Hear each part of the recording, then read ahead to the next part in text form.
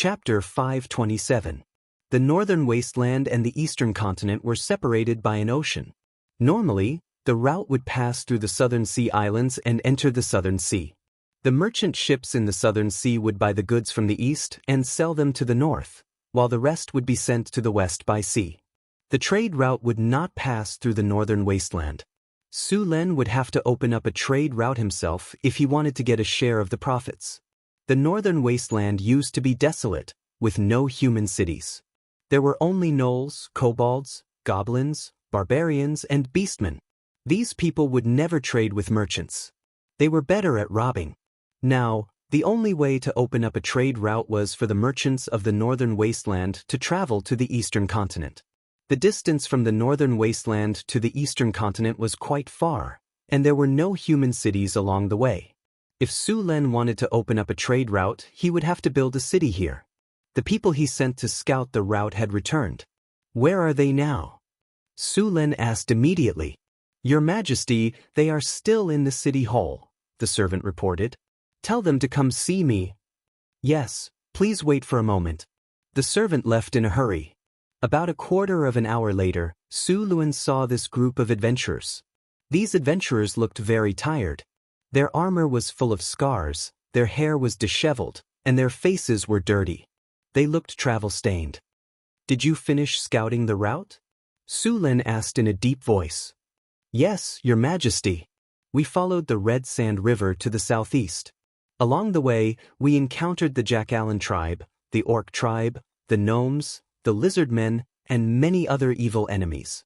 After a lot of hardships, we finally arrived at the eastern sea and saw the sea. After that The middle-aged man in the tattered leather armor said, I know, and I will give you a generous reward. Now I want to know if you have sorted out all the routes and situations along the way into a map? Su Len interrupted the middle-aged man's complaint and asked directly. Handsomely rewarded. The map. We have a complete map.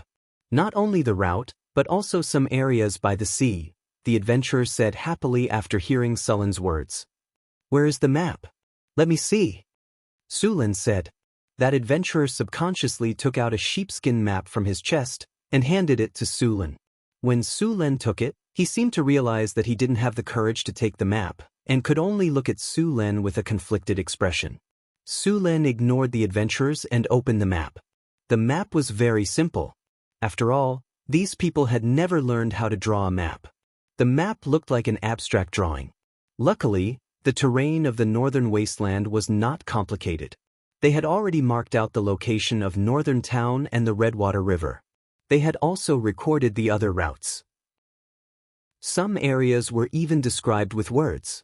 Although the map was simple, it was still acceptable for the station. Moreover, when he compared it with the northern wasteland that he saw in the astral boundary, the difference wasn't too big. Very good, your map has met the requirements of this mission. Su Len put down the map and said with a smile, the reward promised by the city hall will not be small. The reward of 10,000 kinar will not be less. This is the proof of mission completion. You can take it to receive your reward. Of course, after receiving your reward, you will have to lead the army of Northern Town through this route again. Thank you for your generosity, Your Majesty. Your reputation is as bright as gold.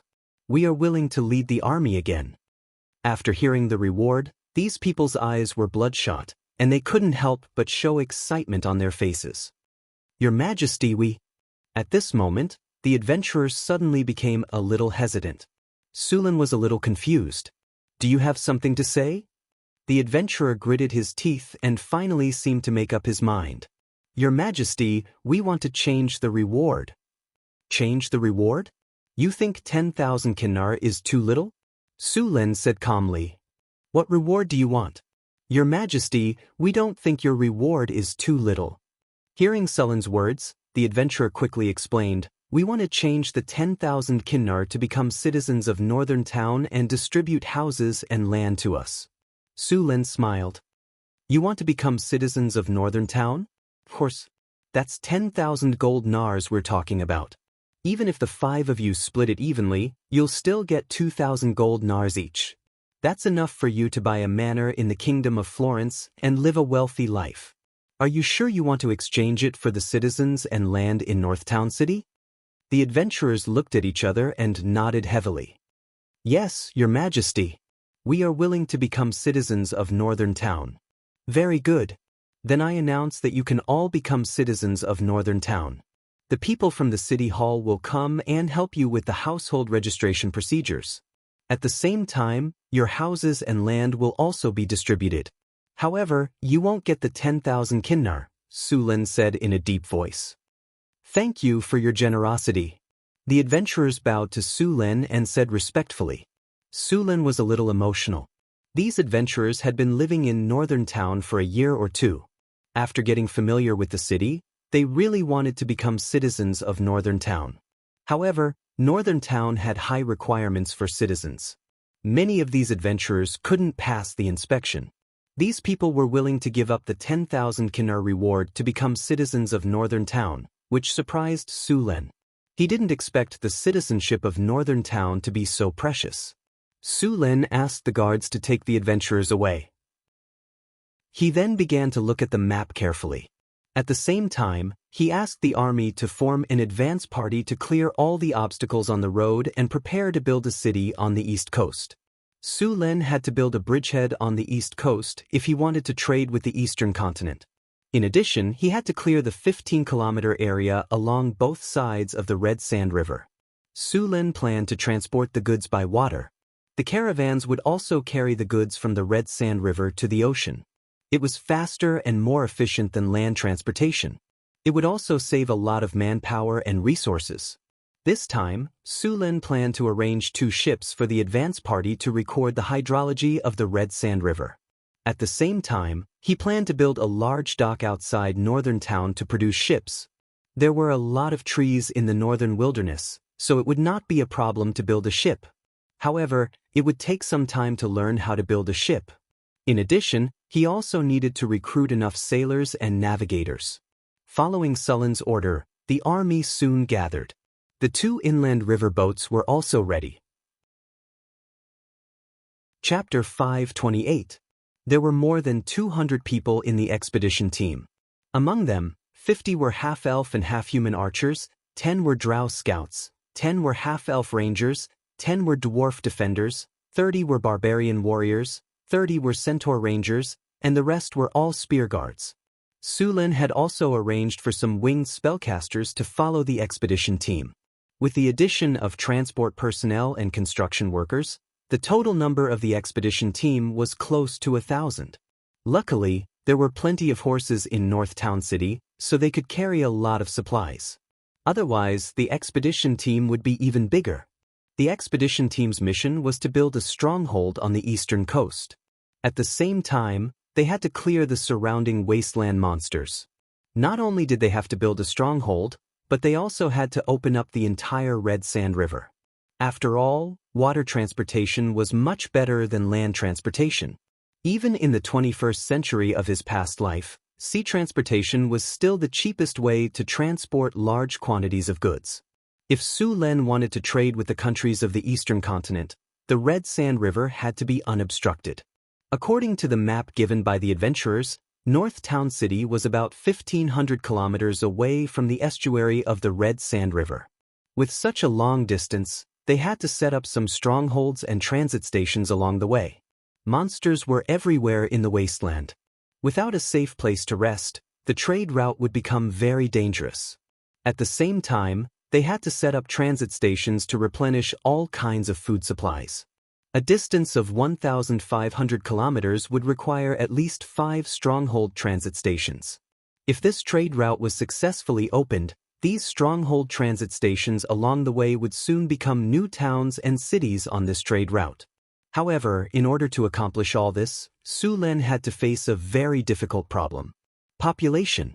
The population of Northtown City was too small. The entire Duchy of Northwind's population did not exceed 400,000. They had to migrate from the Kingdom of Florence. In the end, they had to spend a lot of money. Fortunately, Sulin had been reforming the Florentine kingdom bit by bit during this period of time. There were a lot of poor people in many areas. Under Phyllis's arrangement, These poor people would be forcibly sent to Northtown to supplement the population of Northwind Principality. Sulen planned to make the Duchy of Northwind's population exceed 1 million in 2 to 3 years. Northtown City's population would reach 300,000 to 400,000. Mirror Lake City's population would reach 100,000.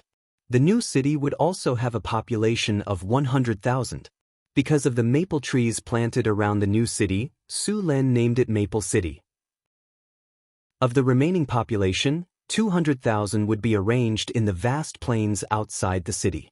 Sulen planned to build a dozen or so large towns there, while the rest would be arranged in the strongholds to be built on the Red River. According to the weather conditions in the northern wasteland, Sulen would stop after 100 kilometers. The further north they went, the colder the weather would get, and the stronger the monsters in the wasteland would become. Sulen planned to use this 100 kilometers as a buffer zone for Northtown City. In this way, the Duchy of Northwind's territory would become very strange. It would be long from east to west and narrow from north to south. However, this was only temporary. Sulen planned to slowly develop the southern part of the northern wasteland, which meant that he would continue to develop from Mirror Lake City to the south. The weather in the south of Mirror Lake City would be warmer. Although there was not as much rain as in the south of Florence due to the mountain range, it was still good. As long as this place was cleaned up, it would be able to grow food and feed more people. In the southeast of Northtown City, after crossing the swamp, there were grasslands and forests. There were also many resources there. Sulen planned to take over this place in the future. 2 days later, the exploration team was finally ready. Sulen personally led the exploration team along the Red River to the east coast. According to the description on the map, following the Red River to the south was the direction of the sea. Sulen and the others took a boat down the river, while the army marched on the shore. Since the centaurs raised livestock, there were a lot of horses in Northtown City. The team in front of them had 2 horses per person. Even the workers were riding horses. The Red River meandered for 300 kilometers before turning into a plain. It would also pass through the swamp and eventually merge into the sea. This area was considered an uncivilized area. Many tribes lived in the wasteland. One of them was a tribe of over 300 barbarians. When the exploration team from Northtown City arrived, they volunteered to join them. Although Sulen did not expand his territory here, his reputation in the wasteland was growing as Northtown City rose. The monsters that Northtown City defeated had spread the name of the city. These barbarians admired Sulen's reputation, so they came to join him. Of course, part of the reason was that these barbarians were too poor. When Sulen saw them, most of them were wearing tattered animal hides, and their weapons were very simple. The leading barbarian chief's iron axe was covered in rust. There were even bubbles and iron slag that had not melted yet. Many of them were holding thick wooden sticks and bone weapons. Although they were poor, they were still quite strong.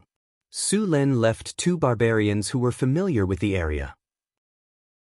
The rest of them were led back to Northtown City by 2 barbarian warriors. According to the barbarians, this plain was called the Nidorian Plains. The most powerful tribe was the centaurs, followed by the orcs. However, they weren't large in scale. The centaurs only had 5,000 people, the orcs had 4,000, and the rest were small tribes. Sulen did not touch these tribes for the time being. He was trying to build a stronghold. As long as these tribes did not provoke him, he would not touch them. Moreover, Northtown City did not have enough manpower. Even if they defeated these tribes, they would not be able to take over the plain. In the end, new tribes and monsters would take over the plain. It was a thankless task. Strictly speaking, the distance between Northtown City and the sea was not as far as 1,500 kilometers. This distance was mainly due to the winding Red Sand River. If they were to calculate the distance in a straight line, Northtown City would be around 1,000 kilometers from the sea. The Red Sand River originated from the depths of the Sierra de Lotus to the north of Northtown City. The Whitewater River originated from there as well. The 2 rivers had formed a large alluvial plain over the past few thousand years. The Whitewater River flowed east, then turned north, and finally merged into the ocean. In fact, the Whitewater River was closer to the ocean, But Su Lun did not choose the White Water River because he had observed it in the astral boundary. The sea area where the White Water River merged into was too far north and would be frozen in winter. On the contrary, the Red Sand River was an ice-free port. Chapter 529. The Red Sand River meandered to the southeast.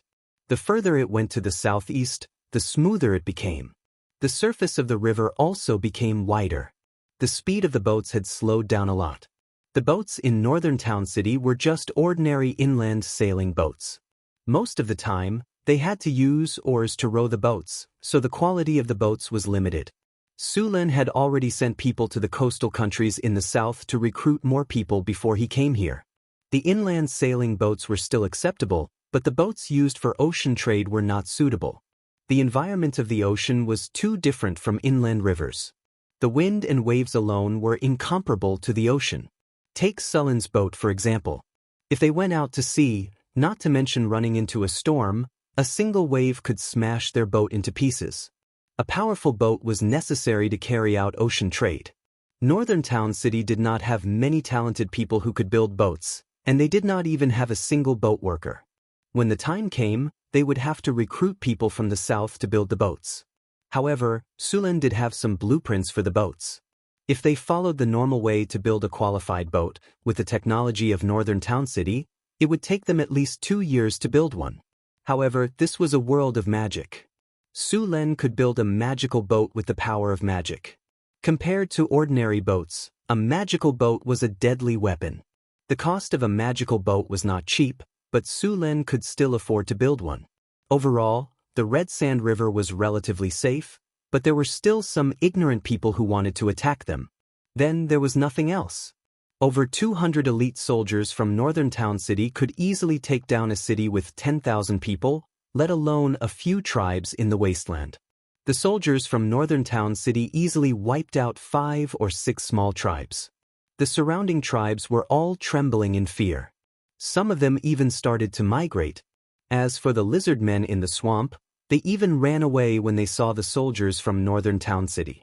The lizard men still remembered when Su Lin wiped out the lizard men on a large scale. They were scared out of their wits when they saw the flag of Northern Town City. If it weren't for the fact that Su Lin wasn't interested in the swamp, these lizard men would have been wiped out long ago. They continued to travel southeast along the river. Not far from the southern swamp was a lush forest. There was a group of half-elves living there. This group of half-elves was quite large, about 1,000 people. This was the data left behind by the adventurers last time. Su Lin wanted to recruit this half-elf tribe. These half-elves were born archers, and there were even druid rangers among them.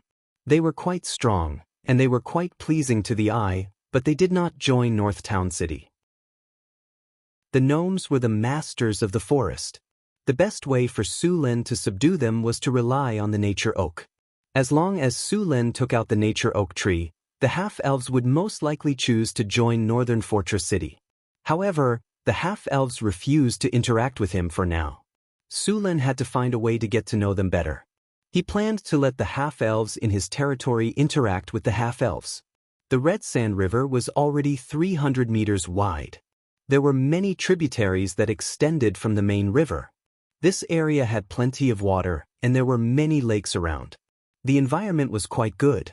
However, there were some water monsters living in these lakes. They looked very similar to the ones in North Town City, but they were a bit bigger. If other ships encountered these water monsters, there was a high chance that they would sink into the river. However, Su Lin was the unlucky ones. In fact, Su Lin didn't even need to do anything. The half-elf magic archers had already made their move. Frost arrows were fired, and the water monsters in the river were instantly frozen. Then, the barbarian warriors jumped up and broke the ice with their sharp battle axes. The army of North Town City began to clear out the water monsters in the area. They could let the other monsters go, but they had to clear out the water monsters. These things were too dangerous for ships. Normal ships would be destroyed if they ran into them. Su Lin wanted to open up a trade route, so he had to clear out the water monsters. Most water monsters had their own areas of activity. Any creature that entered their territory would be attacked by the water monsters. If a ship wanted to enter the sea, they had to pass through the area. The water monsters wouldn't care about that. They would surely attack. The army of North Town City was very familiar with their teamwork. They soon killed the water monsters one by one. Apart from the useful materials on the monsters, they simply discarded the rest. Your Majesty, we will see an island in the middle of the river not far ahead. Once we see the island, we will reach the estuary, the adventurer who was acting as a guide said. Su Lin nodded. He took out a telescope and looked around. When they reached the estuary, the river widened dramatically. The estuary was a huge trumpet-shaped channel. The deeper they went into the sea, the bigger the channel became. The island in the middle of the trumpet-shaped channel was the center of the channel. The island wasn't big. It was about 2 kilometers wide and 4 to 5 kilometers long. The island was covered in weeds and trees.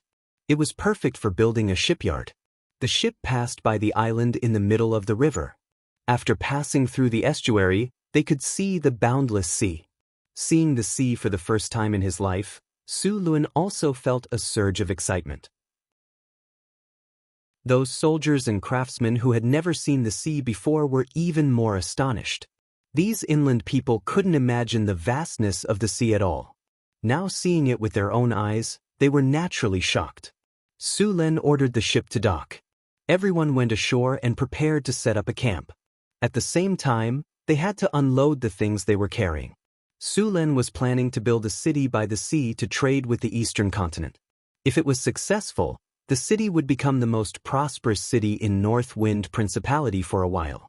After arriving at the beach, Su Lin immediately sent people to cut down trees and set up a camp.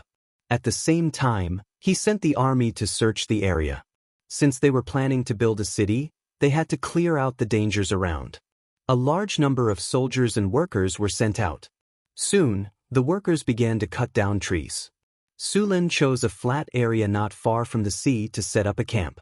The soldiers of North Town City patrolled the area. They didn't find any monsters, but Su Lin didn't let his guard down. The workers of North Town City were very experienced. It didn't take long for them to set up a simple camp.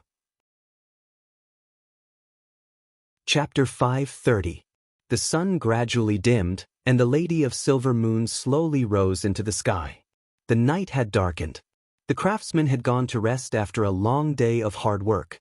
The sound of waves hitting the beach came from the distance. The camp in North Town City was not big. Apart from the night watchers, everyone else had gone to bed. Su Lin was drawing a map of the surrounding area. Su Lin didn't plan to live here for a long time. After the construction of the camp was completed, he would build a teleportation circle here. This would become the most important port city of the Northwind Principality and even the Kingdom of Florence. At the same time, he had to draw up a plan for the city. The next day, as soon as the sun rose from the east, the camp was already bustling with noise and excitement. They had freshly caught seafood for breakfast. There was a lot of seafood in the area. No one had been here for thousands of years, so there were countless fish. There was no need to worry about food. With enough food, Su Lin did not have to spend so much effort to transport supplies from North Town City. A few hundred craftsmen began to build the stronghold, but it was not enough to build a town with so few people. Su Lin ordered the army of North Town City to sweep the surrounding wilderness and capture all kinds of slaves to build the town. The nearby tribes were unlucky this time. With North Town City's strength, these mid-sized tribes with less than 1,000 people were easily defeated by a few waves of arrows. Following that, they began to capture people from all over the place. In just 3 days, over 5,000 monster slaves had been gathered around the settlement. A large number of slaves began to build the town under the command of the craftsmen. The exploration team had brought a lot of resources and enough manpower. The construction of the town was very fast. While the town was being built, a shipyard was also being built on the island in the middle of the river. Su Lin left the teleportation coordinates here and returned to North Town City. At the same time, the second exploration team was ready. This time, there were 5,000 people in the team. Apart from 1,000 soldiers, the rest were all craftsmen. Su Lin wanted to finish building the port as soon as possible, so he had transferred half of the workers from North Town City. As Su Lin was preparing more resources, He suddenly heard Hathaway's voice in his mind. Su-Len, come to the wizard tower. Wait a moment, I'll be right there. Hearing Hathaway's telepathic message, Su-Len did not delay. He put down the work in his hands and walked straight to the Adept Tower. Why did you call me here in such a hurry? What happened? Su-Len asked as soon as he arrived at the astrology platform. Hathaway quickly stepped forward and grabbed Su-Len. Then, with a flash of light, the two of them arrived in a strange space. Look, what is that? Su-Len only felt his vision blur, and then he arrived in a strange space. Following the direction of Hathaway's finger, he saw a 3-meter-tall golem shining like diamonds appear in front of him. Is this a diamond golem? Su-Len recognized the colossus at a glance and exclaimed in surprise. Yes, the diamond golem. Hathaway said proudly, for this big guy, I've spent a lot of precious materials. But it's all worth it, Hathaway said as she came in front of the diamond golem. With a flash of light, the sleeping diamond golem slowly woke up. Master. The golem's cold mechanical voice sounded. How strong is it? Su-Len circled the tall diamond golem and asked. Legendary level. Its defense is very high, and its attack is not weak either. You can try it yourself. Hathaway said with a wink. That's good, but what if it's broken? Su-Len said eagerly. That's easy. Hathaway smiled slightly, and then a dazzling light rose from her body. Mirror dimension. A strange light instantly enveloped Su-Len, and then he felt his body enter a strange space. The whole space seemed to be silver white, and in front of him, there was a person who looked exactly like him. This is... Su-Len stared at Hathaway with wide eyes. Hathaway smiled and said, this is a legendary level spell, Mirror Dimension. It can create a mirror world, and in this world, it can create a perfect mirror clone. As long as the mirror dimension is not broken, it will not cause any harm to the main body. It's more than enough to test the strength of the diamond golem. There's such a spell? It's perfect for training, Su-Len said with bright eyes. Hathaway glanced at him and said, don't even think about it. This is a legendary level spell. It's not that easy to use. Su-Len was a little embarrassed. It seemed that it was impossible to use this spell as a training ground. Okay, control your mirror clone and train with the diamond golem. Hathaway snapped her fingers, and the diamond golem was instantly activated. Su-Len did not hesitate. He took out the storm halberd and rushed up. Clang. There was a muffled sound. The diamond golem did not care about Su-Len's attack at all. The storm halberd smashed against it, and sparks flew. The diamond golem directly slashed down, and the heavy greatsword came down with a whistling sound that tore through the air. Bang! Rocks flew. Su-Len's figure turned into an afterimage.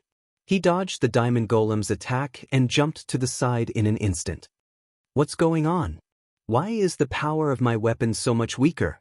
Su-Len stared at the diamond golem and asked. Your legendary level weapon can't be completely simulated with the mirror dimension spell, so it's only at the level of a high-grade magic tool. Hathaway shrugged. Although the mirror dimension was powerful, it required a lot of energy to create a clone of a legendary level tool. Now that she had made the golem, it would be difficult to make Su-Len's weapon. That was why Hathaway did not make one. The mirror dimension was actually used by mages for group fights. Brilliant arcanists could create a large number of mirror clones to attack the enemy. These mirror clones could basically reach 80% of the original strength, apart from the equipment. You're discriminating. It's not fair. Su-Len's face darkened. Although legendary-level warriors were powerful, they relied more on their equipment than legendary-level wizards. A bare-handed legendary-level warrior and a legendary-level warrior with equipment and weapons were two completely different concepts. Fortunately, Su-Len was not a pure warrior. You'd better hurry up and deal with the golem. Hathaway winked mischievously and then said to the golem, Big guy, beat him up for me. Yes, master.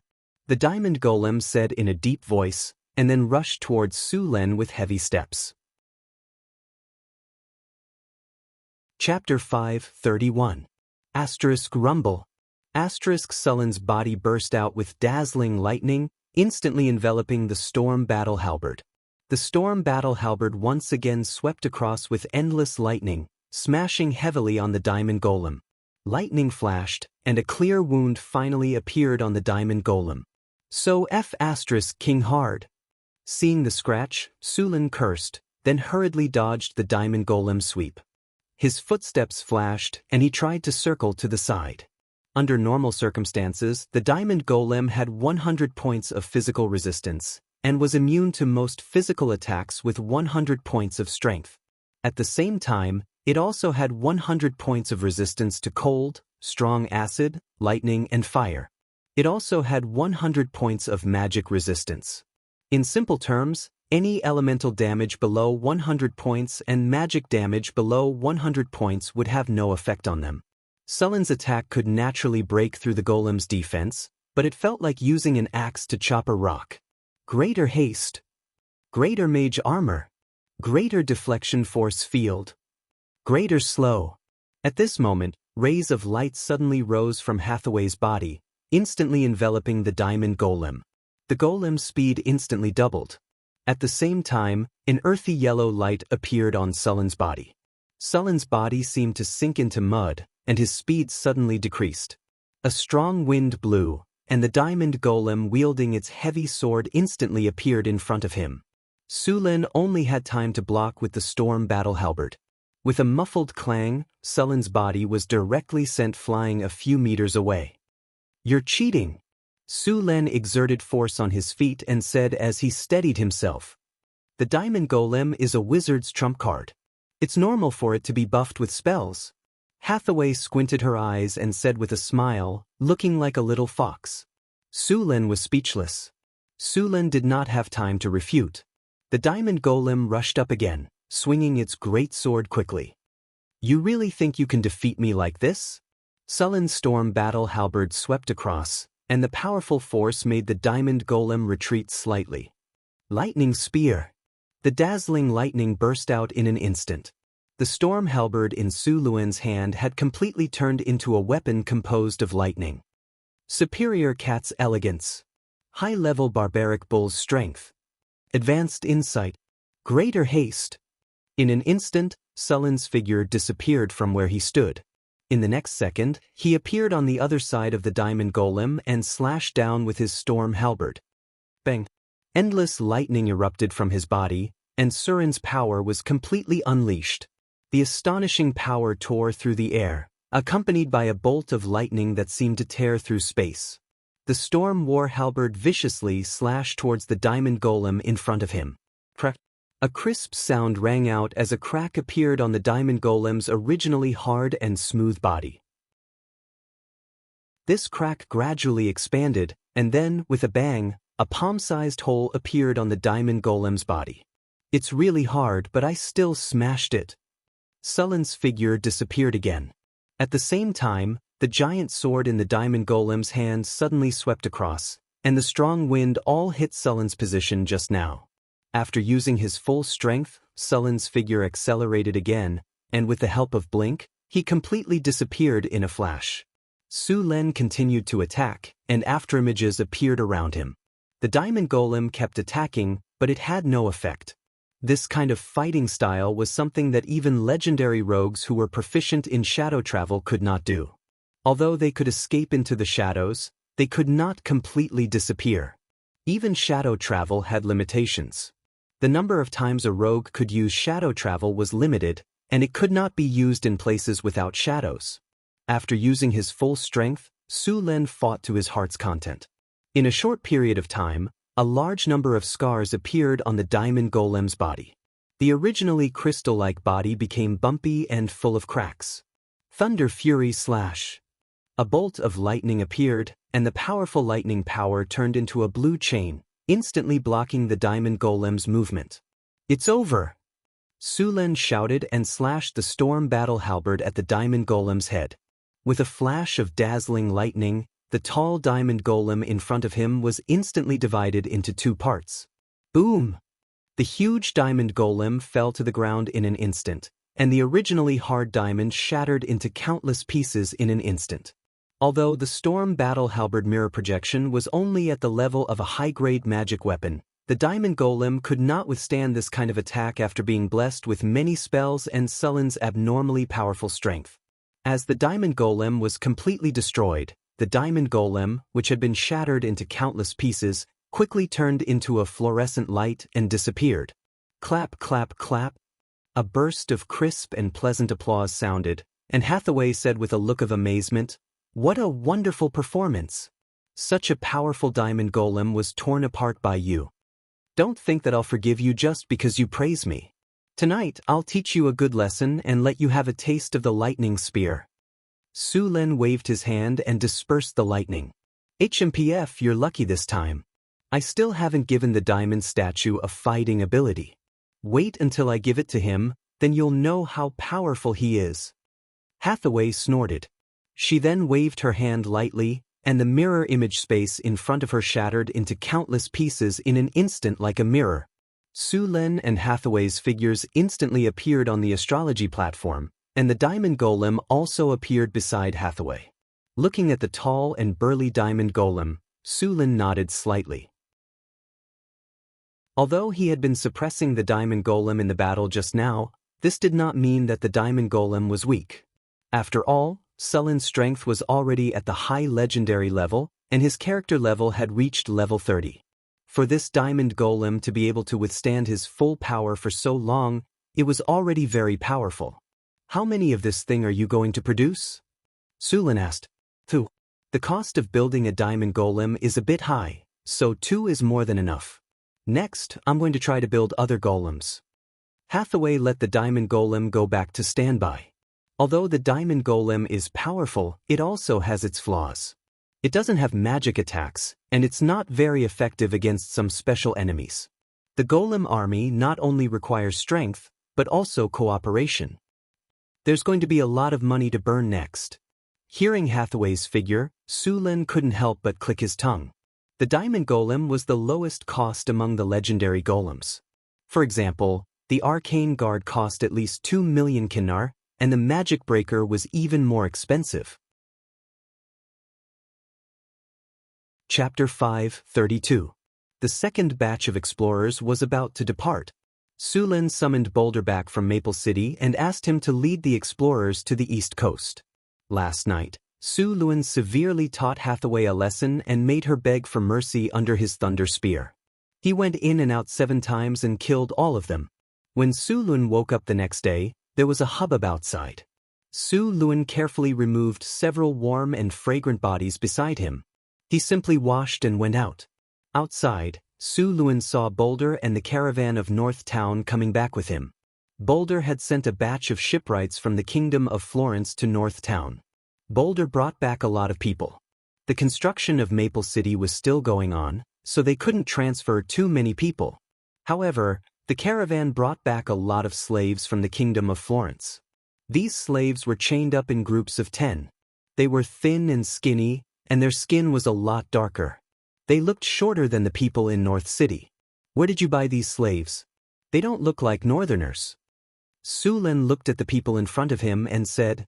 The manager of the caravan bowed slightly and said, "Your Majesty, we received your message to recruit shipbuilders, so we immediately went to look for them. Thanks to you, we found these slaves in the slave market. They were slave shipbuilders sold by a company in the southern coastal countries, so we bought them all." These slave shipbuilders were owned by a noble family, but that noble family went bankrupt due to poor management, so they had to pay off their debts. Su Lin nodded slightly and said, "How many shipbuilders are there in total?" The manager thought for a while and said, "There are 117 shipbuilders in total. Apart from them, there are also about 600 ordinary slaves. They are all able-bodied laborers. There are also 30 boxes of tea leaves and 30 boxes of porcelain. They are all stored in the warehouse in the city." "Well done." Su Lin nodded with satisfaction. A caravan like this could bring 30,000 kinar to Northgard City every time. The number of caravans in Northgard City had expanded to more than a dozen, trading with the southern kingdoms, the Desert Kingdom, and the Lorenza Kingdom. "Boulder, I'll leave these slaves to you. Send them all to Deepwater City," Su Lin said directly. Yes, Your Majesty. Boulder bowed. Su Lin named the port that was being built in the east as Deepwater City. The sea level at the port was 8 meters, which made it a pretty good port. After this group of people was sent over, the construction of Deepwater City would accelerate. After dealing with the matter, he returned to the study and sat down. Su Lin took out a map of the southern port city and a topographic map of the surroundings of Deepwater City from the bookshelf and began to compare them. It was also the first time that Su Lin had seen such a port city. Therefore, when designing Deepwater City, they needed to gain some experience from those port cities in the south. As a powerful professional, he could easily control the muscles on his arms. Even if he didn't use any tools when drawing the design, the straight lines he drew were almost the same as using tools. 10 minutes later, a blueprint was completed. Su Lin followed the layout of the southern port city and combined it with the topography of the east coast. The basic structure of the city was drawn on the blueprint, including the roads, residential areas, trade areas, warehouses, sentry towers, military camps, and so on. The most important part of the city was the port and shipyard. Trade was the most important thing in a port city, so the docks and warehouses were the most important. A large number of warehouses were built near the docks to make it convenient to store goods. The port had to be large, and they had to pay attention to the wind and waves. In fact, Su Lin was considering whether to build a breakwater. Some things in this world were better than in his previous one, such as transforming nature, moving mountains, and filling the sea. It was not too difficult for wizards. Even if the hydrology of Deepwater City was not good, he could still build a deepwater port. Deepwater City was located on the southeast coast, so it had a lot of rain. The roads and sewers in the city had to be specially marked, especially the sewers. If they were to follow the standards of North Town City, they would easily cause water to accumulate. The distribution of toilets and sanitation also needed to be paid attention to. The problem with the sewers was simple. As long as the layout was reasonable and the sewers were dug deep, it would be fine. The main problem was the hardening of the roads. Port cities had a lot of rain, and if the roads were not hardened, they would become muddy, which would greatly affect the transportation of goods. Therefore, the roads in Deepwater City needed to be paved with stone slabs or mud-to-stone spells. Because of the trade problem, port cities had a lot of people. Caravans from all over the world would come here to trade, which put a lot of pressure on the sanitation of the city. At the same time, there was another problem: infectious diseases. Infectious diseases were frequent in this world, such as plague, cholera, and plagues. Once these diseases broke out, they would quickly spread.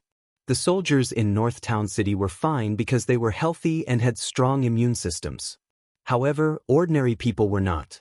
If an infectious disease broke out, it would definitely be a disaster. Although there were wizards in this world, they did not have a way to treat a large-scale plague. They could only quarantine it. Su Lin clearly remembered that a plague broke out in the Sadran Kingdom in the south a few decades ago.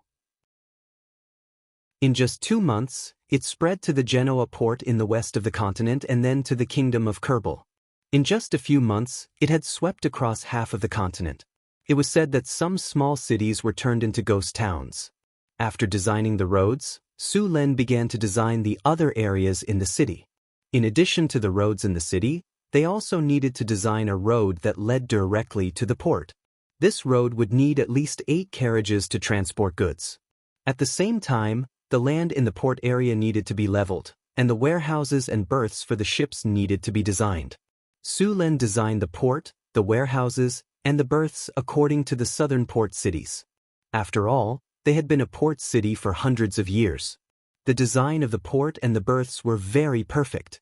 After the design was completed, he began to think about the wizards that would be sent to Deepwater City. A trading city like Deepwater City would not be safe if there were no wizards to guard it. Su Lin planned to send André and some wizard apprentices. André had the blood of a water demon, so his fighting power in the sea would be enhanced. Of course, Su Lin also needed to arrange a laboratory for him. There was no need to think about a wizard tower. Perhaps he could build a small wizard tower about 30 meters tall without a tower spirit. It would be equivalent to a high-grade laboratory. Chapter 5:33. The weather in the northern citadel was very good. The sun was shining brightly. Unknowingly, it was already the month of May. The gentle sunlight was very comfortable on the ground. Sulin had nothing to do today, so he took Hathaway, Alex, Karina, Chrissy, Phyllis, Xanthi, and his 2 personal maids for a picnic. Alex and Chrissy were barbecuing on the grass. Hathaway was chatting with Xanthi and Phyllis. Sulin was lying on Xanthi's soft thighs, taking a nap and enjoying the massage from her soft little hands. Karina was setting up the tableware, and the 2 maids were assisting everyone. Master. I'm done. Do you want to try it? It's delicious, Chrissy said, waving her arms. Sulin waved his hand. He didn't want to be a guinea pig. The barbecue smelled delicious, mainly because of the seasonings made by Frodo. Speaking of which, Frodo's seasonings were getting richer and richer. Even Sulin hadn't seen many of them before. It had to be said that when it came to enjoying life, if the halflings were second, they would be first. Sulin had made all the seasonings he knew in his previous life. Even if he couldn't find the same ones, he would find some that tasted similar. Master, do you want to try it? It's delicious. Chrissy didn't give up. She took the barbecue directly to Sulin. She looked at Sulin with her big eyes. After all, what bad intentions could a succubus have? Among the women in the northern citadel, Hathaway liked to study magic. When she had nothing to do, she would sit on the balcony and make a cup of tea and enjoy the sunshine. Chrissy liked to raise pets. Her 3-headed dog was now the size of a calf. Alex liked to read books, not magic books, but fairy tales and travel books. Phyllis liked to make some snacks. Xanthi liked to follow Phyllis. Perhaps because they were both nobles, the 2 of them liked to have afternoon tea together. Karina often taught the drows all kinds of tricks. The 2 maids liked to eat sweets. Of course, they also liked to make delicious food. Sulin basically didn't care about their little hobbies. As the king of Beifong Principality and the owner of this place, he was very easy to talk to. The aroma of barbecued meat filled the air. The little succubus happily raised the meat and handed it to Sulin, looking at him expectantly. Looking at Chris's expression, Sulin couldn't refuse it directly, so he took it and took a bite. It tastes good. Hee, it seems that I have a talent for cooking, the little succubus said happily. So you're using me as a guinea pig? Sulin pretended to be angry. He then reached out and knocked on Chris's head. Not bad? Let me try it too. Hathaway stretched and grabbed a skewer of barbecued meat to taste. It's a little overcooked. It's totally the seasoning for roasted Frodo. But it's the first time I can roast it like this. It's worth encouraging. A huge black shadow suddenly fell from the sky. Hathaway reacted quickly and instantly raised an energy shield around it. As soon as the shield was raised, a large cloud of dust and grass rushed over and was blocked by the shield. Onyxvaya, you did it on purpose. Be careful, or I'll hang you up and beat you. Sulin looked at the huge creature that fell from the sky with disgust. It was the red dragon girl. With a flash of light, the red dragon's huge body disappeared in an instant and was replaced by a red-haired girl. It was Onyxvaya. Master, I didn't do it on purpose. The little red dragon firmly refused to admit it and ran to Chris to ask for food. This red dragon only knew how to sleep all day long. Often, she would sleep for several days at a time. When she woke up, she would look for food everywhere. Usually, she was nowhere to be seen, so Sulin didn't even have time to ride her. As a mount, you sleep all day long and don't even carry your master. Don't you think that's very dereliction of duty? Sulin said to the little female dragon. At this time, Onyxvaya bit the skewer of barbecued meat and gently stroked it in her mouth. The shiny skewer was pulled out. Her movements were very practiced, and she didn't care about her image at all. Master, I'm close to adulthood now. I need to rest and sleep to grow. How can you bear to let a young dragon like me work? Onyxvaya said as she ate the skewer. Close to adulthood? Sulin was slightly taken aback. A dragon's adulthood didn't have to be 100 years. In fact, this was just a rough number. It depended on the dragon's nutrition and development. If they lived in an area with abundant elements and abundant food for a long time, they would enter adulthood a few years earlier. Yes. Master, I'm about to reach adulthood. Are you going to prepare a gift for me? Onyx Vaya said shamelessly. Sulin glanced at her and didn't say anything. Master, as a dragon who is about to reach adulthood, and the most powerful red dragon among the pentashade dragons, if I go out and meet other people, how can I have the nerve to say hello to them? Besides, this will weaken your reputation, won't it? Onyx Vaya said with a flattering face, but if she could hide the glimmer of gold coins in her eyes, the effect would be better. Ha! Sulin smiled and didn't say anything. Little female dragon, I'm afraid you don't know how much money you owe. The number of treasures in the floating space tower's treasury doesn't match up. Looking at Sullen's eyes, Onyx Vaya was quickly defeated, and then whispered, so stingy. You're so rich, but you're not willing to help a poor dragon like me. I'm so sad. After the picnic, Sulin returned to the study, and a guard hurried over. Your Majesty, according to the adventurer's report, something suddenly happened outside North City. What happened? Sullen's heart skipped a beat. The guard hesitated and said slowly, recently, adventurers often report that some strange magic beasts have appeared in the north of North City.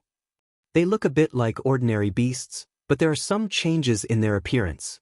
Their eyes are red and they are very aggressive. They don't just attack humans, they don't even let their own kind go. At first, we didn't pay attention to this. We just thought it was a magic beast that had evolved and transformed. But later, we found that many adventurers reported that they had encountered such monsters, and then we discovered the abnormality. The number of these mutant monsters is no less than that of ordinary beasts. This is normal. The number of magic beasts is far less than that of ordinary beasts, but there is a large-scale transformation of beasts here. After discovering this situation, we sent people to investigate, and the data has been collected. Please take a look. Chapter 5:34. Sulin took a sheepskin scroll and opened it. It was a map of the northern city with some lines drawn on it. Your Majesty, look at this. This is the pine forest north of the city. In the past month, we found 5 mutated monsters in this forest, and the number is still rising. Further north, near the Sierra de Lotus, there are even more mutated monsters. We've been giving out quests for adventurers to find the cause, but we haven't found anything. The number of mutated monsters is still rising. Hearing the guard's report, Su Luan's expression turned serious. Although these mutated monsters hadn't attacked the city yet, if their numbers continued to increase, it wouldn't be long before these monsters overran the city, and even northern Garrison City would be affected. Sulin looked at the statistics and frowned. In just a month or two, the number of mutated monsters had reached 300. The number that hadn't been counted was probably even higher. The northern city soldiers were strong, and they often went out to clean up the monsters. If it were any other noble's territory, they might not be able to hold on. Is it because of the elemental tide? Hathaway asked softly. Sulin put down the document and said uncertainly, I'm not sure. Did something like this happen when the elemental tide came in the past? By the way, are these mutated monsters only in the northern city, or are they everywhere in the continent? Sulin ordered the guard, send someone to ask around. See if Maple City and Mirror Lake City have seen these things. Yes, Your Majesty. The guard bowed and left in a hurry. The elemental tide is getting stronger and stronger. The arrival of the elemental tide is a good thing for us, but it's also an opportunity for other species. This is most likely related to the elemental tide. By the way, are there any ancient ruins around here? Hathaway suddenly asked. I don't know about that. Sulin looked at Hathaway strangely. Why are you suddenly asking about this today? Many ancient ruins have some terrifying monsters sealed away. Some were used by the ancient arcana masters for research purposes, while others were sealed away because they were too dangerous and difficult to kill. Normally, these things don't have much of an effect. With the passage of time, many creatures will die of exhaustion in the seal. However, there are also some long-lived creatures or monsters with abilities similar to life hiding that will become active again due to the arrival of the elemental tide. If the ancient seal is damaged, it might not be able to suppress the monsters. If the monster's power leaks out, it might lead to a situation like this, Hathaway said as she adjusted her gold-rimmed glasses. Sulin looked rather awful. I think that's very likely. After all, we've inherited a mysterious realm left by the ancient arcanists. Since there's a mysterious realm here, it's very likely that there's an ancient ruin here. Oh right, Adept Locke and I also reinforced an ancient seal together. Sulin's face changed slightly. He immediately thought, no, I need to arrange people to search the surroundings carefully. Also, ask the city hall to issue a mission to those adventurers. Guards, guards! Sulin yelled outside the door. Soon 2 guards hurried in. Your Majesty, what are your orders? The 2 guards asked respectfully. Send someone to the city hall and ask them to search for the ruins around here. Also, issue a mission to those adventurers. Sulin lowered his voice. Yes, Your Majesty. The 2 guards bowed and quickly left. Hathaway quietly watched Sulin give out his orders. When he was done, she stood up and said, How about I try using astrology? No, if you fail, you'll suffer a backlash. Sulin rejected without thinking. Hathaway smiled. It's fine. I'm a legendary wizard now. Even if I suffer a backlash, it won't do anything to me. Plus, I still have you, right? That won't do. Sulin shook his head. Hathaway walked up to him and poked his head. If we don't use astrology, how long will it take for those adventurers and soldiers to find it? Also, I've just done some research. The number of mutated monsters is constantly increasing. If we don't get rid of them as soon as possible, we'll be in big trouble. Big trouble? What big trouble? Let's see how I'll deal with them. Sulin snorted. If you don't agree, I'll use it secretly. You'll be sad if I get hurt. Hathaway said when she saw Sulin's reaction. Sulin glared at Hathaway.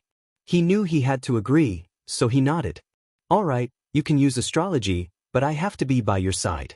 If there's any danger, you have to stop the spell immediately. Hathaway agreed and pulled Sulin to the astrology platform. I've made a divination crystal on the astrology platform. It can reduce the damage caused by the backlash. Basically, there won't be any problems. Hathaway said as she tidied up her things. As a northern witch, she had mastered divination spells. The northern witches were proficient in divination spells, but Sulin didn't let her use them because he was worried about Hathaway. Fate was a very strange thing, and so was the future. Although the divination spells could see some fragments of the future was not always the same. Using this kind of spell often would cause the line of fate to become chaotic. Just like a good swimmer who was addicted to cheating, using the divination spells recklessly would eventually lead to the fetters of fate. Then it would be troublesome. At the top of the astrology platform, Hathaway's figure was quietly suspended in the air. Her elegant long hair was dancing in the wind, and a beautifully made crystal ball was suspended in front of her. At this time, a powerful wave of magic came from the crystal ball, and the smell of concentration incense in the whole room became stronger. Sulin looked at Hathaway quietly and didn't dare to disturb her. She was now preparing for the divination ceremony. This kind of spell usually took a long time to prepare. The more difficult it was, the longer it would take. Some even required the cooperation of other wizards to hold a grand ceremony. Under the silver moonlight, Hathaway's figure seemed to be covered with a layer of silver gauze. The Lady of Silvermoon also mastered part of the divination priesthood, and many divination spells were performed with the help of the Lady of Silvermoon. At this time, Hathaway's figure suddenly trembled, and then she suddenly opened her eyes. There was a trace of blood at the corner of her mouth. Chapter 5:35. Asterisk crack. Asterisk a light sound was heard, and a crack appeared on the crystal ball that was floating in front of her. Then, with a bang, this high-grade magic item that was worth tens of thousands of gold coins was shattered into countless pieces. Following the shattering of the crystal ball, A strange and cold aura instantly appeared on the astrology platform. Indistinct howls echoed in the surroundings, and countless shadows appeared. The surrounding space distorted, and a powerful evil intent instantly appeared, pouncing towards Hathaway. At this moment, Sullen's body flashed, and he appeared beside Hathaway. He stretched out his arms and grabbed her slender waist. Then, a dazzling lightning shot out from his eyes. "Get lost!" The entire astrology platform seemed to have been struck by a bolt of lightning, and the entire space lit up. In the next second, countless vengeful spirits wailed and scattered in all directions. Countless evil thoughts dissipated in an instant, and at the same time, the eerie feeling also dissipated. "How are you? Are your injuries serious?" Su Len landed with Hathaway in his arms. With a flash of light, a green energy full of life appeared in his hand, and it instantly merged with Hathaway's body. Physical healing. As the green energy merged with her body, Hathaway's injuries began to improve. This time, Hathaway's injuries were not serious. The main thing was that her spirit was damaged, and she looked a little sluggish. Fortunately, she was now a legendary wizard, and her soul was strong, so her injuries were not serious. Su Len let out a sigh of relief. "I shouldn't have let you use this astrology spell. I didn't expect you to be injured." "I'm fine." Hathaway shook her head. The spell had healed her injuries, but her spirit still needed to recover. She shook her head and said, "I used the astrology spell to find the source of the mutated monsters. It was a little troublesome, but I still found it. I saw a ruin in the astrology spell. It should be an ancient ruin. Also, a world shrouded in blood and evil aura. That should be the spiritual light of the sealed monster. It didn't die.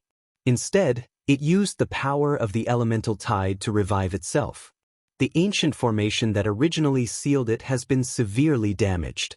According to the predictions of astrology, it will completely break the seal in 2 months at most and come out again. We have to deal with it as soon as possible. Otherwise, the entire northern garrison city will be contaminated by this evil energy, and all our efforts will be in vain." A world shrouded in bloody light and evil aura? Could it be the evil god? Su Len was a little confused. Prophecy spells were very annoying. Sometimes they wouldn't tell you the answer. Instead, they would give you some hints and let you guess. Therefore, wizards who were good at prophecy spells were also very good at solving puzzles. "I remember the location of the ruins. It's about 30 miles northeast of the city," Hathaway continued. "You should rest and recuperate first. I'll send someone to investigate the ruins," Su Len said directly. "When the time comes, I'll need your help to deal with that thing. Don't worry. My injuries aren't serious this time. It just looks a little scary." In reality, more than 90% of the backlash was blocked by the crystal ball. Hathaway said, smiling, "You still need to rest and recover." Su Len glared at her. "All right. Don't be in a hurry to take action once you find the location. The energy of this monster is very radioactive. Those mutated beasts are actually ordinary beasts. They've only mutated after being contaminated by this monster's energy," Hathaway said. "Also, don't let anyone below Tier 3 get close. Otherwise, they'll be infected by the monster's energy." "I'll tell them to be careful," Su Len said, nodding. "Mitchum, my injuries will recover in about 2 days. When the time comes, we'll work together and get rid of this monster once and for all." Hathaway said, nodding. "Okay." Su Len nodded in agreement. After learning the truth, Su Len was no longer in a hurry. However, he still needed to get rid of those mutated beasts first. The sun shone brightly as Su Len led a group of soldiers to the outskirts of northern Garrison City. Very quickly, he discovered a strange aura. Su Len had already cleared out the outskirts of northern Garrison City many times. It was a forbidden area for monsters. Normally, no monster would be willing to approach it. The strange aura that appeared now was most likely the work of a mutated beast. A flash of light enveloped Sullen's body. A second later, he appeared in a forest. A monster that looked like a ferocious wolf appeared before him. However, this ferocious wolf had some disgusting tumors on its back. One of the tumors even had a tentacle. Its originally ferocious fangs had become even more frightening. The ferocious wolf's eyes were blood red, and its aura became violent and chaotic. Moreover, there was also an aura of madness and death mixed in with its aura. Upon seeing Su Len, the ferocious wolf became even more violent. With a furious roar, it pounced on Su Len. It seems that this aura has completely affected its mind. Even its instincts have been distorted. Looking at the ferocious wolf that pounced on him, Su Len did not take it to heart. With his strength, even if he released a little bit of his aura, it would still be very dangerous to wild beasts, ferocious beasts, and even demonic beasts. As long as they sensed danger, they would avoid it from afar. Why would they take the initiative to attack? Now that this ferocious wolf dared to attack him, it seemed that it had completely lost its mind. Before the ferocious wolf could get close to Su Len, it let out a shrill scream. Then, a bolt of lightning instantly struck the ferocious wolf. As the lightning flashed, the ferocious wolf fell directly to the ground. Then, it was turned into charcoal by the powerful lightning power. After the ferocious wolf died, the aura that originally surrounded the ferocious wolf was also swept away by the lightning. Ha! Su Len seemed to have discovered something. His figure suddenly disappeared. More than 10 kilometers away. The thick smell of blood filled the air. In the dark forest, a massacre seemed to have just ended. When Su Len's figure suddenly appeared here, a gust of wind suddenly blew. Then, a black shadow pounced on him. Bang! As soon as the black shadow got close to Su Len, it was kicked away. Its body flew backward at a faster speed than before. The huge force caused a crack to appear on the stone. However, the next moment, the black shadow in front of him pounced on him again. Its sharp claws drew a cold light. However, before it could attack Su Len, it was instantly hit by a bolt of lightning from the sky. Its entire body was paralyzed by the lightning and could not move. Claw demon? Su Len's eyes narrowed. He instantly recognized that the monster in front of him was a kind of abyssal demon. Chapter 5:36. Demon? Su Len said with a cold expression, now that something has happened, all sorts of monsters and serpents dare to come and cause trouble. Dominate demon. A light flashed, and the low-level demon's eyes instantly glazed over. After controlling the demon, Su Len casually cast a spell and forcibly read its recent memories. Su Len said with an ugly expression, the dimensional barrier has weakened. The dimensional barrier was a protective layer in the main material world, half-planes, and other planes.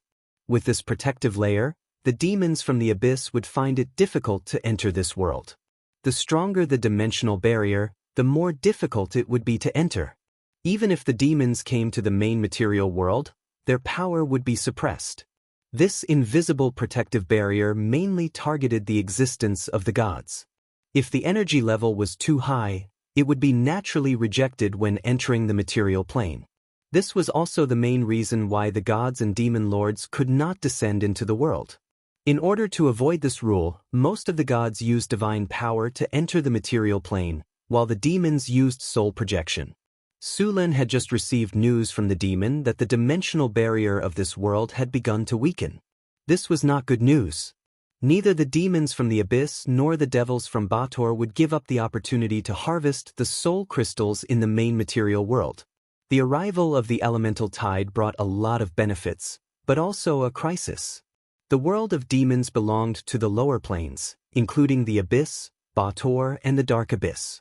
It was usually rich in negative energy, but it was not too close to the death god's kingdom. The Styx River passed through all the lower planes and finally flowed into the death god's kingdom. In the multiverse, the worst thing demons and devils did was to steal souls from the Styx River. The water of the Styx River was not something that anyone could touch. If one dared to touch the water of the Styx River directly with their physical body, they would be eroded by the water of the Styx River. Even the gods did not dare to touch the water of the Styx River lightly. In the multiverse, only the death god could bathe in the water of the Styx River. The water of the Styx River had many strange abilities. The most frightening thing about it was that it could erase anyone's memories. This was because the water of the Styx River was originally used to cleanse souls. After erasing the memories of the soul, it could be reincarnated through the death god. Without the interference of the gods, the cycle of life and death was dominated by the origin sea. Souls would quickly melt after entering the origin sea, and the birth of life would absorb energy from the origin sea. At the same time, the source sea was the birthplace of all laws. When a life form ascended to legend, their soul would have a chance to approach the source sea to comprehend the laws. The origin sea was a special plane. No, it shouldn't be called a plane. It was a special space in the universe that was connected to all planes. Sorcerers believed that the origin sea was the source of life and energy in the multiverse. All souls of life, including the ancient gods, were born from the origin sea. This was the beginning and the end of the universe. At the same time, the source sea was also a very dangerous place. It was a place where life was reincarnated. All souls that entered this place would be completely crushed like a grinder. This reincarnation method was to crush all souls into countless tiny fragments and then reconstruct them randomly. The reincarnation presided over by the death god was much simpler. The death god would erase all the memories of the souls and send them back to reincarnation. Of course, because there were too many souls, the death god would also send most of them to the origin sea. The real task of the death god was to ensure the normal cycle of death and protect the souls from being stolen or damaged by others. Demons and devils would take the risk to enter the Styx River to steal souls, but now that the elemental tide had arrived and the spatial barrier of the material plane had weakened, those demons would not let go of such a good opportunity. Compared to stealing souls in the Styx River, the difficulty and danger of going to the material plane to collect souls were much lower. Su Len cleaned up the surroundings of his territory and returned to the astrology platform. He was waiting for Hathaway to recover, and at the same time, he was waiting for news about the ruins. The northern wilderness. In the wilderness, a group of vigilant adventurers was hurrying along. Carlos was wearing a fine chainmail and holding a curved sword in his hand, clearing the path in front. As the sharp curved sword was swung rapidly, the surrounding bushes and weeds were quickly cut down, clearing a barely passable path. Surprisingly, there were a few bald men in this group. Judging from their attire, they should be traveling monks. Since the establishment of the northern wilderness, many monks had traveled through this place to travel to the wilderness. Opening a path in this kind of wilderness was very tiring, and they had to be alert at all times. The people in charge of opening the path took turns. Soon, Carlos was replaced by another warrior. Carlos put away his weapon and took out a sheepskin scroll to check. Although paper was very popular now, some important documents were still written with sheepskin in the wilderness. Because of the harsh environment in the wilderness, paper was too easily damaged. "It should be around here," Carlos said as he flipped the scroll. The scroll was a topographic map of the northern wilderness. After Hathaway saw the ruins with her prophecy, Su Len had marked the general location of the ruins and some of the main features of the ruins and distributed it to the mercenaries who accepted the mission. "Stay alert. We're close to the ruins. The number of mutated monsters we've encountered along the way has obviously decreased, but don't be careless. I don't want to give your compensation to your wives." Don't worry, boss. We'll be careful. Boss, I won't give you the chance." The others in the group all shouted. The originally gloomy group instantly became lively. After seeing the status of the group, Carlos secretly sighed in relief. Traveling for a long time in the wilderness would make people feel irritated and tired, but it seemed like the group was in good condition. "Look over there," someone exclaimed. When the others in the group looked up, they all exclaimed. Not far away, a severely weathered broken stone pillar appeared in the weeds. "Ruins. We found the ruins. We're rich. We're rich. I can consider retiring when I go back, buy a few acres of land, buy a manor, and become a manor owner." After that, the adventurers began to clear away the surrounding weeds and shrubs.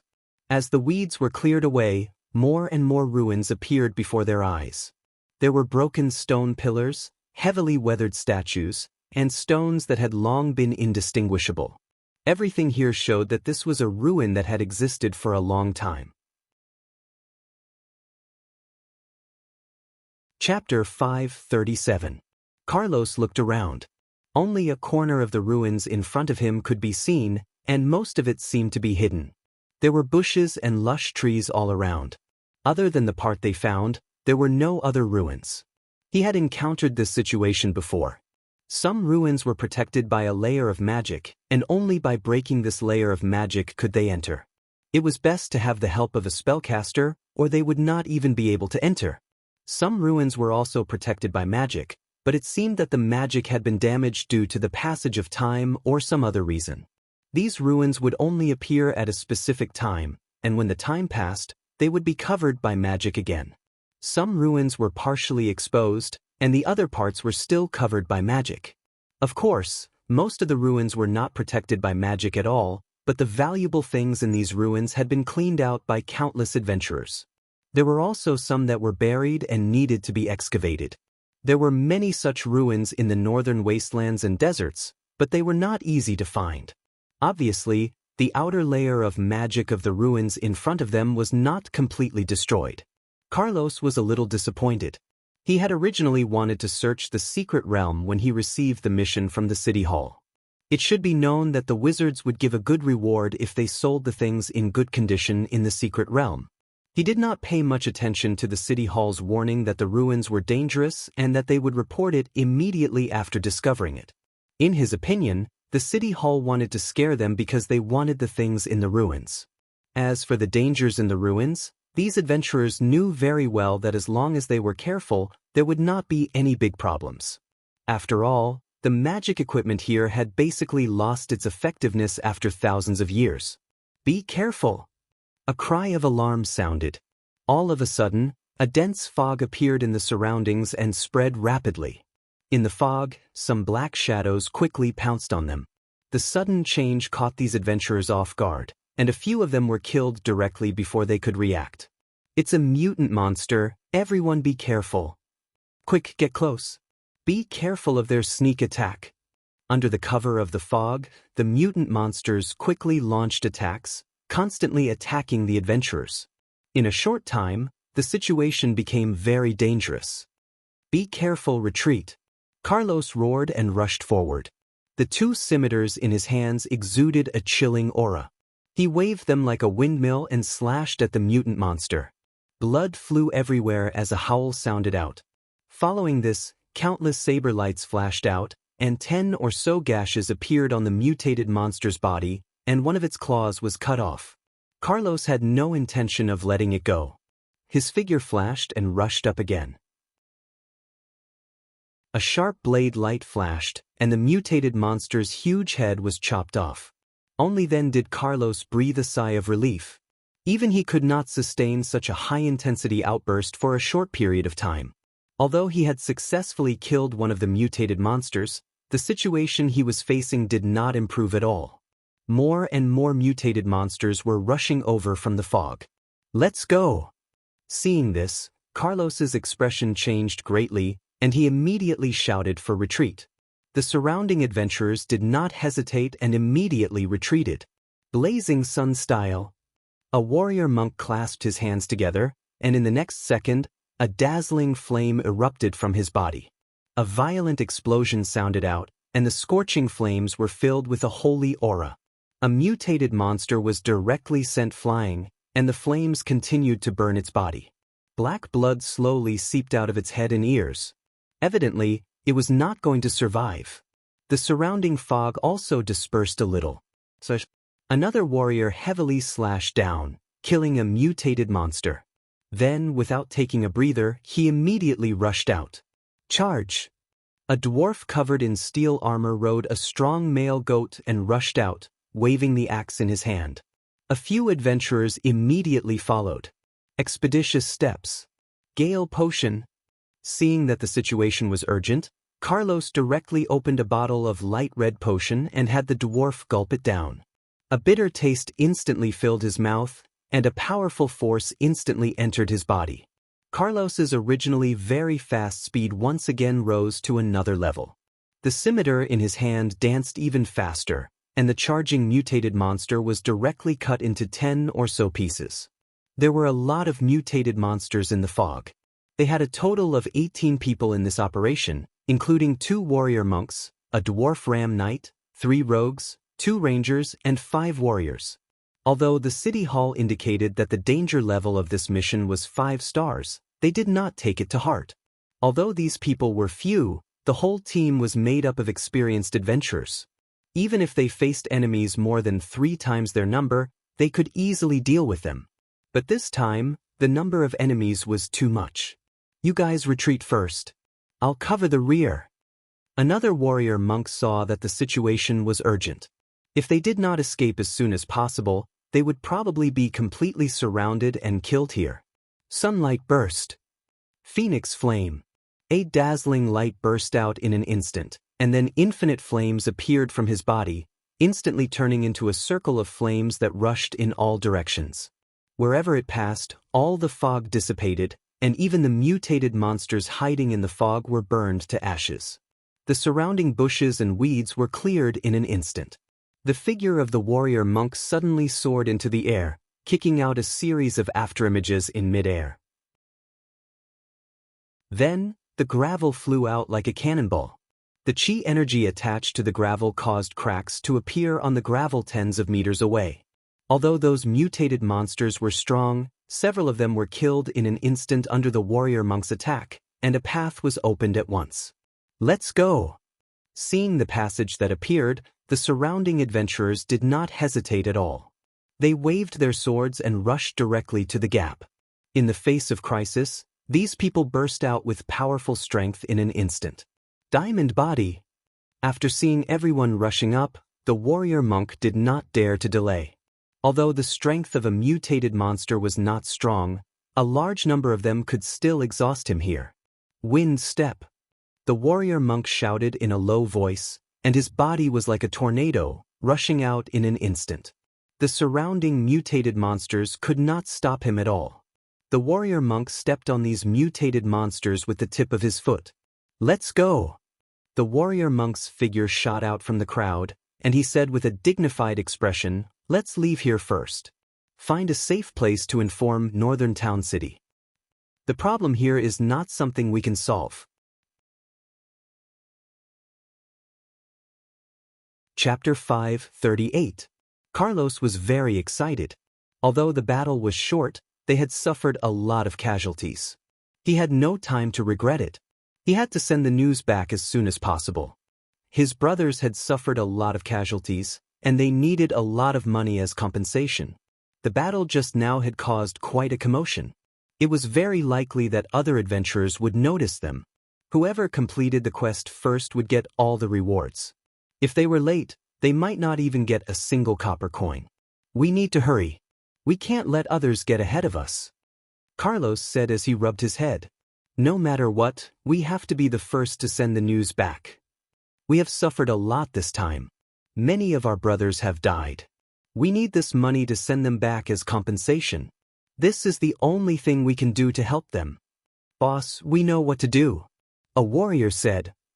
I won't say anything else. Let's go, Carlos said as he ran towards the northern city. The others looked at each other and followed closely behind. North Wind Tower. Sulen had resumed his daily routine. He would patrol the city or Maple City every day and draw some blueprints for the city. In the afternoon, he would read books and learn all kinds of magic knowledge.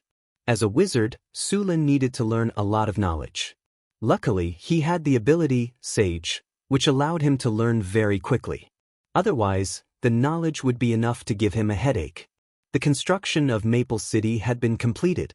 It was now the gateway to the west of the Duchy of North Wind. All the caravans heading to the northern city would go through here. It was a lot safer for caravans to go through Maple City. With the existence of Maple City, the number of bandits and monsters in the wilderness had decreased a lot. At the same time, the road between Maple City and the northern city had been repaired, so it was a lot easier to travel. The road from Northern Town City to Maple City was one of the main roads in Northern Town City. It was more than 50 kilometers long and 4 meters wide. It was wide enough for 2 carriages to travel side by side. The entire road was paved with pebbles. The middle of the road was slightly arched. Camel beasts pulled stone rollers back and forth to grind the pebbles. Even on a rainy day, there would be no puddles or mud on the road. This road was already better than 99% of the roads in other countries. In order to repair this official road, Sulen had used more than 50,000 slaves of all kinds and spent half a year to complete it. This kind of official road was better than other countries in this era. Compared to his previous life, not to mention the main roads in the city, even the roads in the countryside could not compare. In addition to these, Sulen continued to accumulate all kinds of construction materials, preparing to send these things to Deepwater City. At the same time, the port in North Town City was being expanded. If the trade channel was opened, the small port in North Town City would not be enough. Sulen had people expand the port by 10 times and added several docks for loading and unloading goods. At the same time, the road leading to the port was being widened and repaired. Sulen attached great importance to this new city. It was likely to be another important source of income for North Town City. In addition to the docks at the port, the shipyard in North Town City also needed to be expanded. Sulen had moved part of the shipyard to Deepwater City, but there also needed to be a shipyard in North Town City. The shipyard in Deepwater City built seagoing ships. The requirements for the ships were very high, and the keel had to be strong. The shipyard in North Town City mainly built inland ships. There was a big difference between inland ships and seagoing ships. The most important thing was that inland ships had flat bottoms, while seagoing ships had V-shaped bottoms. Inland ships could carry more goods because of the flat bottoms, but they were less stable and could easily capsize in big waves. Of course, it was impossible for ships to encounter big waves like the ones in the sea. Seagoing ships had to sail in the sea, and the waves in the sea were completely incomparable to those in inland rivers. The mountain-like waves could easily overturn and smash inland ships. Therefore, in order to stabilize the ship, seagoing ships had to use V-shaped bottoms. At the same time, the ship had to be very strong. Otherwise, it would fall apart when the waves came. Under normal circumstances, seagoing ships would not enter inland rivers. Seagoing ships were too deep in the water, and inland rivers were too shallow. They could easily hit rocks if they were not careful. North Town City had been recruiting workers from Florence during this time, and they had a lot of craftsmen.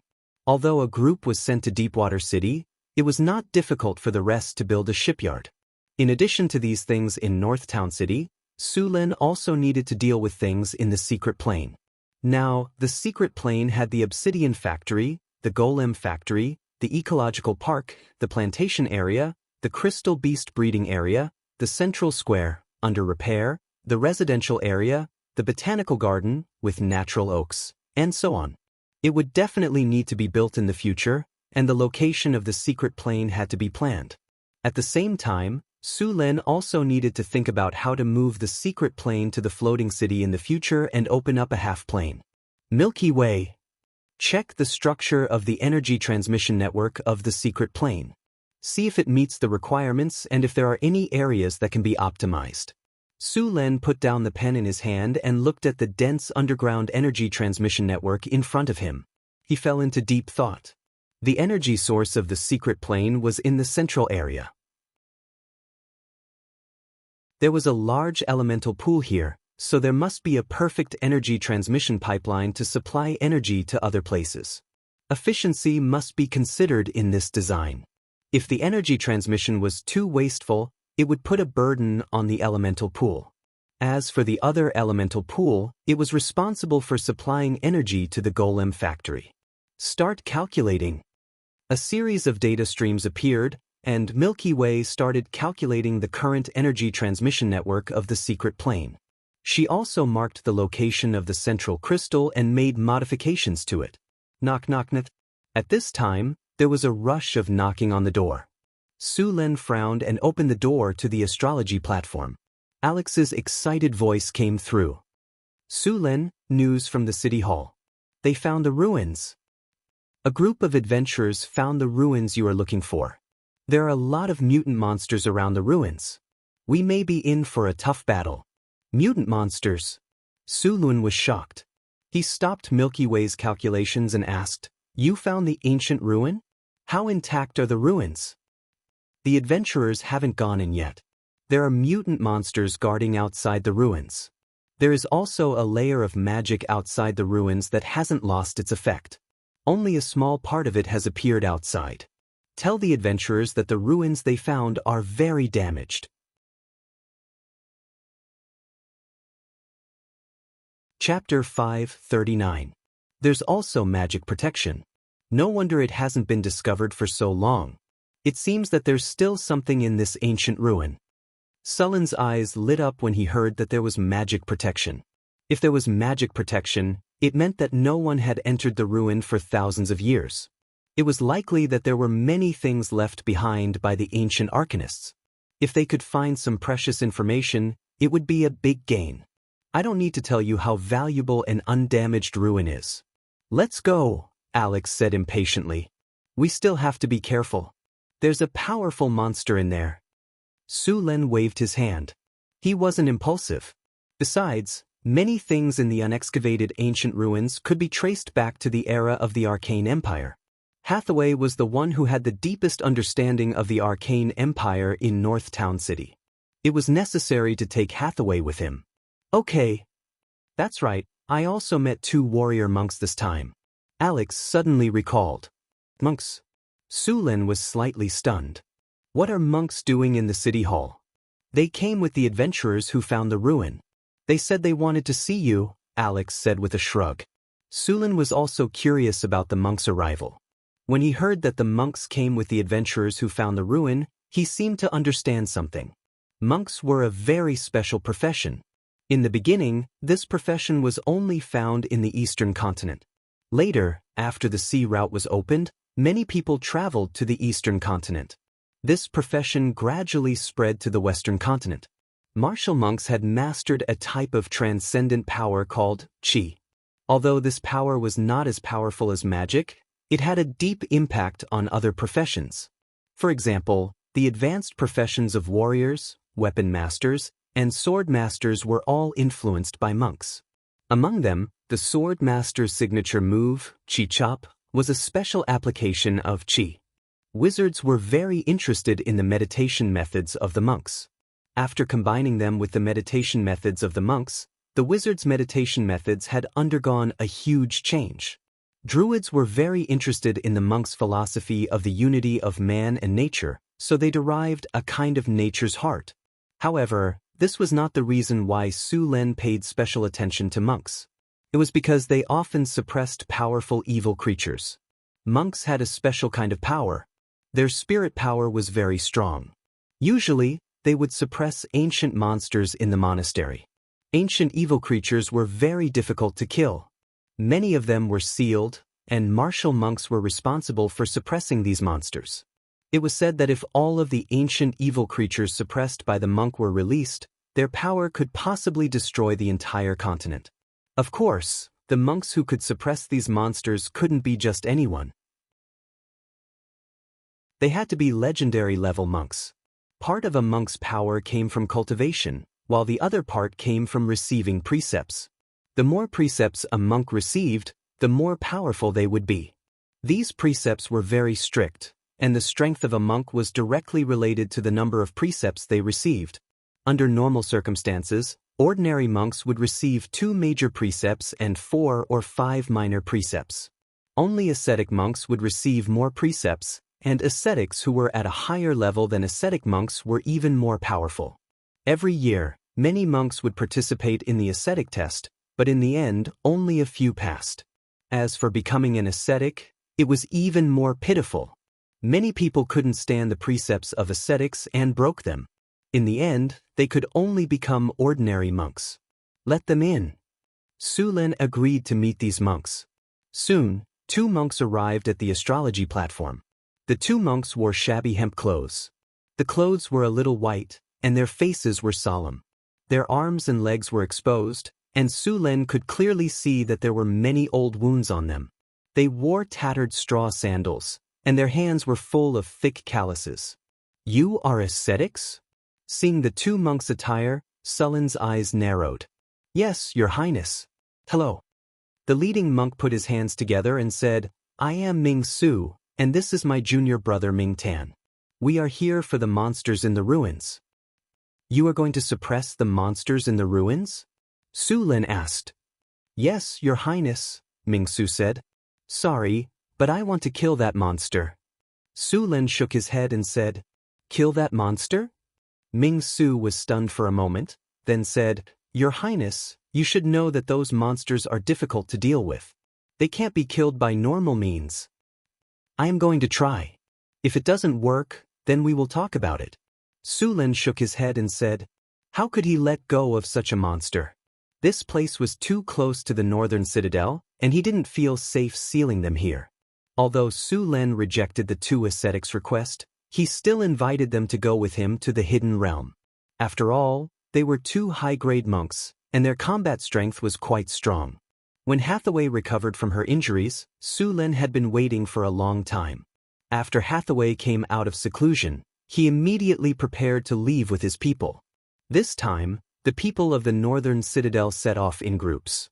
Su Lin, Hathaway, Alex, Karina, and the two monks went directly to the astrology platform. With a flash of light, everyone came to a wasteland very close to the ruins. After coming here, Su Lin clearly felt that something was different. Not far ahead, there was an area that was somewhat different from the real world. Although it looked similar, in his perception, it was like a layer of illusion.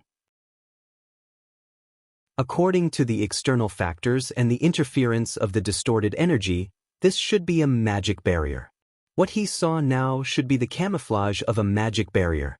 In Sullen's eyes, this camouflage was about 80% similar to the real world. Basically, many buildings were projected here. This barrier simulated the terrain and environment closest to the real world, which was more than 95% similar. There was also a layer of fog in the surroundings. With this layer of fog, this area looked even more real. After coming here, Su Lin saw many monsters hiding in the fog. These were ordinary beasts and violent beasts that had mutated under the power of the hidden realm and became a new kind of monster. Mutated monster, challenge rating 7. Su Lin even felt that there were many more powerful mutated monsters in the fog. These mutated monsters must have mutated under the power of the hidden realm and become stronger.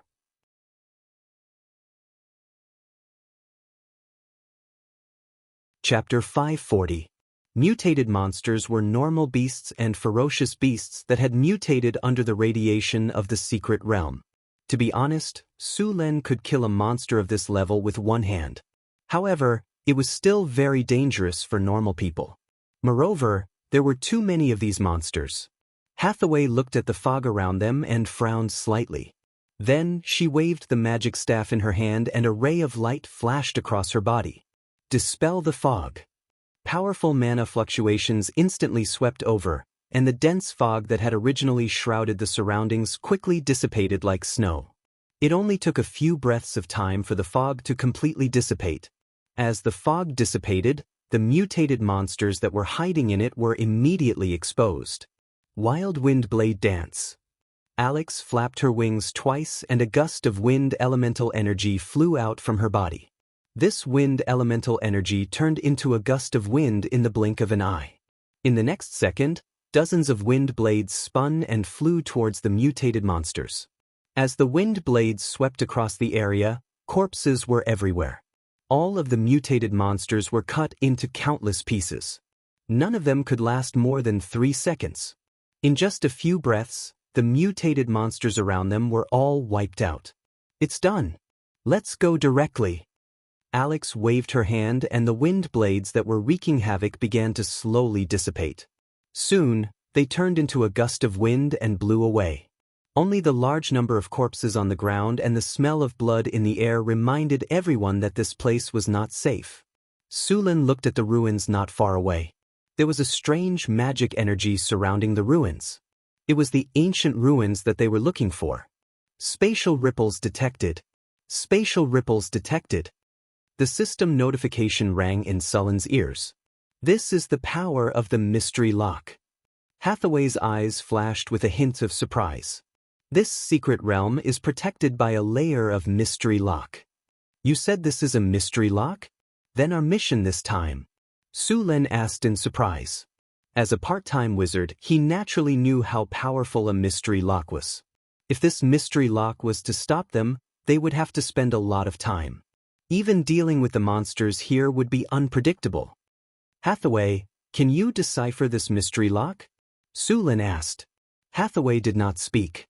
Her eyes were fixed in front of her. Her eyes kept flashing with light. It was obvious that she was casting a spell to observe the mystery lock. Phew! After about half an hour, Hathaway let out a long sigh. The light on her body also slowly dissipated at this moment. How are you feeling? Do you want to have a rest? Surin stepped forward to support Hathaway. Hathaway shook her head slightly, excitement flashing in her eyes. No need. This is my first time seeing a mystery lock. I'm excited. I can't help but Su Lin smiled. This is Northern Battlefront City. Since we found it, it's ours. You can do whatever you want with it. There's no need to rush. Hathaway shook her head and said, we won't be able to figure out anything about a legendary rune like the Enigma Lock in a short time. Let's get rid of the monsters in this ruin first, then we can study it. Whether or not we can install the Enigma Lock on our wizard tower depends on this Enigma Lock. Speaking of which, we're in luck. Hathaway smiled. This mystery lock in front of us is not an offensive type. I just observed it briefly and found that it's used to suppress the things inside. This mystery lock is good for us. You're saying that this mystery lock is for the sealed monster in the mystery realm. Sullen's eyes flashed with a hint of surprise. At the same time, he raised the danger level of the sealed monster to another level. A monster that made the ancient arcanists so cautious must be very powerful. Yes, the monster we're going to face this time might be something from the legends, Hathaway said seriously. You know, the ancient arcanists even dared to study the gods. I wouldn't be surprised if there's a demon lord sealed in here. A demon lord? That's even better. It's been sealed for thousands of years, and most of its strength must have been wiped out. With the suppression of the plane, it won't be too difficult to kill it completely. By then, the divinity on it will definitely satisfy us. Su Lin smiled. I'm just giving an example. In fact, the probability of it being a demon lord is very small. If it's a demon lord's power radiation, it won't be this kind of mutated monster. It should have the characteristics of a demon, Hathaway explained. However, even if it's not a demon lord sealed in here, I still have to be extra careful. Don't worry.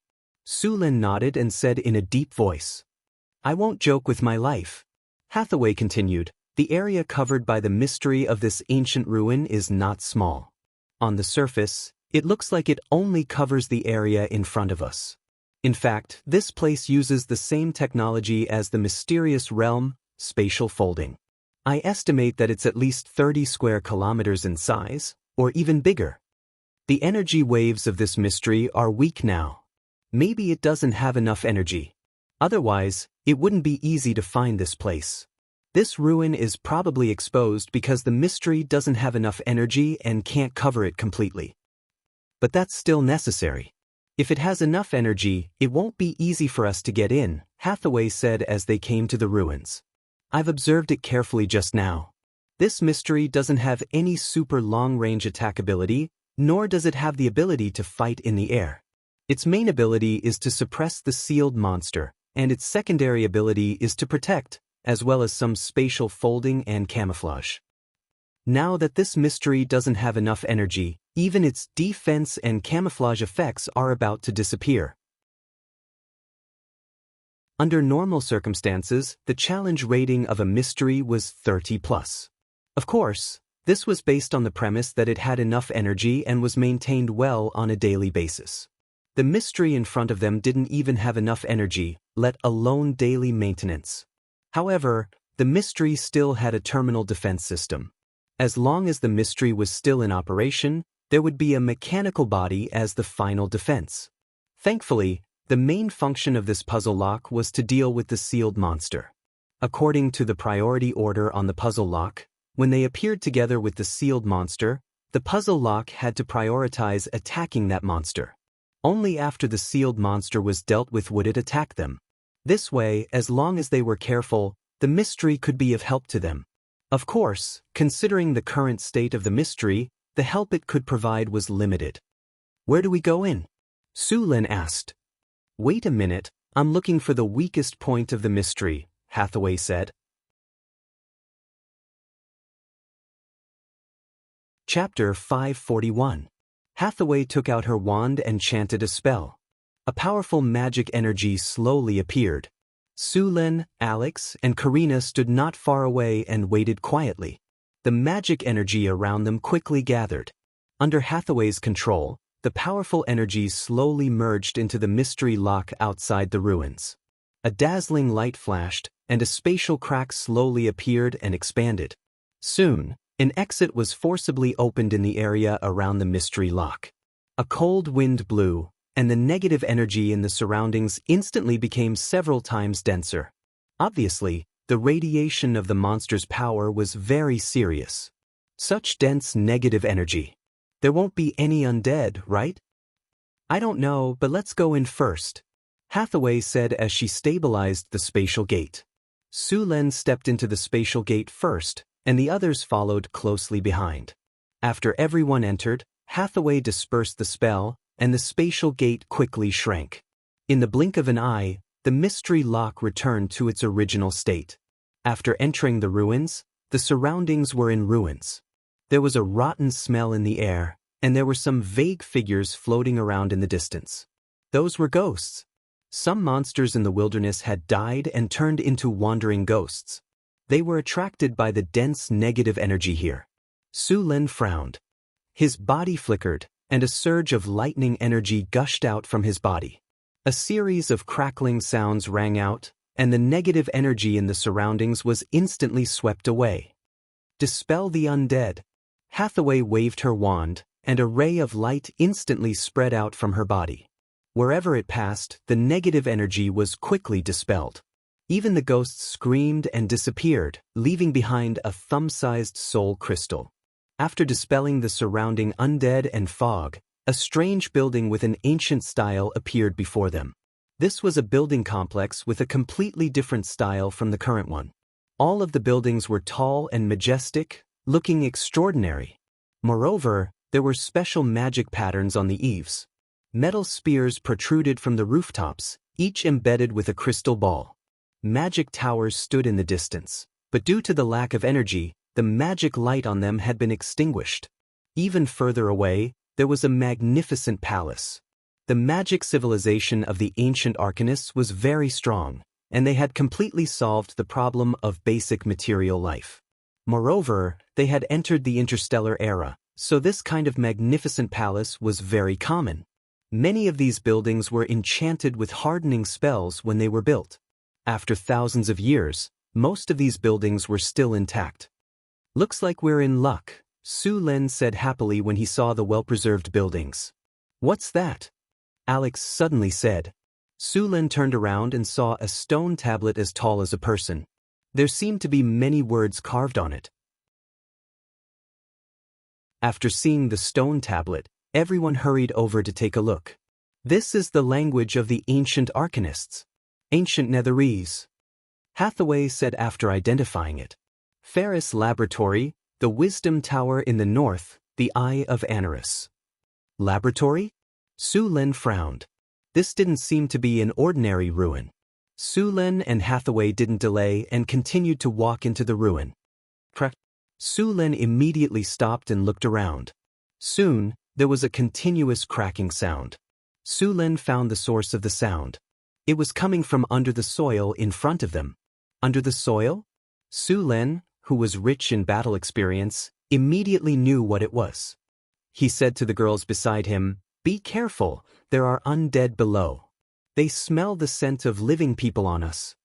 There was a flash of light on their bodies, and they directly used fly to fly into the air. As soon as they flew, the originally flat ground around them suddenly arched up, quickly forming small graves. Then the graves broke, and skeletons crawled out from the ground. Skeletal undead. These skeletal undead were different from ordinary undead. They were about 2 meters tall, and their bones had changed from the pale white of ordinary skeletons to gray. There was also a metallic luster on them. The bones in their arms had been twisted and mutated, turning into sharp bone blades.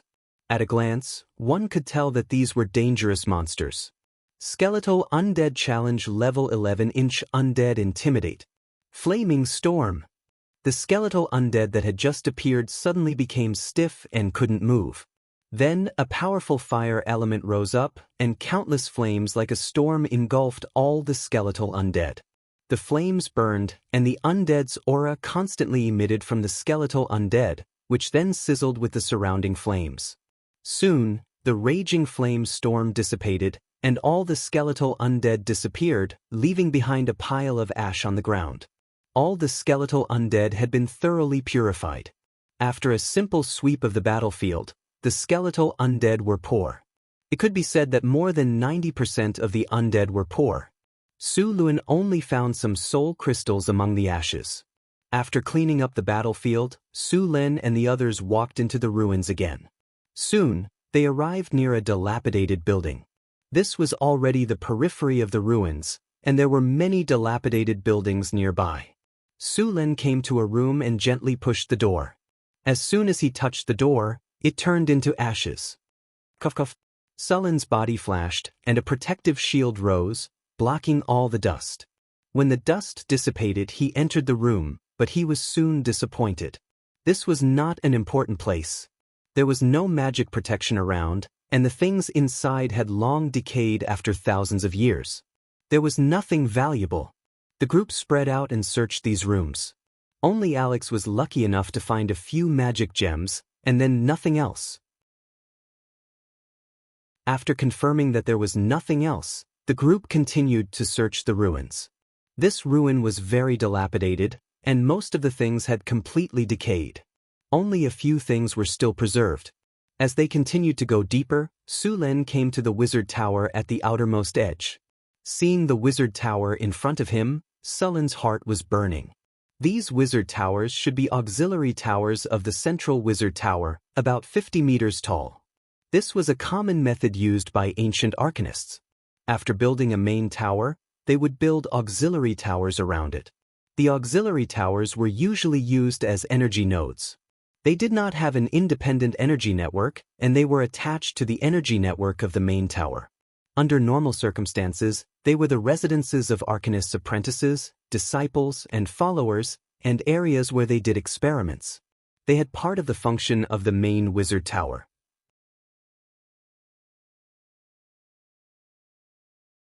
Chapter 542. There's no energy here, Hathaway said as she looked at the wizard tower in front of her. That is to say, more than 90% of the defense facilities inside, including the runic array, have stopped working. Isn't that better? It saves us a lot of trouble, Su Lin said with a smile. Let's go in and have a look. Everyone cast a protective spell, and then Su Lin stepped in first. No one had come to this wizard tower for thousands of years. As soon as the door was pushed open, a thick layer of dust was stirred up. Su Lin frowned. A gust of wind blew in through the door, and after a few seconds, it flew out of the door with a lot of dust. Su Lin entered the wizard tower. Because there was no energy, the wizard tower was dark. Su Lin snapped his fingers, and a soft ball of light appeared, illuminating the whole space. The hall of the wizard tower looked dilapidated, but from the dim decorations and rotten furniture, one could still see how luxurious it used to be. The crystal chandelier in the hall had been smashed to the ground, and the carpet under their feet had decayed into a black mass. Many glassware had been broken, and the inlaid gold foil had lost its luster. It seemed to have no value at all. Su Lin didn't stay here for long. There was basically nothing to be gained in the hall. He simply identified the direction and walked upstairs. The second floor of the wizard tower was a rest area. Several people searched different rooms, but they didn't find anything valuable except decayed things. The wizards who originally lived here seemed to have left in a hurry. The room looked very messy, but the valuable items had been taken away. Several people searched, but except for some arcane gold coins and a few magic props that had lost their magic power, There was nothing else. Su Len continued to search the upper floor of the wizard tower, and soon the group came to the top of the wizard tower. As soon as they arrived, Sullen's body slightly stagnated, and then he recovered. The scene in front of him surprised him. At the top of the wizard tower was a laboratory. Although thousands of years had passed, it could still be seen that this was a high-end alchemy laboratory. There was a wide test bench and a dazzling array of glassware. Although there was a thick layer of dust, it could still be seen that they were well preserved. In the middle of the laboratory, there was a round cover. The cover looked like a glass cover. It was covered with dust, but they could still see what was inside. In the middle of the glass cover was a table that looked like an operating table. On this table was a tall skeleton. The skeleton's limbs and neck were all locked by metal shackles. This skeleton was not human. It had sharp fangs, thick bones, and horns on its head like a cow's, but much bigger than a cow's horns. Its 2 arms looked like a pair of scorpion's pincers, and there were 2 human-like arms on its chest. Its legs were thick and powerful, similar to the joints of cows and horses. There were 3 sharp toes on each foot, and there was a pair of bone wings on both sides of the spine. Su Len recognized the type of skeleton in front of him at a glance. Not long ago, he had seen many in the abyss. The skeleton in front of him was a demon, and it was a high-grade demon. Judging from the characteristics of its body, it was likely to be a Glabrizu. It was a type of high demon with a challenge rating of level 16 and above. It was a beguiler. It had violet eyes and dark brown and black skin. This type of demon was about 18 feet tall and weighed about 5,500 pounds. Although this type of demon was powerful, it preferred to deceive rather than fight head-on. Of course, once the deceit failed or was exposed, this kind of demon would fly into a rage out of humiliation and directly launch a fierce attack. This kind of demon could perform a wish spell for a mortal once, so they often used this ability to fulfill any wish of a mortal. However, the price was often extremely high, and of course, the result of this wish would not be too good. Compared to other demons, Glabrizu were experts in deception and lying. They would use illusion to hide their true appearance and use all kinds of lies and tricks to trick people. This demon was like a bailer, and it was often used as a commander in the demon army. The master of this wizard tower is not simple. A gust of wind element flew by, and the dust on the glass cover was blown away. The situation inside was completely exposed. A Glabrizu. This may be the only Glabrizu I've seen that was starved to death. Su Len looked at the skeleton in front of him and said with a smile, "It may also be the longest-lived Glabrizu." Hathaway joked. Although demons usually had a lifespan of thousands of years, so far, there was no demon in the multiverse that died of old age. This should be a demon that was caught or summoned by the master of the wizard tower and then forcibly imprisoned here for research. Hathaway stepped forward and looked at the demon in the glass cover. It is said that in the era of the Arcane Empire, the Arcanists even occupied a few layers of the abyss and turned them into their colonies. Maybe this demon was caught and sold here. But no matter what, this shows that the ruins we are in now are very dangerous.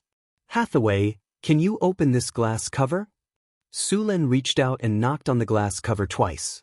The glass cover made a knocking sound. The quality of the cover was very good, and it was used by the Arcanists to imprison demons. One could imagine how strong this cover was. Let me look for it. Hathaway looked around for a while and finally found an open button on the experiment table, but after pressing it, the glass cover did not open. Looks like it's not this button. After waiting for a while and nothing happened, Alex shrugged and said,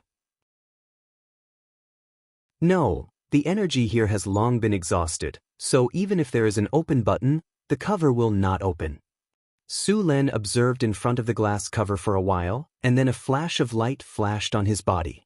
He reached out and slightly exerted force on the glass cover, and a squeaking mechanical sound was heard.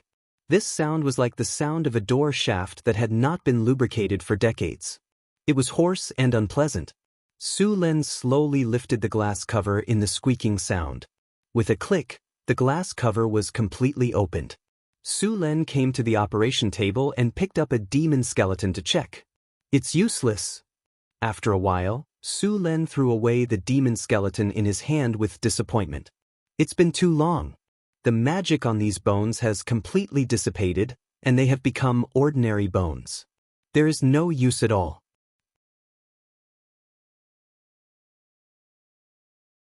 Chapter 543. The body of a high-grade demon was a precious magic material. Although it was a pity that the materials in front of them had lost their effect, there was still one thing that was not damaged, which was the operation table and the glass cover that trapped the demon.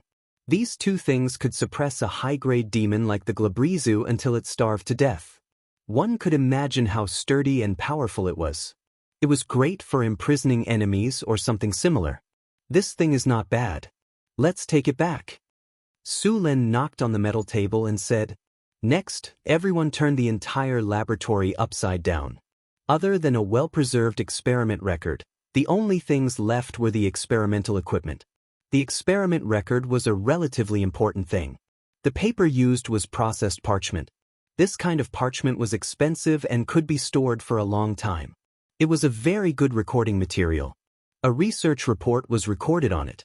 Research report on the body structure, resistance, and bloodline of the Glabrizu. It recorded detailed information about the Glabrizu, as well as their weaknesses, preferences, body structure diagram, blood, and so on. Looking at the research report, Su Len looked at the demon that had turned into a skeleton with pity. What a good comrade. He used his life to provide us with such detailed experiment data. You are like a candle, lighting yourself up to illuminate others, paving the way for the research of spells. After spending some time carefully removing the binding table and the glass cover, Su Len and the others continued to leave the wizard tower. Soon look over there. As soon as they left the wizard tower, Karina suddenly pointed at a patch of plants in the darkness not far away and said, "Those plants look a bit strange." Plants? Sullen's heart skipped a beat. He turned around and looked. The plants that grew in this place were usually magical plants. It was very likely that the ancient arcanists had left behind a herb field. The light spell dispelled the darkness, and the plants gradually became visible. They looked a bit familiar. They looked like piranha flowers, but unlike piranha flowers, they looked like they had been pruned. These magical plants grew in fixed areas, giving Su Len the feeling that they were in the back garden of a villa. After approaching, Sullen's eyes lit up. There were still many fruits hanging on these magical plants. It was obvious that they had ripened and no one had picked them yet. Since he had encountered them, Su Len was naturally not going to let them go. Sensing the approach of a living creature, the man-eating flowers awoke from their slumber. However, Hathaway immediately cast hypnosis on them, causing them to fall asleep once more. The fruits of the man-eating flowers could be used to concoct life potions. The fruits before her were enough to concoct a dozen or so bottles. Ancient arcanists liked to plant carnivorous plants such as flesh thorns, man-eating flowers, and magic willows at the borders of their manors or wizard towers. They would kill any animals or humans that trespassed here. After collecting the fruits, the group once again ventured into the depths of the ruins. The path beneath their feet was filled with cracks, and many places were severely damaged. However, they could vaguely see that these paths were more than 10 meters wide. The buildings on both sides of the road were not spared either. All the well-preserved buildings were cleaned up. Although they didn't find anything too precious, the harvest was still good. Soon, the group arrived in front of the tall wizard tower in the center of the secret realm.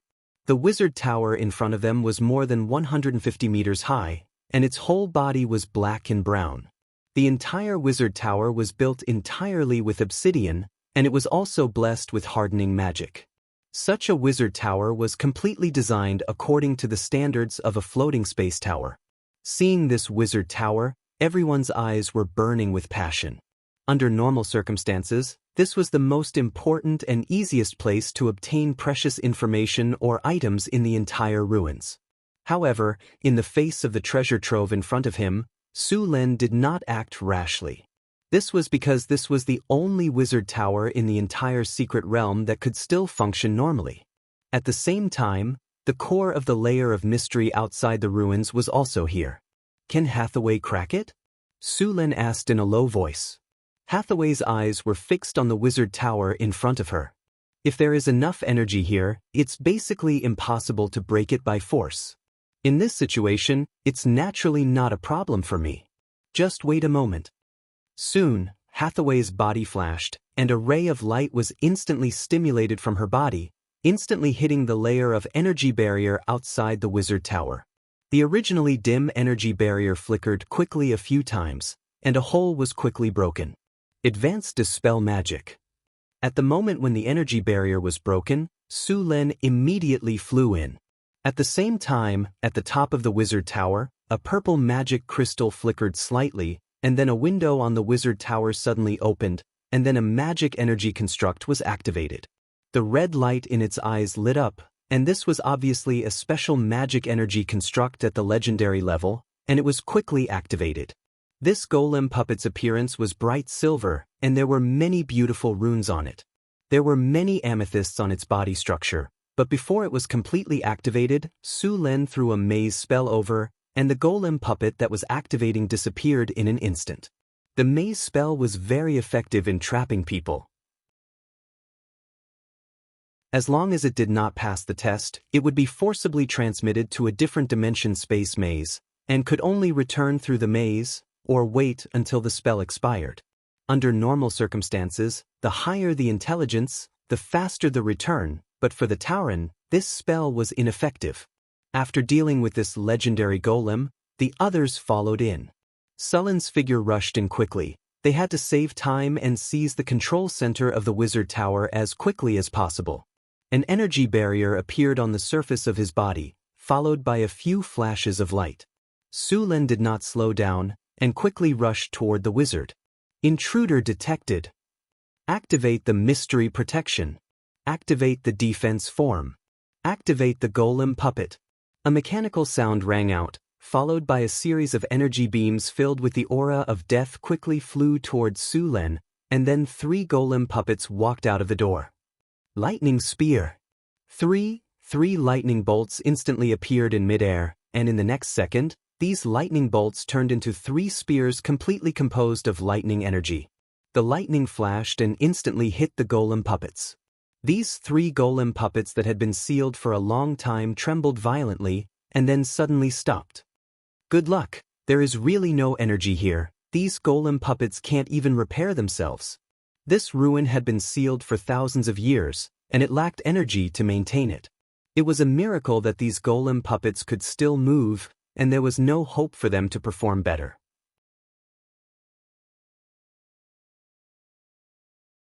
Chapter 544. Once Su Len entered the main wizard tower, he needed to race against time. Due to the lack of energy in other parts of the ruins, all kinds of protective spells and golems had been shut down. However, as the most important wizard tower in the ruins, all the energy would be supplied here first. Sullen's actions would make the wizard tower's spirit think that the wizard tower was invaded.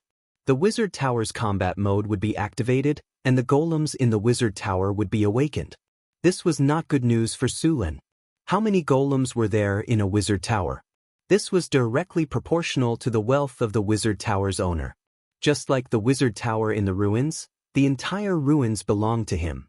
With such a large secret realm, it was obvious that the owner of this wizard tower was very rich. Su Len would not be surprised if there was an entire golem legion sealed in his wizard tower. Many wizards were otakus.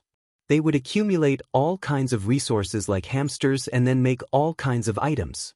The number of golems would also increase over time. If you were fighting with others, having a golem legion would be very comfortable. However, if you were facing a golem legion, trust me, run away as soon as possible. After Su Len rushed in, the wizard tower's defense system had been activated. Although there were only a few golems now, as long as they were given a little time, the golems sealed in the wizard tower would soon rush over in large numbers. At that time, they would have to face hundreds of golems of all kinds. With so many golems attacking together, even a legendary master would have to flee. Fortunately, the space in the wizard tower was limited, and to save energy, most of the golems in the wizard tower were in a state of hibernation. As long as Su Len was fast enough, He could shut down the control center in the wizard tower or take control by force before those golems were all activated. Lightning spears flew out from Sullen's hands and instantly hit those golems that had just been activated. The situation was slightly better than Su Lin had imagined. Due to the lack of energy, the golems in the wizard tower were in a state of hibernation. This state could minimize energy consumption. However, the lack of energy maintenance also caused the structure of these golems to age. Thousands of years had passed, and apart from some precious magic materials, the rest of the magic materials would more or less have some problems. When these golems were struck by the lightning spears, the already fragile components of the golems were easily destroyed by the powerful lightning power. Hathaway, Alex, and Karina followed closely behind Sun. They weren't idle either. Sometimes, when Su Lin couldn't deal with a new golem in time, they would immediately attack it with spells. One after another, the steel golems were awakened and then quickly destroyed by the spells. Su Lin and the others were very fast. As high-grade wizards, they had all mastered combat spellcasting. They could cast spells while moving quickly without worrying about being interrupted. Even the weaker ones, Alex and Karina, were sorcerers. "Alright, ladies, don't completely destroy these golems." Su Lin couldn't help but exclaim as he watched them cast disintegration and turn the steel golems into piles of scrap metal. "These are our spoils of war. After we occupy this place, these golems can still be used after some repairs. After using disintegration, these things will become scrap metal." "Alex, you wastrel." Seeing another steel golem being hit by a ray of light and turned into a pile of scrap metal, Su Lin reached out and knocked Alex's head. Sorry, Sun, I'm used to it." Alex laughed. "Alright, be careful next time." Su Lin casually cast a chain of lightning and destroyed a golem that had just appeared. Although he hadn't completely occupied this place, Su Lin already saw it as his own. "Host, please pay attention. Domain energy fluctuations detected." A powerful energy instantly spread out from the wizard tower. Su Lin only felt that the originally smooth spells had become jerky, as if he had fallen into a quagmire in an instant. "This is energy confinement. The enigma has been activated." Sullen's eyes lit up. It seemed that the tower spirit had sensed the danger. Energy confinement was an ability of the enigma, but it required a lot of energy to use this ability. For a wizard tower that lacked energy, the tower spirit would not activate this ability unless it was absolutely necessary. A ray of lightning flashed, and a powerful lightning energy was instantly released from Sullen's body. A domain that was not inferior to before spread out from his body, and the few women who were originally imprisoned instantly regained control of their magic. After activating the domain, Sullen's power was even more powerful. Soon, the group of people arrived in front of the wizard tower's gate. This gate was made of a silver-white metal. Although it had been there for thousands of years, it didn't seem to be damaged at all. Su Lin casually threw a lightning spear, but as the lightning flashed and the lightning energy dissipated, the silver-white gate in front of him didn't move at all. There wasn't even a mark on it. Seeing this, a trace of surprise flashed in Sullen's eyes, but in the next second, the storm halberd appeared in his hand. Lightning spear. The dazzling lightning instantly shrouded the storm halberd, and as a large amount of lightning merged, an invisible torrent of energy quickly gathered around Su Lin. The storm halberd was originally completely covered by lightning, and the powerful lightning energy spread to the surroundings, forcing Hathaway and the others to move out of the way. Sullen's warrior robe was also propped up by the static electricity, and more lightning energy was injected into the storm halberd. The powerful energy gathered, and magic weapons that were slightly inferior in quality almost fell apart under this pressure. Even the storm halberd, a legendary weapon, was trembling slightly. It was obviously close to its limit. In the end, the storm halberd that had gathered infinite power was lifted up by Su Lin, and in the next second, it fiercely pierced the silver-white metal gate in front of him. Crack! Rumble! The deafening thunder sounded, and the entire wizard tower shook violently, and a powerful energy exploded in an instant. When the light dissipated, the gate in front of them had been completely blown open, and there was a big hole in the gate. Ding! The energy domain has disappeared. The effect of energy imprisonment has been weakened. Su Len panted for a moment, and then directly entered the gate with the storm halberd. On the platform in the center of the hall, a crystal ball was constantly emitting a faint light. It was the host crystal of the tower spirit. Just as Su Len stepped forward and was about to close it, a huge roar came from the other side of the hall.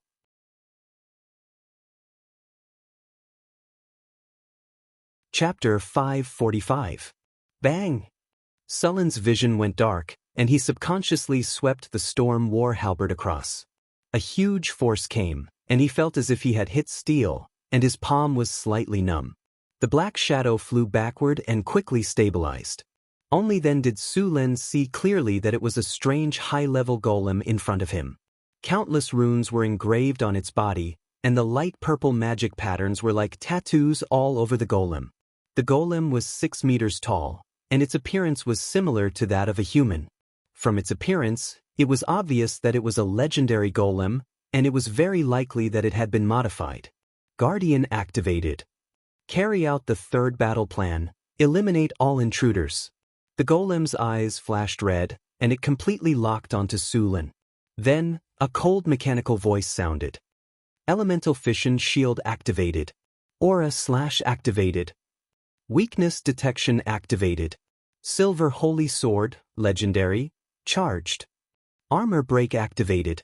Sharpness activated. Greater haste activated. With the cold mechanical voice, a huge beheading sword with a silver glow appeared in the golem's hand. Under Surin's dumbfounded expression, the legendary construct in front of him instantly entered the complete state. Don't interfere. I'll deal with it, Su Len immediately said when he saw the golem. This thing was obviously a high-level legendary golem, a killing machine specially used to guard the core of the wizard tower.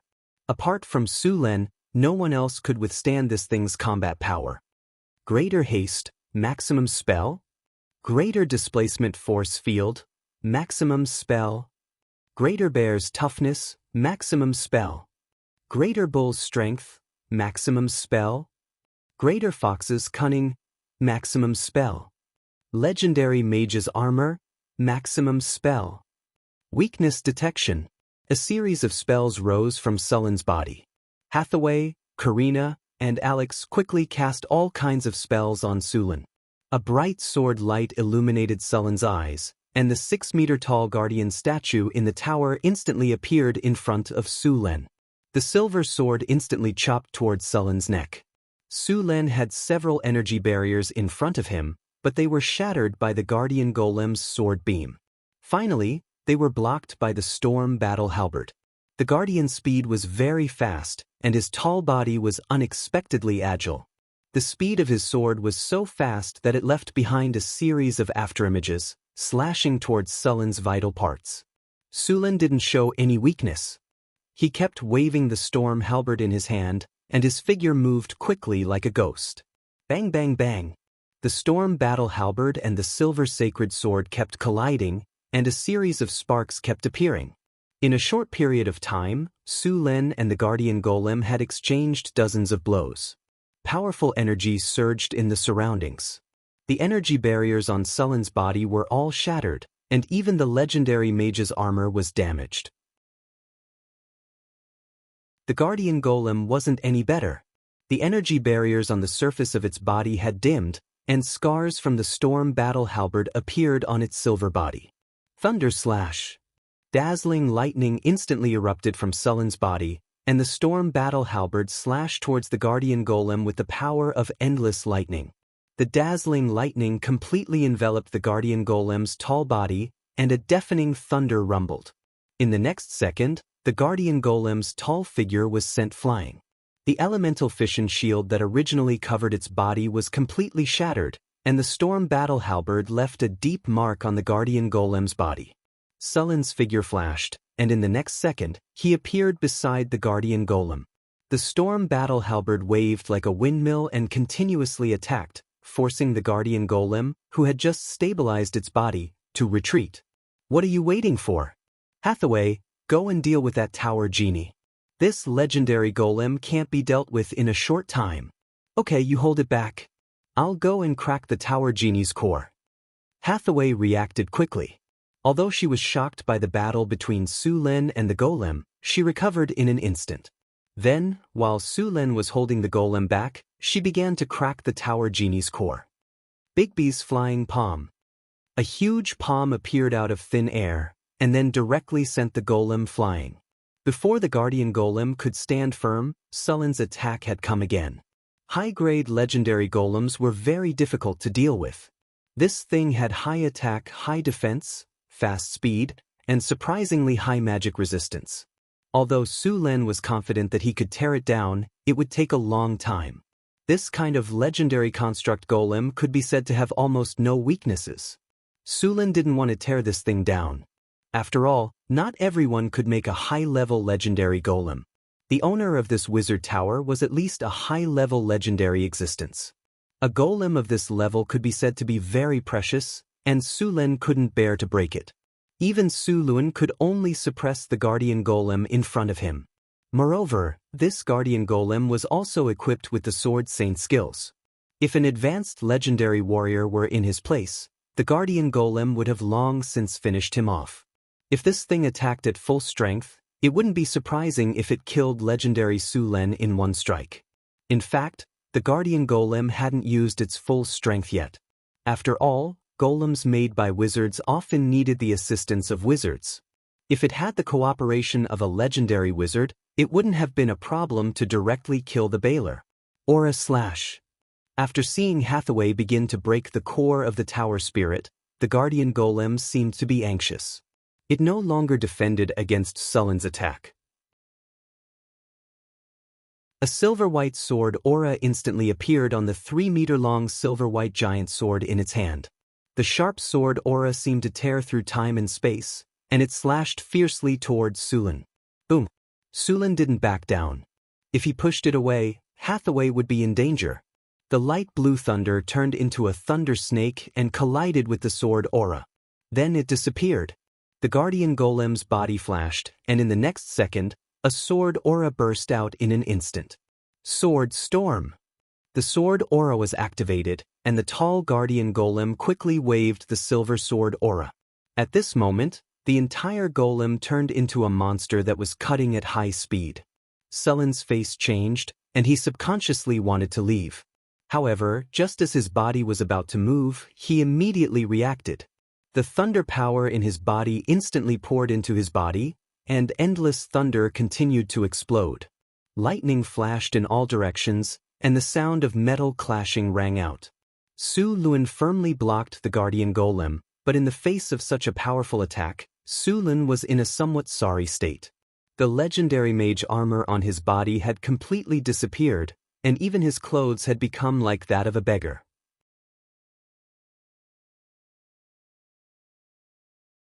Chapter 546. The golems immediately stopped attacking. The guardian golem that was attacking suddenly stopped, and the red light in its 2 crystal eyes disappeared. Su Lin also breathed a sigh of relief. Hathaway, ask the tower genie where the core of the puzzle is located, Su Lin said in a deep voice. Tower genie, where is the core of the puzzle? The core of the puzzle is at the top of the wizard tower, the tower genie said in a cold mechanical voice. Hathaway was a little confused. Isn't this the top of the wizard tower? Master, this is the 2nd floor of the wizard tower. There is another floor above it, the tower genie continued. This place was built with a spatial folding magic circle. I see. Hathaway nodded and asked the tower genie to open the door. They walked directly to the top of the wizard tower. The top of the wizard tower covered a large area. As soon as they arrived, they saw an enlarged puzzle magic circle. Purple arcane crystals floated quietly in the air. There were countless runes engraved on these crystals. A few silver light beams passed through each arcane crystal. These light beams crisscrossed back and forth like a fishing net, and those arcane crystals were the nodes of the net. Countless runes were engraved on the ground. These runes corresponded to the arcane crystals in the air. The top of the room was also engraved with a large number of runes. Purple gems were embedded in the ceiling, looking like twinkling stars in the night sky. In the center of the room was an elemental pool with a diameter of 5 meters. At this time, there was only a shallow layer of energy water left in the elemental pool. Because it had not been maintained for a long time, many of the runes on the elemental pool had been peeled off and damaged. Naturally, the energy extracted from the 4 elemental realms was gradually decreasing. The blue crystal that was originally floating above the elemental pool had also become dim. They could not help but worry about whether it would fall in the next second. The arcane crystals in the air were like a fishing net. In the end, all the silver light beams were connected to the crystal in front of them. This crystal was the core of the puzzle. Apart from Hathaway, Suluin, Alex, and Karina were all confused about the riddle. They had no idea how to solve the riddle in front of them. Although Hathaway had mastered the puzzle lock technology, it was her first time seeing a puzzle lock. Fortunately, this puzzle lock had been in operation for thousands of years. No one maintained it. At the same time, its energy had been depleted. Otherwise, it would not be easy to gain control of this puzzle lock. Hathaway stepped forward and a silver glow appeared in her eyes. She tapped the blue crystal gently and a faint ripple spread out from the crystal. Then, a silver glow rose from Hathaway's body. This silver radiance was the embodiment of Hathaway's soul power. Sullen's soul power was now pale gold because he had fused with a large amount of divinity. At this time, whether it was Hathaway or Sulen, their souls actually already had some immortal characteristics.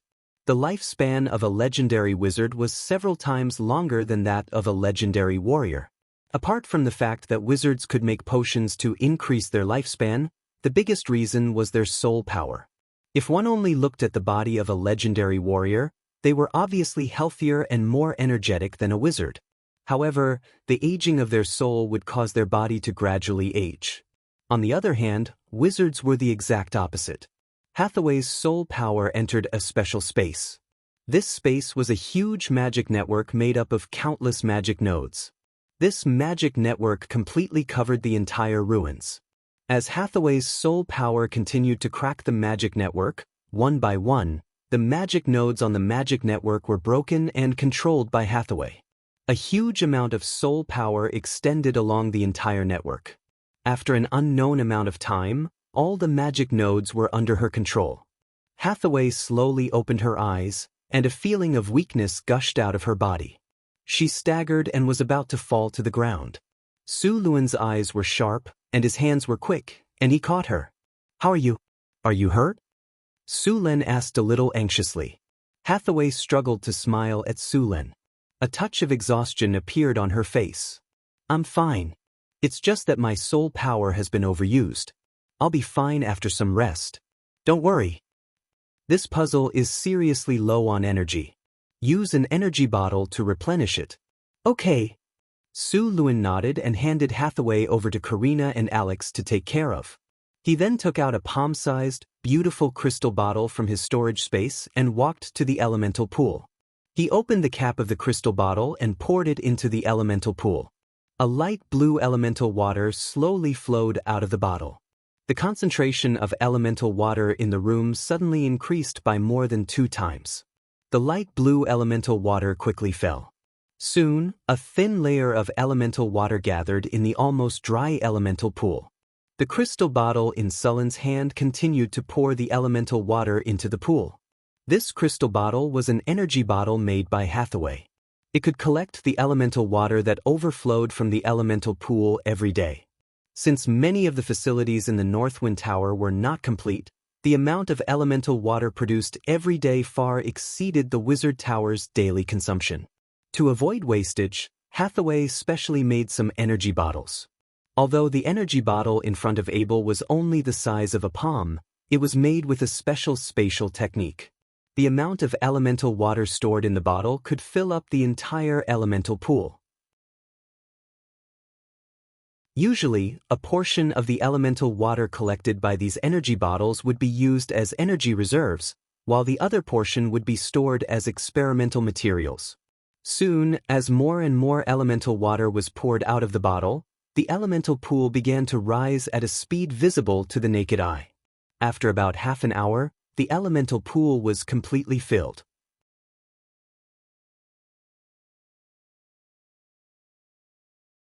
Chapter 547. Tower Genie, restore the Enigma state and cancel the energy-saving mode, Hathaway ordered after seeing that the elemental pool was full of energy. Then a ray of spiritual light slowly lit up, and the originally dim purple crystal shone brightly at this moment. The spiritual light quickly spread to the surroundings along with the silver light beams. In a flash, the arcane crystals in the air were lit up one by one. The magic gems on the ceiling also lit up slightly, flashing a little bit of starlight. A strange force quickly spread out from here and shrouded the entire ruins in an instant. Outside the ruins that were originally filled with fog suddenly dissipated slowly, and a strange energy swept across. The layer of crumbling camouflage outside the ruins instantly solidified, and at the same time, a spatial force quickly spread out. If one were to look at it from a distance, one would find that the space suddenly looked like a stone thrown into a pool, with countless ripples.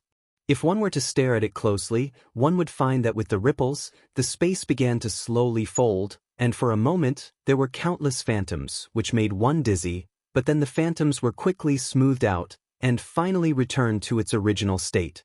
Although it seemed that there was no change, in fact, the secret realm had been completely hidden. It's done. If we don't use the power of the Enigma now, the elemental water in the elemental pool can last for a month. Hathaway was not as tired as before after a short rest. The elemental pool here needs to be repaired as soon as possible, and there are other energy channels and rune inscription problems. The things in the ruins also need to be sorted out and repaired as soon as possible. I think we'll face the consequences of being understaffed for a long time. Why wouldn't you want a wizard tower from the Arcane Empire era? Su Lin teased and winked at Hathaway, and it could be a floating space tower. By the way, this wizard tower is indeed built according to the floating space tower. Hathaway's eyes lit up, and she directly asked the Tower Genie, "Tower Genie, this wizard tower can fly, activate the flight mode." "Master, the floating space tower has insufficient energy, the flight mode cannot be activated," the Tower Genie's cold mechanical voice sounded. "Are the floating space ring and other facilities damaged?"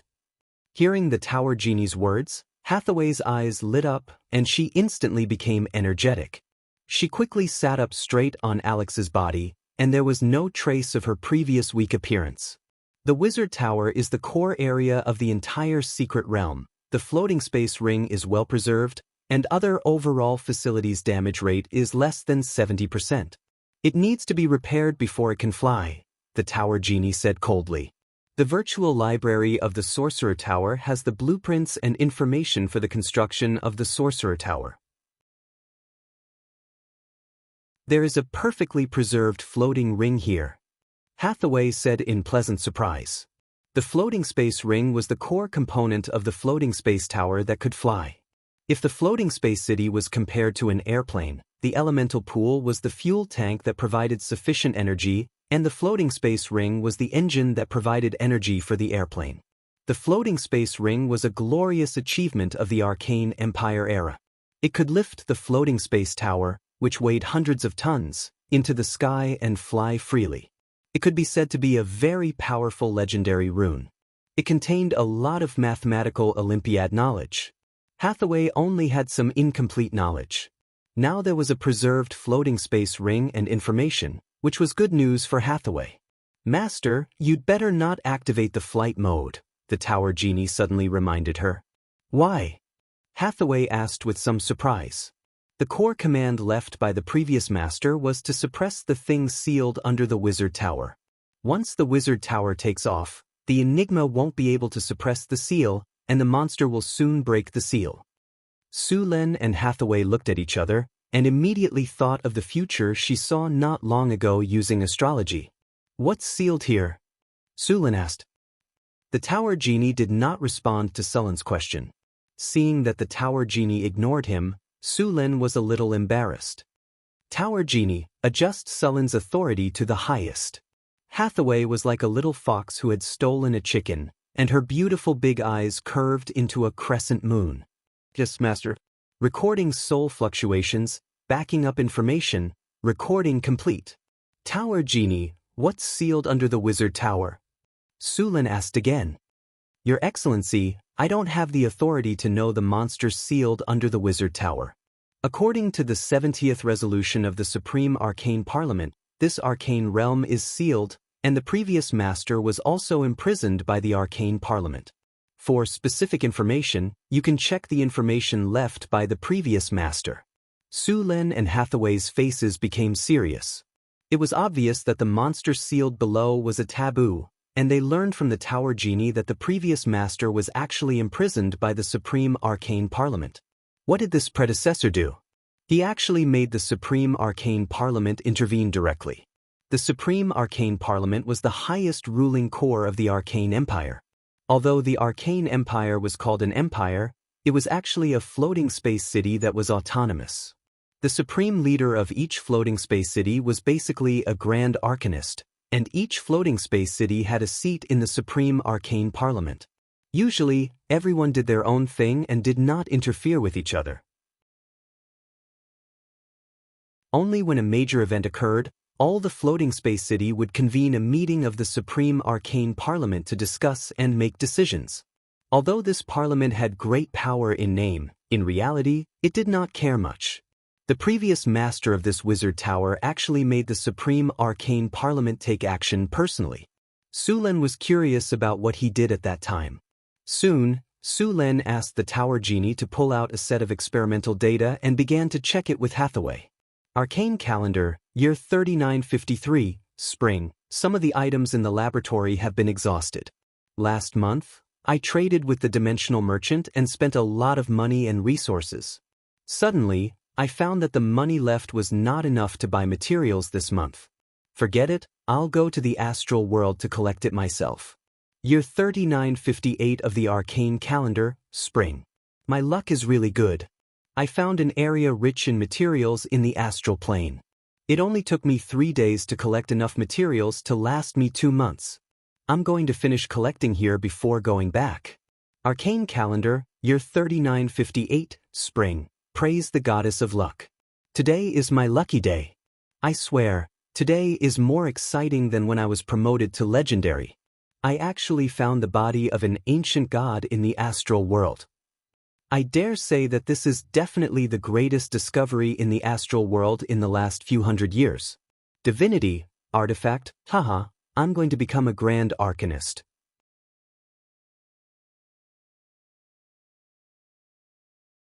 Chapter 548. Arcane Calendar Year 3958, Summer. The laboratory I prepared for the ancient god's corpse is finally completed. Next, I can study this corpse without any worries. I can't wait. Arcane Calendar Year 3958, Summer. The first experiment was a success. I'm a genius. I successfully extracted a bit of divinity from the corpse. This pure golden power looks really charming. Next, I'll try to go into seclusion and completely integrate this divinity into my body. Arcane Calendar Year 3958, Summer.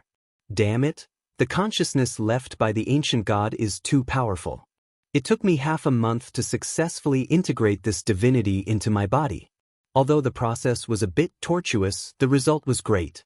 After integrating this divinity, I clearly felt a crack in the previous bottleneck. It seems that my idea was right. Autumn, year 3958 of the Arcane Calendar. Something was not right. There was a different kind of energy in this god's corpse. This energy was entangled with the god's corpse, and they seemed to be showing signs of revival. What the hell? Could it be that this god's corpse, which had been dead for thousands of years, could be revived? Arcane Calendar Year 3958, Winter. Incredible.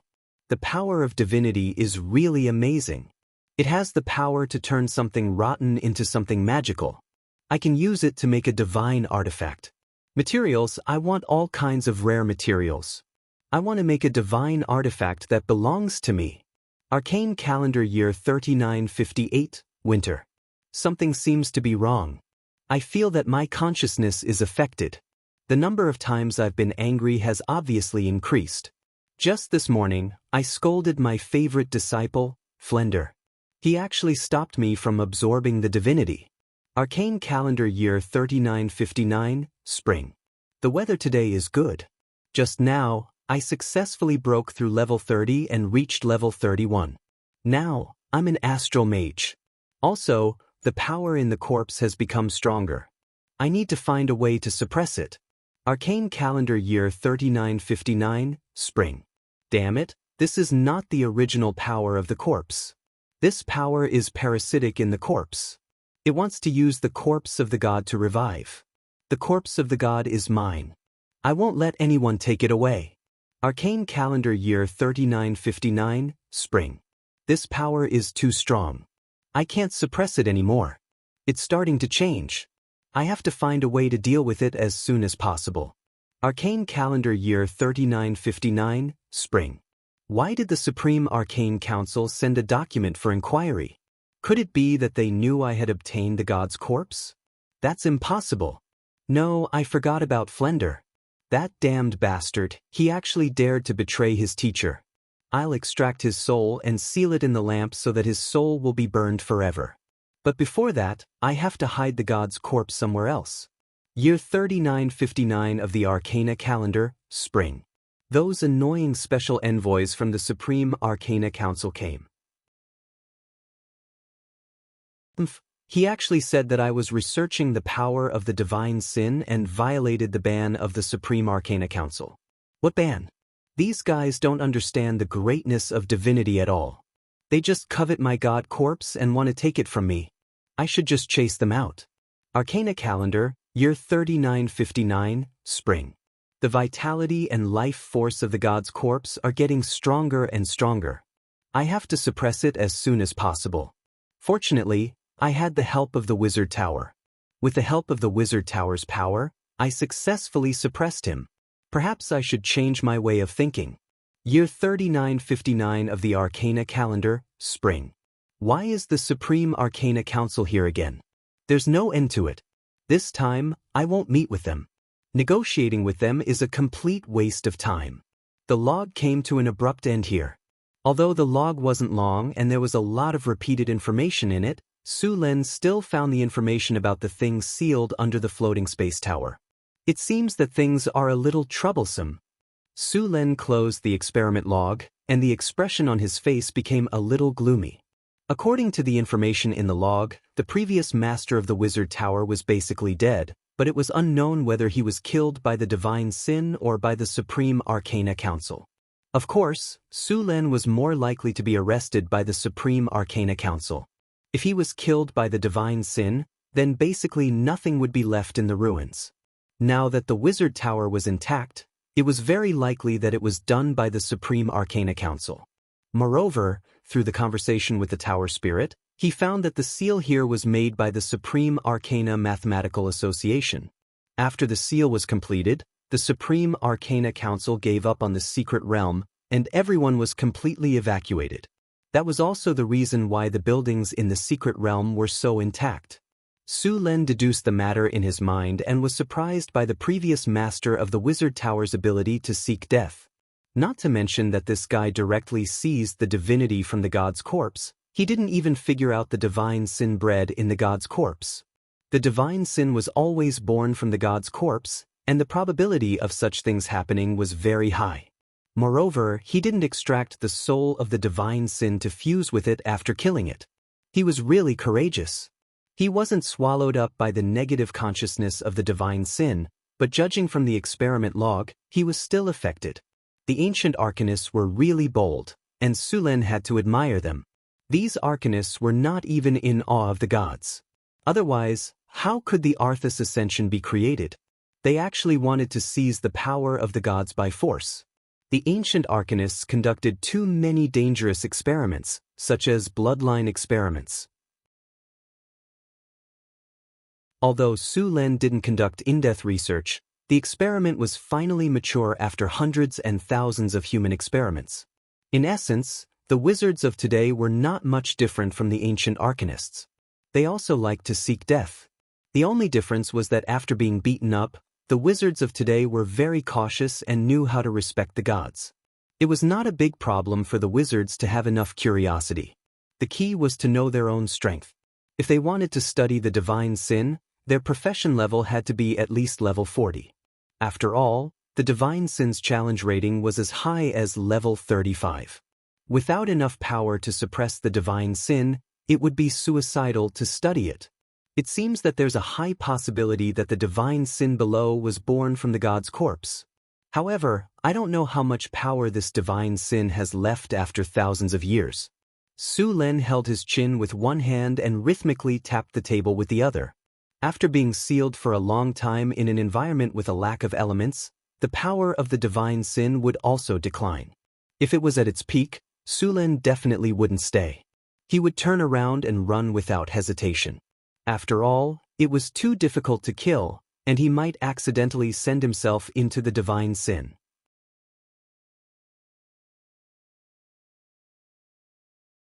Chapter 549. During the period of the Arcane Empire, the most dangerous monsters in the multiverse were counted. The most dangerous ones were the Archean Hatred, the Dragon of Hatred. However, the number of these Archean Hatred was very small. Many of them were sealed or sleeping in some corner of the multiverse. The second-tier monsters were the Abominations. In fact, some people classified the Abominations and the Archean Hatred together. After all, some abominations were very powerful. The third-tier monsters were the Archean villains. Usually, the challenge level of the Archean villains was above level 25. The first Archean villains were said to be born from the fusion of evil gods and evil forces. The Archean villains had great power and were very corrosive, but their consciousness was usually very chaotic. The Abomination. Hathaway said with a solemn expression, "The power he radiated during this period of time has caused the beast to mutate. It means that his power is recovering. The wizard tower has been in disrepair for a long time and is short of energy. He is about to lose control. If we leave him alone and let him recover, it won't take long for this abomination to break free. By then, the whole northern land will be in a disaster." The reason why the Arcane Empire ranked the Abominations and the Archean Hatred at the top was that they had the power to destroy a main material plane. As long as they were given enough time, these monsters could easily destroy a rich plane. "It seems that we have to get rid of this abomination," Su Lin said in a low voice. "The battle of the abomination is very dangerous. Legends can't intervene, so Alex and Karina can only stay here." "But," Alex and Karina said anxiously, but they were interrupted by Su Lin. "No buts. Someone needs to guard this place. Besides, you don't even have legends. Are you going to die?" At last, under Sullen's suggestion, Alex and Karina finally agreed. After discussing for a while, Su Lin said to the Tower Spirit, "Tower Spirit, where is the abomination sealed?" "Tower Master, you can enter through the passage on the 3rd floor of the Wizard Tower." As the Tower Genie spoke, a three-dimensional image of the Sorcerer Tower appeared beside it. The location of the abomination was clearly marked on it. Su Lin and Hathaway checked once to make sure that they had not missed anything. Only then did they walk down to the basement of the Magus Tower. Soon, the two arrived at the basement of the Magus Tower. The closer they got, the denser the negative energy in the surroundings. There was even a layer of gray fog in the basement. Sizzle. Strange noises could be heard, and then some looming figures appeared not far away. "Be careful, there should be a lot of undead here." As soon as he finished speaking, a sharp cry rang out. Immediately after, the fog in front of him churned, and bone spears shot rapidly towards Su Lin. Following which, dozens of undead appeared in the fog and quickly rushed towards Su Lin. Command, intimidate. Group undead hold spell. Two spiritual lights flashed quickly on Hathaway's body, and the undead that were rushing towards Su Lin instantly stopped. In a normal battle, wizards were usually in charge of controlling the field. The real damage output would depend on the Grand Sword Master, especially when the Grand Sword Master cooperated with a wizard. The terrifying lethality of a Grand Sword Master was unreasonably strong. Su Lin waved his storm battle halberd and whizzed past. All the undead that were controlled by Hathaway were directly chopped into pieces by him. Clang, clang, clang. A large number of soul crystals fell. Hathaway gently waved her hand, and the soul crystals on the ground flew directly into her hand. After casually putting away the soul crystals, the two of them continued to move forward. The basement of the wizard tower was dark. This place had been corroded by the power of the abomination. The two of them arrived at the 3rd floor of the basement. According to the markings on the map, they quickly found the passage that led to the seal. At this moment, the two of them suddenly heard a strange crying sound.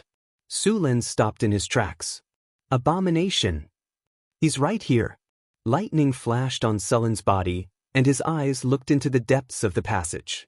Although Sulen had not studied the abominations, he knew that their power was strong and strange. Ordinary legendary wizards could only play a supporting role when facing them. If one really wanted to wrestle with the abominations, one would have to at least reach the level of an astral wizard. The abominations seemed to have sensed their arrival. The strange crying sound became more and more obvious. The gray fog was tumbling, and they could clearly see that there were countless undead howling in it. "Hide behind me!" Sulen grabbed Hathaway with one hand and pulled her behind him. After saying that, a strong power of lightning quickly gathered from his body. The entire space could feel the sudden increase of the surrounding electrostatic force field. Then, dazzling lightning tore through the darkness and completely dispersed the layer of fog. The power of lightning continued to gather. The power of lightning on Sulen's body was completely opposite to the negative energy. At this moment, Sulen completely detonated the power of lightning. Endless power of lightning exploded at this moment, and the entire space was as bright as day. Countless lightning snakes moved back and forth in the air. The surrounding fog tumbled violently as if it was boiling.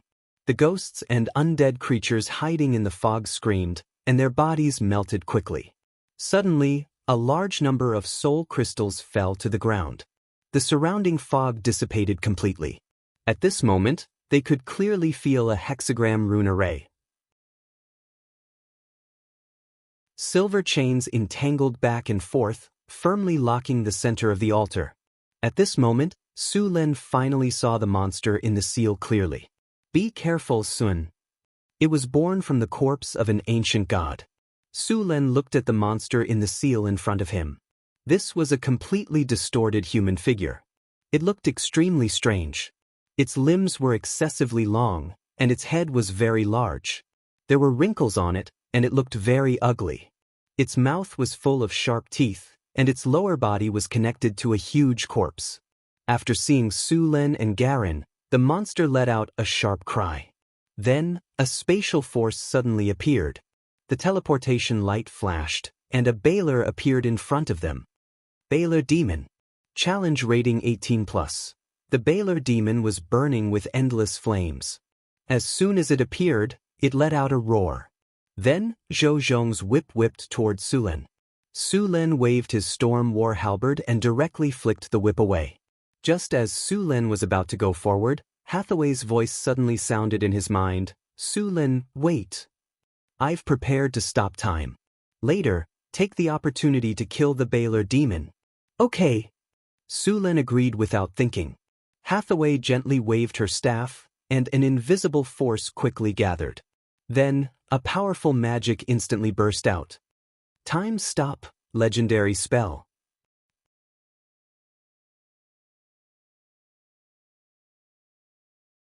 Chapter 550. The entire world seemed to have been paused at this moment. Everything froze at this moment, motionless, like a photo that had been frozen. Time stop has been successfully activated. It lasted for 10 seconds. Sulen only felt a strange force sweeping over him, and then everything around him became still in an instant. "Do it." Hathaway's voice sounded from the bottom of his heart. Thunder Realm. Infinite power of thunder and lightning gushed out of Sulen's body in an instant. In the next second, Sulen's figure appeared beside the Baylor in an instant. Weakness detection. Thunder Slash. The light blue power of thunder and lightning flashed through the air. The Baylor that had just been summoned to the material plane was motionless. It was like a statue within the range of the time stop spell. The storm battle halberd carried light blue thunder and swept across in an instant, directly splitting the Baylor into two. However, the effect of the time stop spell did not appear. At the same time, after casting the time stop spell, Hathaway quickly cast the next spell with the power of the mystery lock. Summon Elemental Legion, Dimensional Summoning Gate plus Summon Fire Elemental Elder, maximum spell. A space gate opened, and scorching flames rushed out of the dimensional gate. The temperature of the entire basement soared by dozens of degrees in an instant. This was a teleportation gate leading to the fire elemental plane. After the teleportation gate opened, an angry roar was heard, followed by a flash of fire. A group of tall fire elementals walked out of the space gate. Summon Elemental Legion was a legendary spell. After casting, it could summon an elemental elder and several or more giant fire elementals. Casting 2 legendary spells in a row was also a great burden for Hathaway. Fortunately, after mastering the mystery lock, Su-Len had re-injected enough energy into the mystery lock. With the power of the mystery lock, Hathaway could cast the spell easily. Time stop did not really stop time. In fact, this spell changed the flow of time in an area, making the surrounding time flow extremely slow. It looked like it had stopped, but Hathaway and Su-Len were not affected. Of course, although the effect of this spell was powerful, it also had its own flaw, which was that it was ineffective against gods. Therefore, those who wanted to rely on time stop to kill gods would die miserably. A breeze blew, and the effect of time stop disappeared. A thin blood mark appeared on the body of the Baylor in an instant. The blood mark continued to expand and finally split into 2. The Baylor's eyes flashed with a trace of surprise, and then it lost control of its body. Burning explosion. A dazzling flame suddenly rose from the Baylor's corpse, which had been cut in 2. The next second, a powerful explosion sounded. In the midst of this explosion, a pale gray soul let out an angry roar and was about to teleport back to the abyss. However, before the teleportation could be activated, a dimensional anchor instantly struck the soul, and the teleportation light was instantly interrupted. Immediately after, another light flew by. Soul Binding Spell, a magic gem to pull the Baylor's 2s to the soul to pull 2s to S. When the effect of time stop disappeared, in the dimensional gate opened by Hathaway, a fanatical giant fire elemental and fire elemental elder appeared in this underground space. It was not easy to kill an abomination. In the multiverse, although abominations were powerful and hated all living creatures, their strongest point was their almost immortal vitality. Although abominations were not as powerful as gods, for some reason, they were more destructive. In the era of the Arcane Empire, there was a special proposition on how to kill an abomination, god, ancient evil.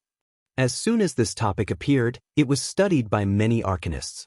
After all, the great arcanists who liked to court death had done such things in the past.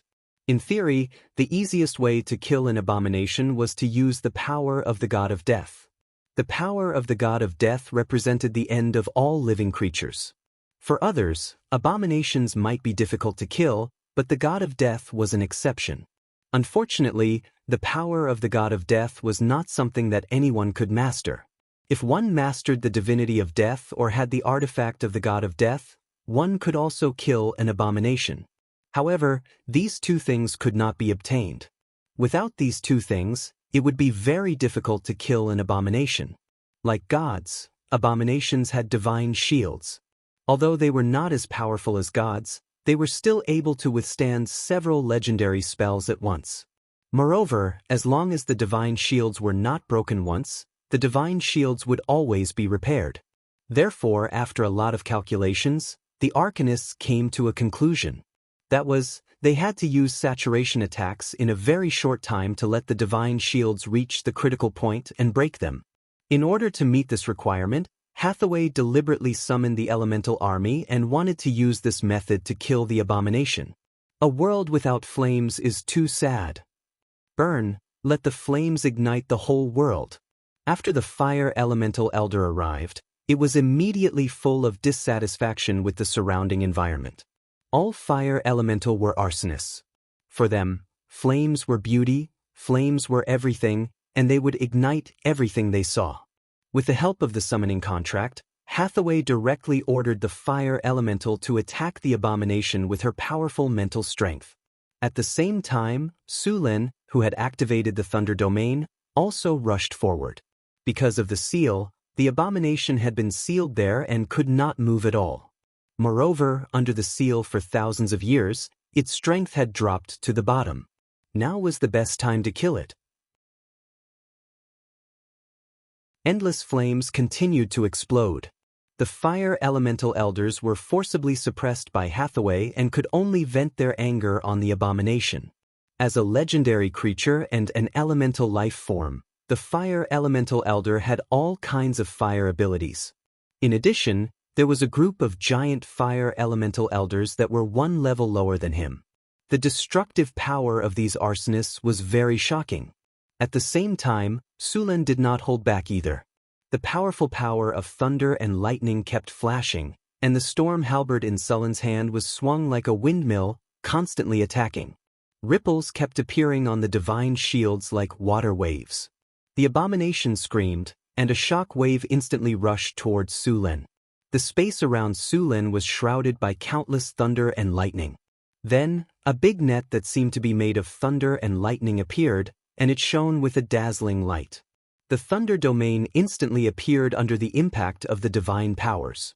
The divine powers that were full of evil and destruction completely disappeared under the countless thunder and lightning.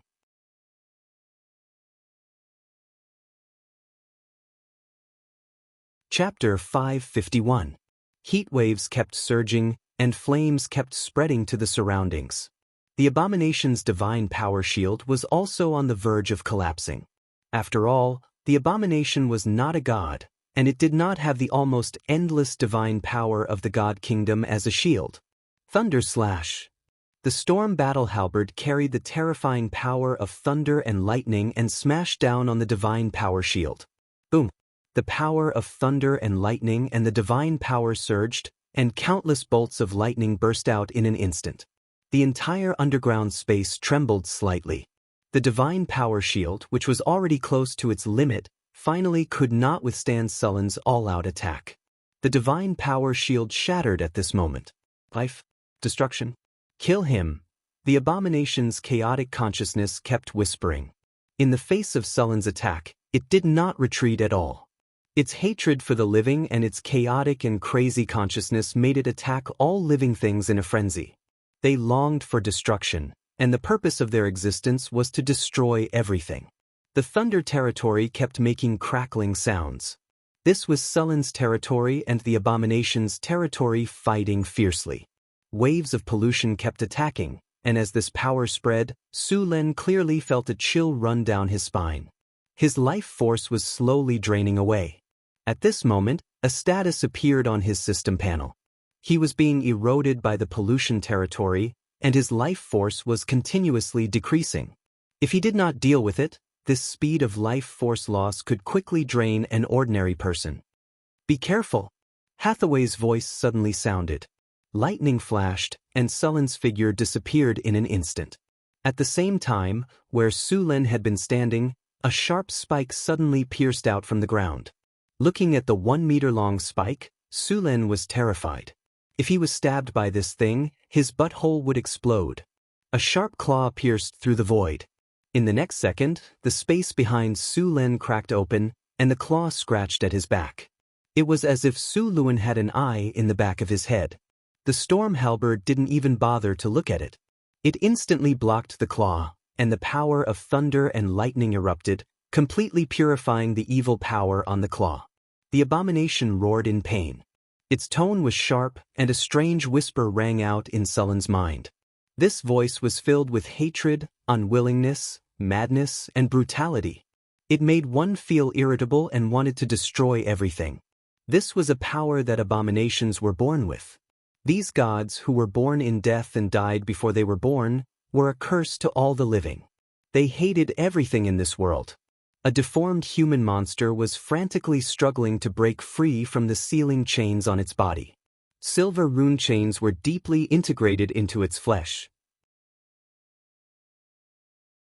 His crazy eyes stared at Sulin, and then another divine power attack followed. Bang! Dazzling lightning burst out, and the power of lightning around Sullen's body kept colliding and dissipating. He couldn't help but step back. At the same time, a sharp claw scratched at his head. Sullen's body flashed with lightning, and he disappeared instantly. At the same time, the surrounding fire elemental elders led many giant fire elementals to attack the abomination crazily.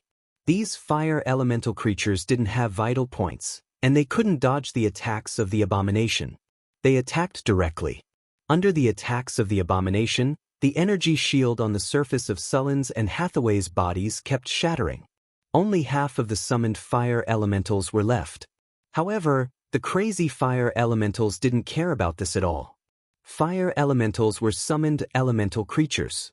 After they died, they would be resurrected in the fire elemental plane. Devour divinity! The twisted abomination monster suddenly turned into a gray python and pounced on Sulen, trying to swallow him completely. The divinity on Sullen's body was very attractive to it. Thunder Spear! The blue power of lightning gathered in Sullen's hand, and a spear made completely of lightning appeared. In the next second, lightning flashed, and the entire underground space was lit up. The thunder spear hit the gray python with the sound of wind and thunder. The gray python was nailed to the ground in an instant. Endless power of lightning exploded at this moment, and the evil power that formed the gray python was purified instantly. The gray python disappeared completely in the lightning. The gray evil power turned into threads and was absorbed by the abomination again. Even so, it wasn't easy to bear. Rumble! As the ground trembled, the abominations became more and more berserk. Not being able to kill Sulun made them feel very berserk, and the abominations became more and more dangerous. Apart from their own power, they could also use their divine power. The berserk abominations instantly revealed sharp claws and continuously attacked Sulun. It had the power to control space. Space cracks kept opening, and any part of Sullen's body could be attacked by the abomination. This space ability was very disgusting. Although it was trapped and couldn't move, it could attack the surroundings continuously through these spaces. The target was small and fast, and there was almost no warning. If Sulen hadn't awakened the sixth sense talent, which gave him the ability to predict danger in advance, he would have been caught by the abomination. Although there would be some space fluctuations when space spells were used, the time was too short. Hathaway wanted to use space imprisonment, but it was torn apart by the abomination. The abomination could only tear a small space crack each time, but Hathaway's space imprisonment needed to cover a large area. It was a waste of effort to break the surface. The ferocious claws kept attacking, and Sullen's storm battle halberd danced quickly to counterattack. Dark devouring claw. The sharp claws were mixed with strong evil power. However, the target wasn't Sulen, but Hathaway, who had been hiding behind. Dodge!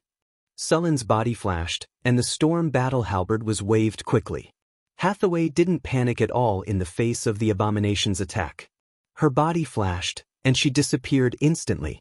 At the same time, a frightening elemental wave appeared. Hathaway's body appeared on the other side of the abomination, and a gray magic ball with strong elemental waves flew out instantly. Annihilation magic ball. Boom. The abomination roared in pain, and the annihilation magic ball melted a part of its body. Drops of black blood splattered on the ground. After the attack worked, Hathaway didn't chase after it. Her body flashed and disappeared instantly. The moment she disappeared, a sharp bone spur pierced out from the ground. Thunder slash. Sulen waved the storm battle halberd and appeared around the abomination. Then he slashed at the abomination's body. The sharp halberd cut a hideous wound on the abomination's body.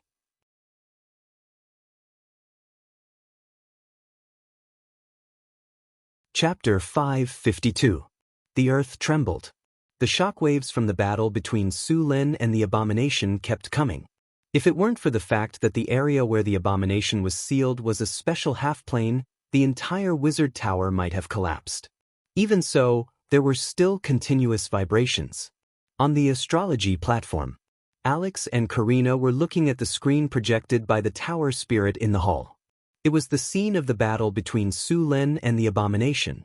However, Su Len was moving too fast on the screen, so the two couldn't see the battle clearly. They could only determine Sullen's position through the flashing lightning in the air. The fire in the projected image was gradually extinguished.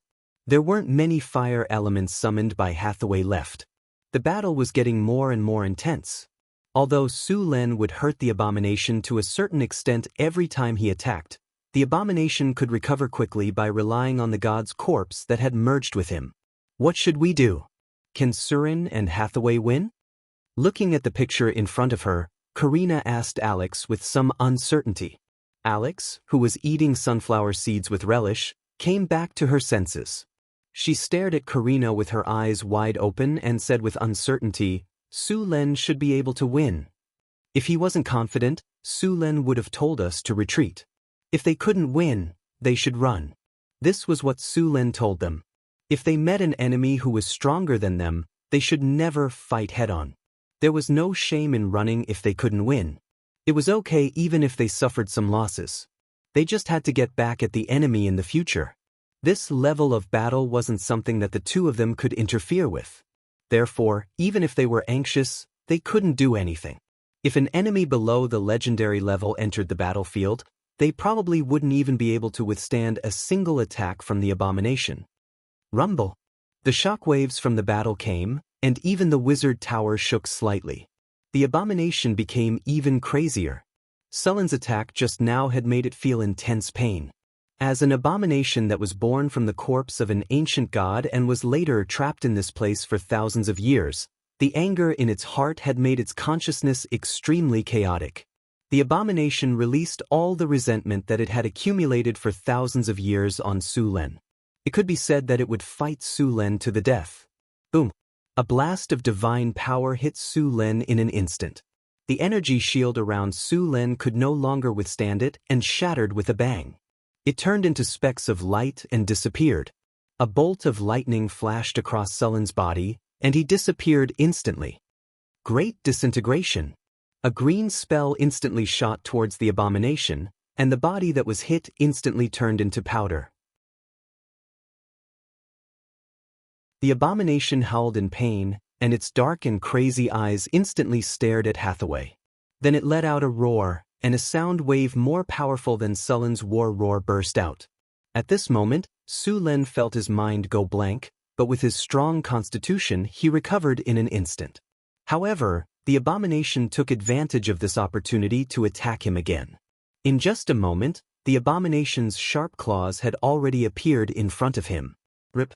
There was no time to dodge, and Sullen's arm was instantly cut open. The intense pain made Su Len counterattack instantly. The storm halberd tore through the air, and with infinite lightning, it instantly slashed the abomination's arm. The sharp halberd cut through the abomination's skin and along its muscles. The power of lightning also burst out at this moment. Under Sullen's great strength, the abomination's arm was directly cut off from the forearm. At the same time, Hathaway, who was further away, felt as if her heart had been hit hard. Her whole body stiffened, and her body entered a state of shock at this moment. At the same time, a spatial crack suddenly appeared above her head, and the abomination's sharp claws suddenly attacked. The sudden attack made it impossible for Su Len to help. Hathaway was about to be hit. As a sorcerer, Hathaway's physical fitness was far inferior to Sullen's. If she was hit, she would be seriously injured even if she did not die. However, as a sorcerer and a legendary sorcerer, Hathaway had many ways to save her life. Almost at the moment when the abomination attacked, rays of magic light appeared on her body. Greater chain accident activated. Spell sequence activated. Spell activated. Activate greater teleportation. Activate greater energy barrier. Activate greater deflection field. Activate annihilation ball. Activate spell order, shock. As a sorcerer, Hathaway was very clear about her own weaknesses. Therefore, she set the condition for triggering the accident spell to be controlled. No matter if it was stun, shock, or immobilize, the greater chain accident spell would be triggered automatically. The abomination's attack was indeed unexpected. Hathaway was shocked by the enemy at that moment and lost control of her body. This situation was just in line with the accident spell that Hathaway had set. A series of light flashed, and Hathaway's figure instantly disappeared, just in time to dodge the abomination's attack. She also automatically counterattacked. The annihilation ball instantly hit the abomination's claws. The claws seemed to be soaked in sulfuric acid and quickly melted like a burning candle. The abominations had many strange and powerful abilities. They had divinity and many attacks. Even Sullen's physical fitness could not be completely immune to them, let alone Hathaway. Fortunately, Hathaway had practiced this situation in the battle simulation. The spell sequence on her sorcerer's robe was prepared for this situation. When Hathaway reappeared, the abomination immediately captured her position. This was not difficult. After all, the space here was not too big. The abomination's power could cover the entire area. Then, the abomination launched another attack at Hathaway. Sharp bone spurs instantly pierced out of the ground. Crack! With a soft sound, the energy barrier around Hathaway's body broke in an instant. However, Hessie had already regained consciousness and regained control of her body. The staff in her hand flashed slightly, and then the space around Hathaway instantly became distorted. Chaotic space. The abomination's bone spurs, which attacked by tearing the space apart, brushed past Hathaway and did not cause any damage to her. Sword of Annihilation. A light flashed, and a strange long sword instantly appeared in Hathaway's hand. In the next second, the long sword was swung, and the abomination's bone spurs were directly cut in half. Sullen's reaction was very fast. Just as Hathaway was casting the spell, a thunder spear appeared in his hand. Lightning flashed and instantly hit the abomination's body. The powerful thunder power exploded, and the abomination's body trembled at this moment. It's finally paralyzed. After seeing the effect, Su Lun cursed inwardly. All this time, his lightning power had been invincible in battle. His super high paralysis effect had been effective time and time again. However, this time, when facing an abomination, his lightning power's paralysis effect was reduced to the bottom.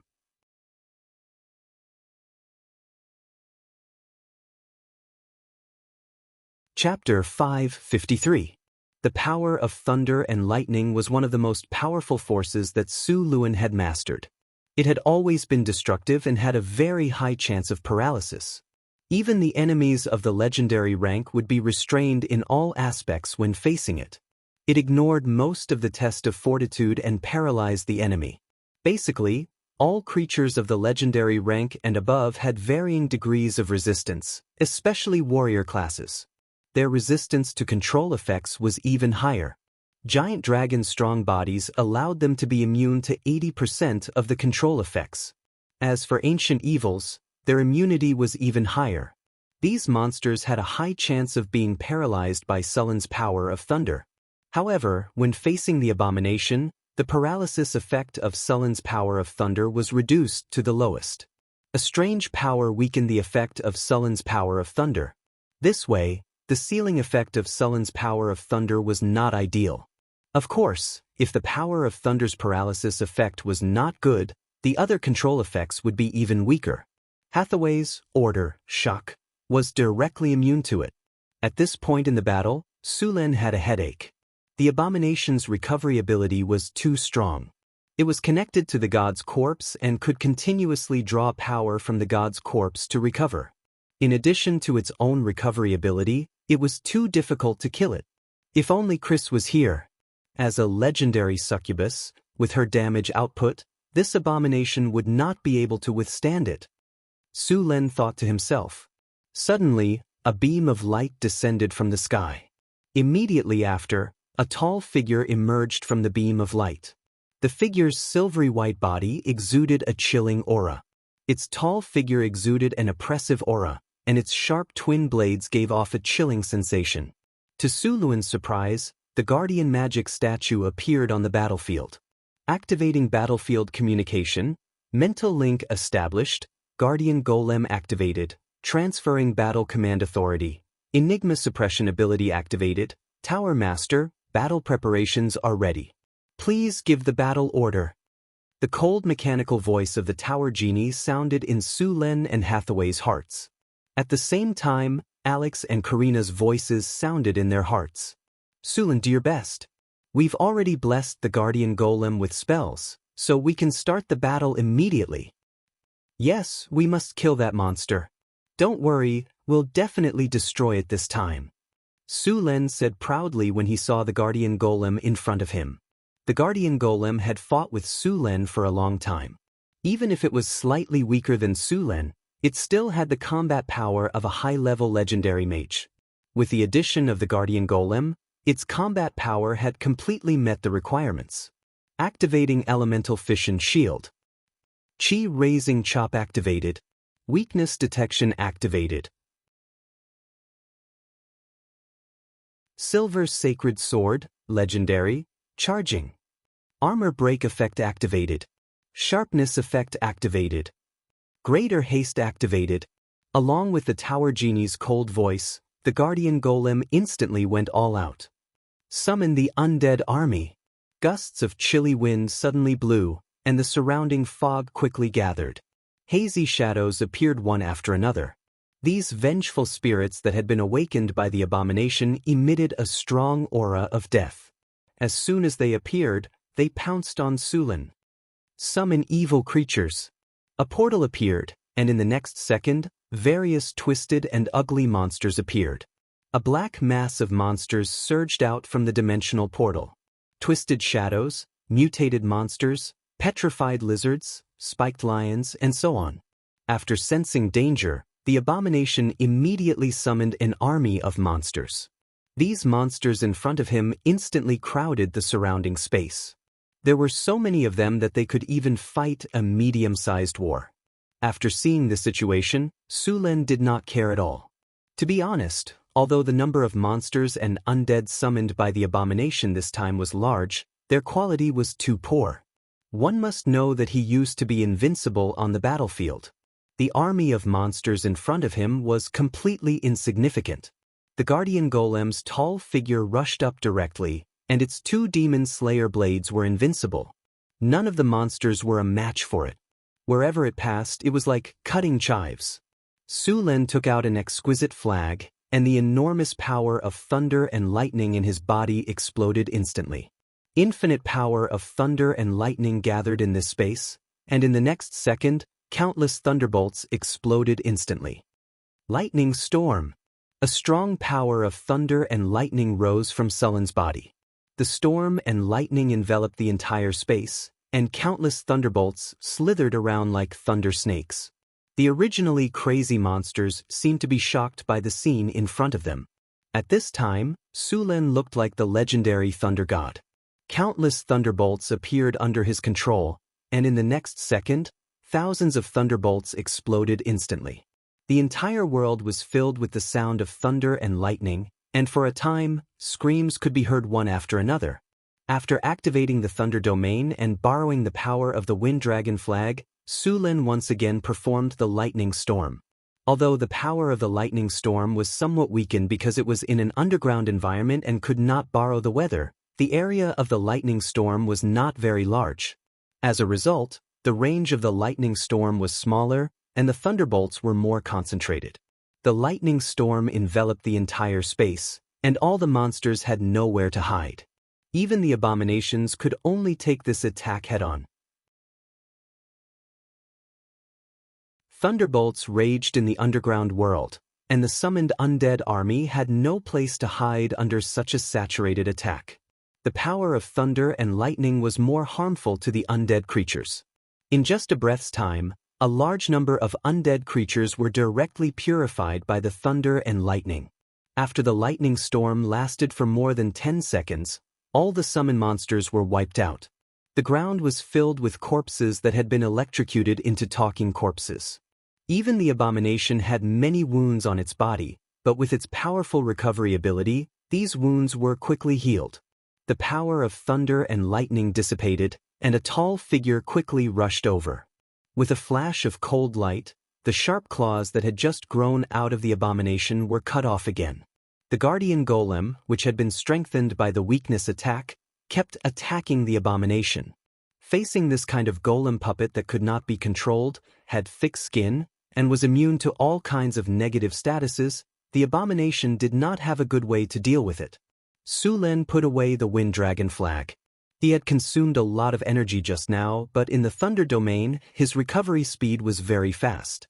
With a flash of thunder and lightning, Su Lin appeared in front of the abomination with the storm halberd in his hand. The human and the golem were like butterflies flying through flowers, constantly attacking the abomination rapidly. Many wounds appeared, and the abomination roared angrily and attacked crazily, but its counterattack was getting weaker and weaker.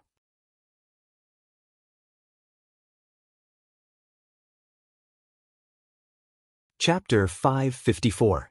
Su Lin and the guardian magic statue attacked quickly. The man and the magic statue were like the most brilliant surgeons, cutting the abomination quickly.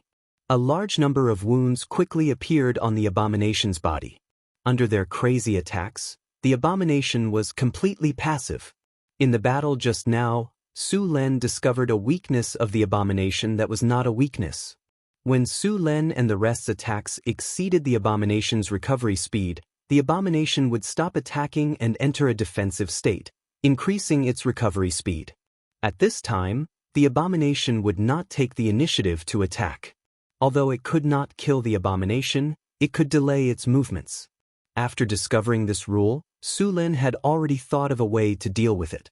The storm halberd was waved quickly, and the magic slaying blade swept across. The abomination's body was now full of holes.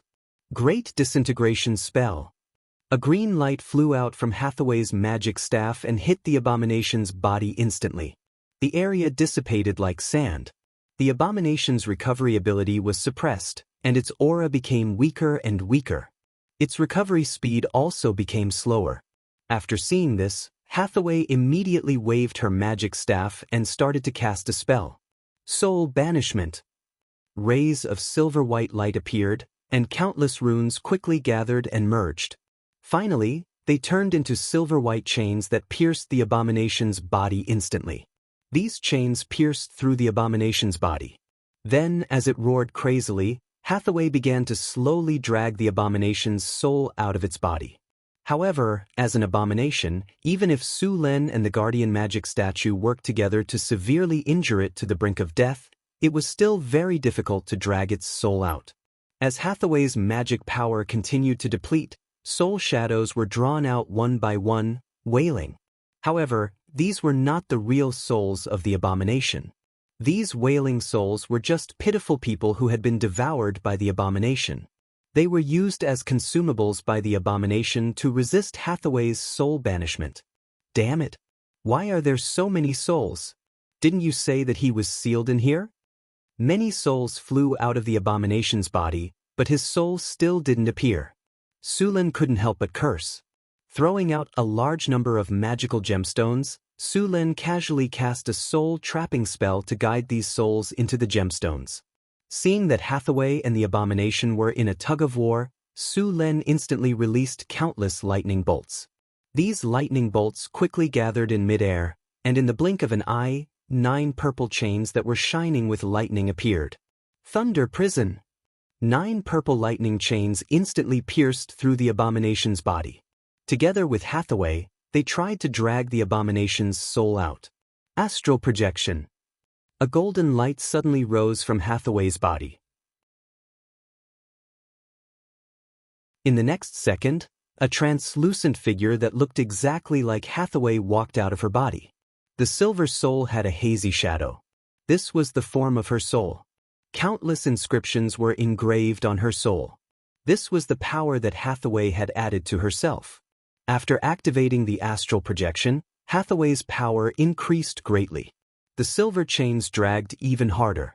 Soon, under the combined efforts of Su Lin and Hathaway, a dark, twisted, ferocious, and indescribable soul was dragged out of the abomination's body.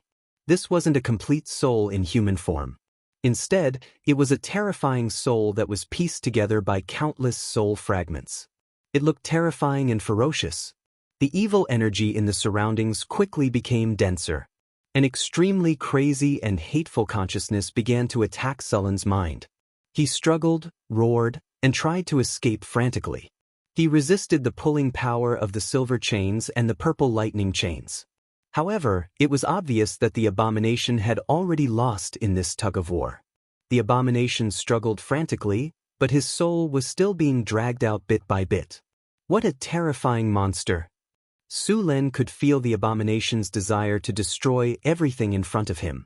He couldn't help but be shocked. Su Lin pulled the lightning chains and bound the abomination's soul tightly. Then, endless lightning burst out from his body. "It's time to end this!" Su Lin shouted. He raised the storm halberd in his right hand and slashed at the abomination's soul. As a dazzling lightning flashed, the abomination's soul was cut in half.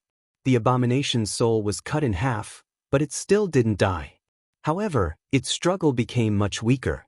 Su Lin and Hathaway easily dragged the two parts of the abomination's soul over. Although the soul had been pulled out, the abomination still didn't die. It was very difficult to kill a monster of this level. Even if the physical body was killed, as long as the soul escaped, it would be resurrected soon. Su Lin wouldn't make such a mistake. Soul suppressor. Hathaway chanted an ancient spell. Her huge soul was like a giant. The silver rune chain emitted a dazzling light and pulled half of the abomination's soul into a high-quality magical gemstone bit by bit. Su Lin also took out a high-quality magical gemstone and sealed the other half of the soul. As if sensing danger, the abomination's soul struggled and roared madly, trying to break free. However, at this moment, the abomination was too weak to change the situation.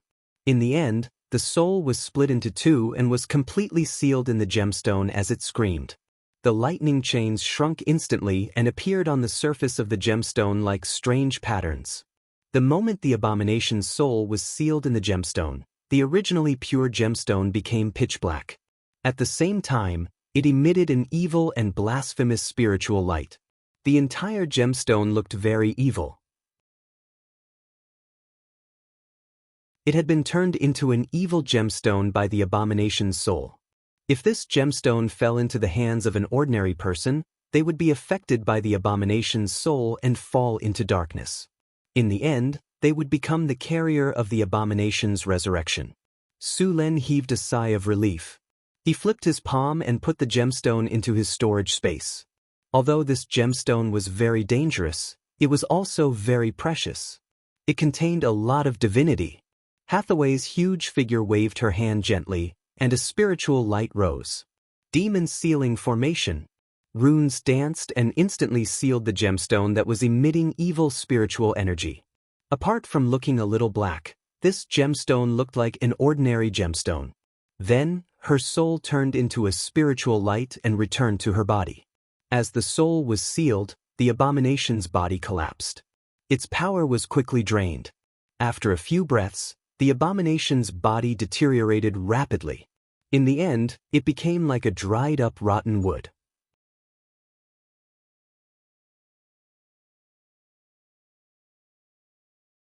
Chapter 555. The lightning dissipated, and the entire space became clear. Although Su Lin did not carefully check how much divinity there was in the abomination's soul, it was definitely more than the divinity crystals he had obtained before.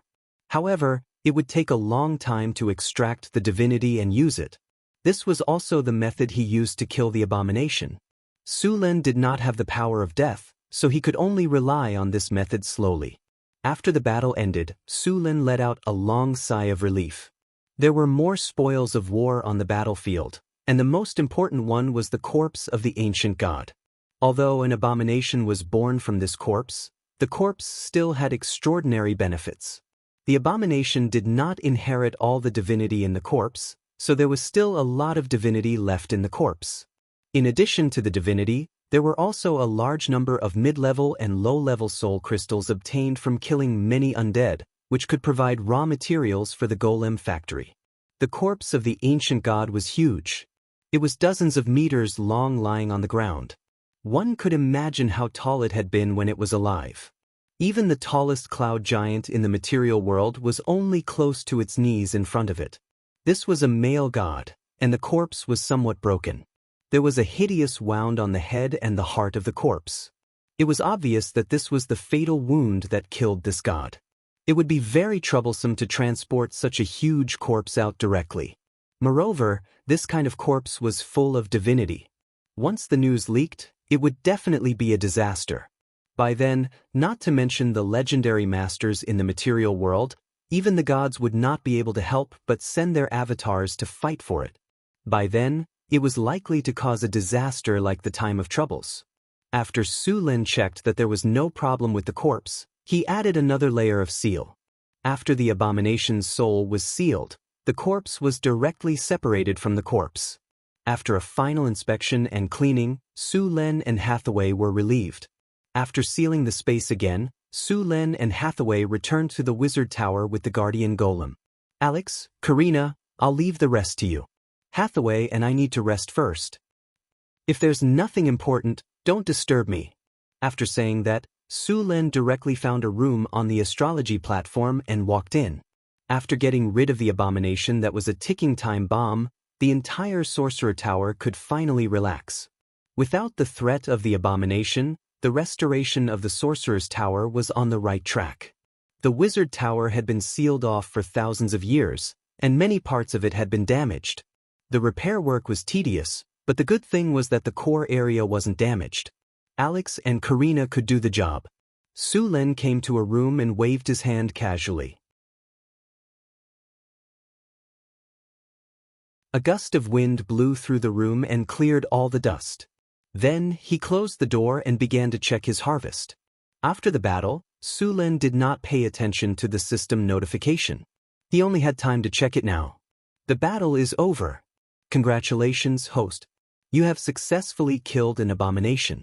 You have received 573,000 experience points. You have received God's Bone X1. Congratulations, host. You have successfully killed an abomination. You have received a Diamond Treasure Chest X5. You have received 1 legendary skill point. Congratulations, host. You have received an epic victory. Battle of the Abomination, Legendary Battle. May 1689 of the Huiyue calendar. A large number of mutated monsters appeared in your territory. In the process of investigating the cause, you found an ancient ruin. In the process of exploring the ruin, you learned that this ruin was used to suppress an abomination. At this time, as the seal was damaged, the supply of elemental energy was insufficient, and this abomination was about to break free. In order to prevent Northtown City from being destroyed, you finally decided to kill the abomination with Hathaway. In the 3rd floor of the Sorcerer Tower, in a strange space, you successfully killed the abomination with the help of Hathaway and the Tower Genie. With your return, this news will gradually spread, and your name will begin to spread across the continent. Sulin's prestige was now very high.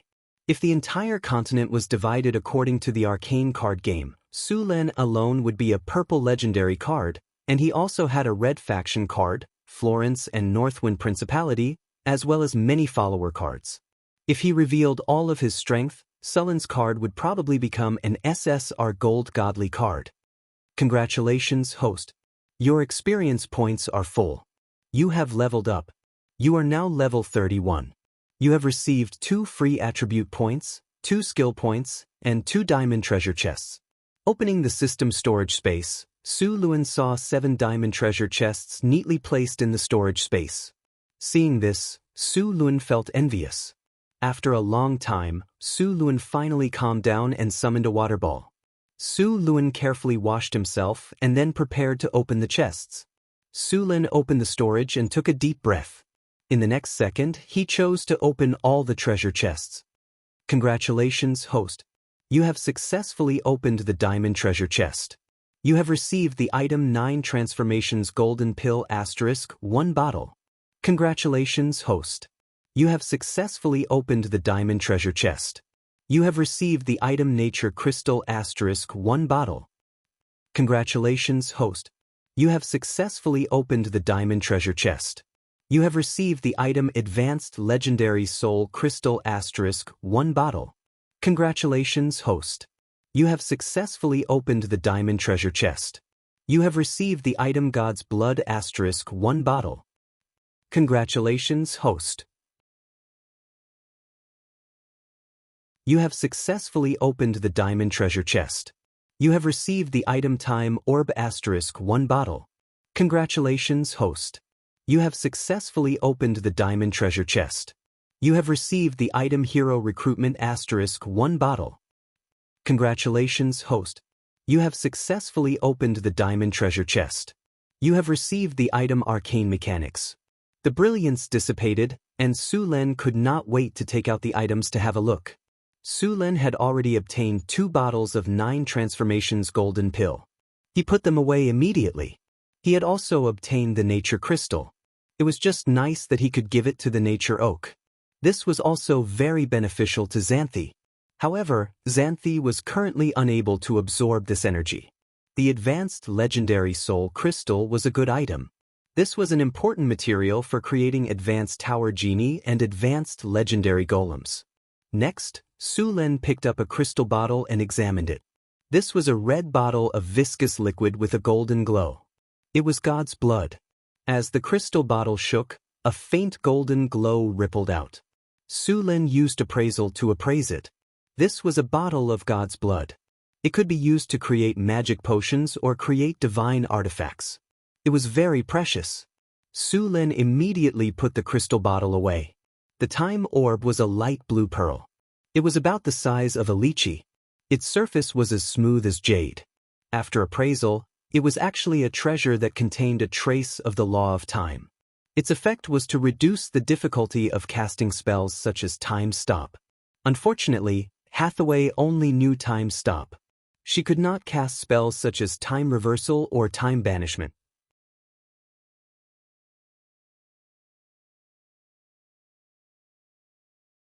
Chapter 556.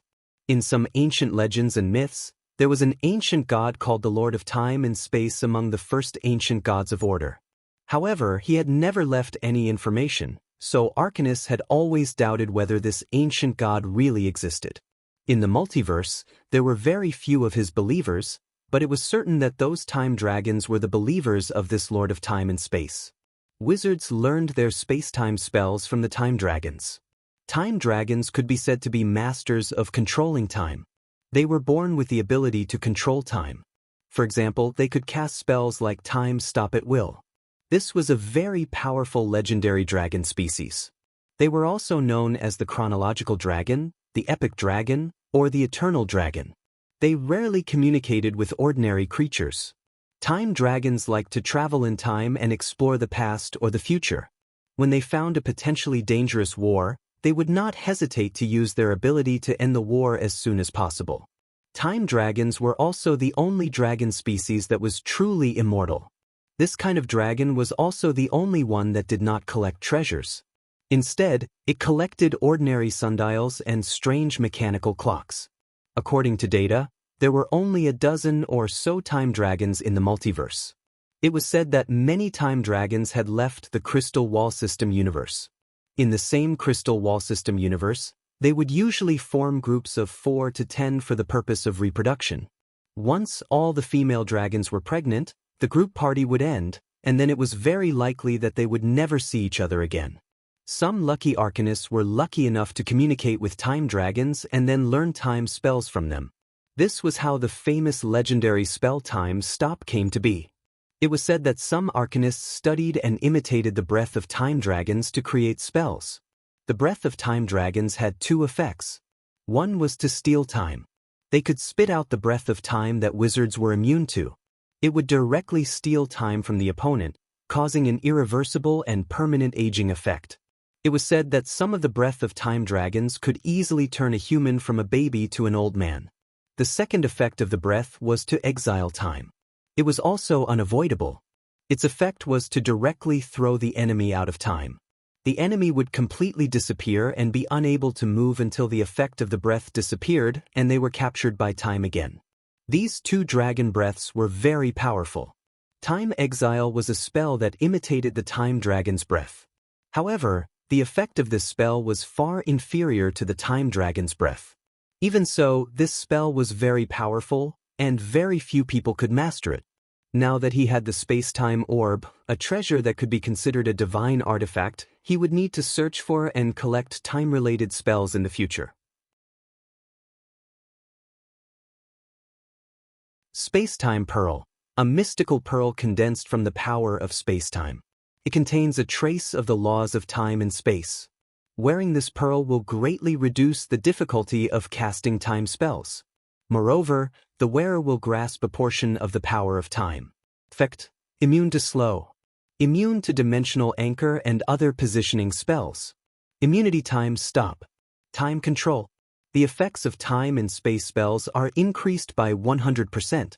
Casting difficulty is lowered by 1 spell rank.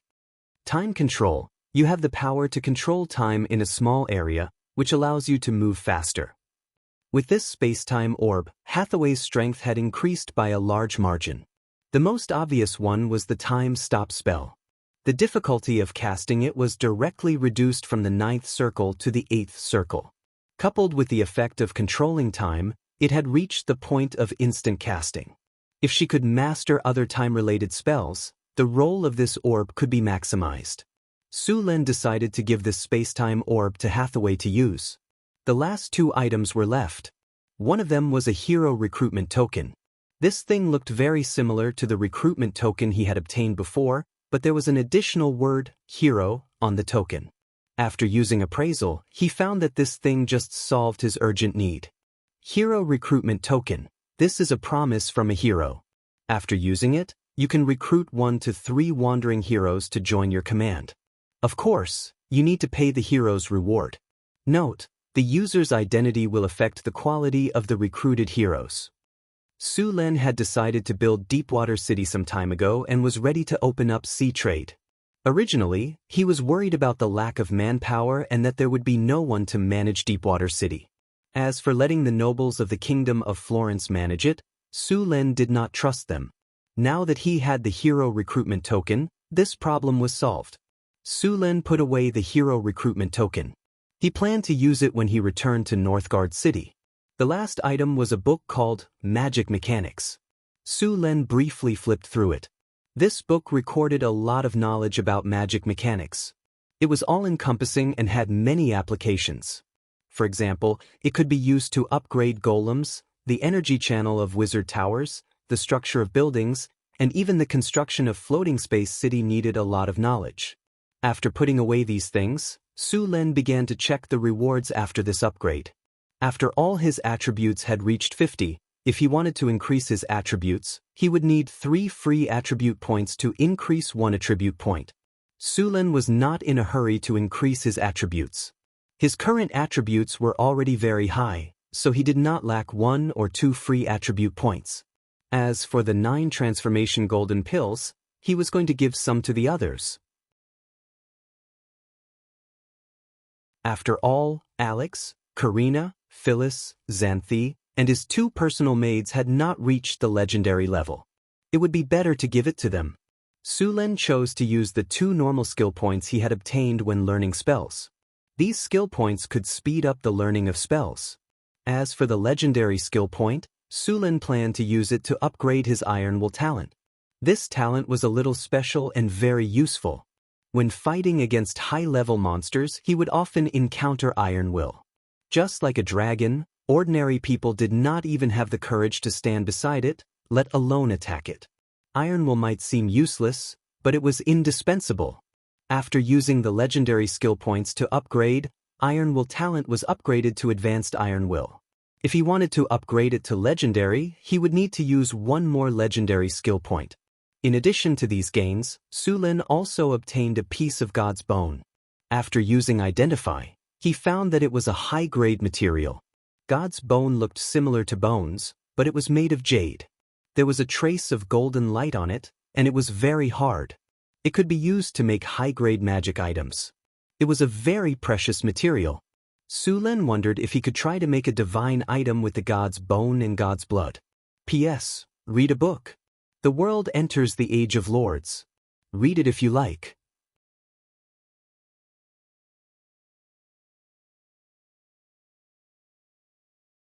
Chapter 557. After putting these things away, Su Lin checked the divinity crystals that he had just obtained. There were 2 divinity crystals this time. The one in Sullen's hand had about 8 points of divinity. The one in Hathaway's hand should be about the same as the one in his hand. It added up to 16 points of divinity. This abomination had more divinity than many demigods. This was because the great arcanist had sealed it so that it was not completely born. There was still a part of the divinity in the god's body that had not been absorbed by it. If this abomination broke the seal and absorbed all the divinity, its divinity would probably reach the level of a weak god. Of course, with more divinity, the abomination's strength would also increase. By then, it would be Sullen's turn to be unlucky. Su Lin did not mind having more divinity. Although he did not intend to walk the path of a god, it was still good to use divinity to increase his strength. In fact, if Su Lin was willing to become a god, he could establish a church and preach. Of course, at this time, he could only be called a false god. The minimum requirement to become a god was to have 30 points of divinity, which was the level of a weak god. At the same time, he needed to master the power of rules and condense it into a divine personality. Su Lin was still a little short of this. He could condense the divine personality of the thunder god. As for the clergy, there were many choices. If Su Lin chose to become a god, it could be done in about 10 or 20 years. However, he would be trapped in this universe of the crystal wall system and could not go to other crystal wall systems. Although gods were powerful, there were many restrictions. As a god, he had to fulfill the obligations of his clergy. At the same time, he could not leave the god's kingdom at will. If it was only for 180 years, he could consider it. The key was that as long as he was a god, he had to fulfill this job. This was also the reason why the ancient gods who were tired of it gave their clergy to their descendants or other successors. After becoming a god, Su Lin still needed to choose a side. With his current strength, a god with weak divine power could only be regarded as a small role among the gods. He could be regarded as a god under other gods. In the Pantheon Temple, his seat was also the last few. In order to become a big shot or a main god in a god system, one had to be at least mid-level divine power. As for those large god systems, such as the main gods of the Elven god system, they must be at the level of great divine power. The most powerful gods in the Pantheon Temple were great divine powers. The ancient god of death, Jurgil, and Mother Gaia were at this level, but they had already retired. After becoming a god, he would gain allies and enemies at the same time. At that time, he would have to face other hostile gods. Moreover, compared to other gods, the god of Thunder's priesthood did not have an advantage. It would not be easy for him to develop and grow. He also needed to be careful of those hostile gods. Perhaps one day he would be tricked by them. Su Lin did not want to live such a life, so instead of becoming a god, it was better to become an astral wanderer. Collecting divinity would not only make him stronger, but it would also give him the essence of immortality. After resting in the room for a day, Su Lin recovered to his best state, then he left the seclusion room. At that time, Hathaway was still in seclusion. She had gained a lot this time and needed some time to organize it. After coming to the astrology platform and eliminating the abomination, the ancient ruins had become Sullen's spoils of war. It could be said that it was the biggest gain besides the divinity. A well-preserved floating space tower that could fly and a secret realm. "Welcome back, Tower Master," the voice of the tower genie sounded. "Where are Alex and Karina?" Su Lin looked around. There was no one on the astrology platform, and he did not know where the two of them had gone. "Ms. Alex and Ms. Karina are repairing the elemental pool," the tower genie said. As it spoke, it directly displayed a projection image. In the image, Alex and Karina were in the basement of the wizard tower. "It seems that they are not slacking off." Su Lin nodded. "By the way, Tower Genie, did the former Tower Master leave any treasures or other magic props in this tower?" Su Lin suddenly thought of something and asked. "I'm sorry, Tower Master. The previous Tower Master was arrested for violating the rules of the Supreme Arcane Parliament and conducting dangerous research. When the previous Tower Master was arrested, all his wealth and magic tools were taken away by the Supreme Arcane Parliament, So there is nothing left here, the tower genie said coldly. Su Lin shook his head in disappointment. Sure enough, I was greedy. A floating space tower is worth at least hundreds of millions of kinnar. What else can I ask for? Soon, Su Lin sorted out his thoughts and continued to ask the tower genie about the wizard tower and the secret realm. Tower genie, how many golems are there in the wizard tower now? There is a golem legion in the wizard tower, including 2 diamond golems, 2 advanced magic construct golems, 500 steel golems, 1,000 rock golems. So many I'm rich. After hearing the tower genie's words, Sulin's eyes turned into the shape of Kinnar City. A whole golem legion? How many Kinnar City would it take to produce this many golems? But before he could get excited, the tower genie's next words made Sulin's mood slowly sink. However, because of the lack of energy and maintenance, now the golem legion has been sealed. Many of the golems have aged and damaged, and some of them have lost the value of repair. Moreover, many of the golems that can fight were destroyed in the Tower Master's attack not long ago. Now about 10% of the golems in the Wizard Tower are intact. I knew it. Suddenly falling from heaven, Sulin's face was a little gloomy. 2 advanced magic construct golems have been damaged, but the diamond golems are intact. The advanced magic construct golems are damaged? Su Lin asked in surprise. The Tower Master destroyed them himself. The Tower Genie's cold voice echoed in the astrology platform, and at the same time, a video was projected. It was the scene of Su Lin attacking the Wizard Tower. 2 advanced golems that were obviously different from the steel golems were destroyed by Su Lin and Hathaway. But seeing this scene, Su Lin was a little embarrassed. Because the 2 advanced golems lacked energy and maintenance, one of them was directly destroyed by Hathaway's disintegrate spell. The item destroyed by the disintegrate spell would lose its magical effect, and coupled with the lack of maintenance, this golem had lost the value of repair. The other one was slightly better. It was destroyed by Sulin's lightning spear, and could be repaired. The 2 diamond golems were preserved because the Tower Genie had insufficient energy to activate the guardian golems, but they still needed to be repaired. After all, after such a long time without maintenance, many of the internal parts had aged.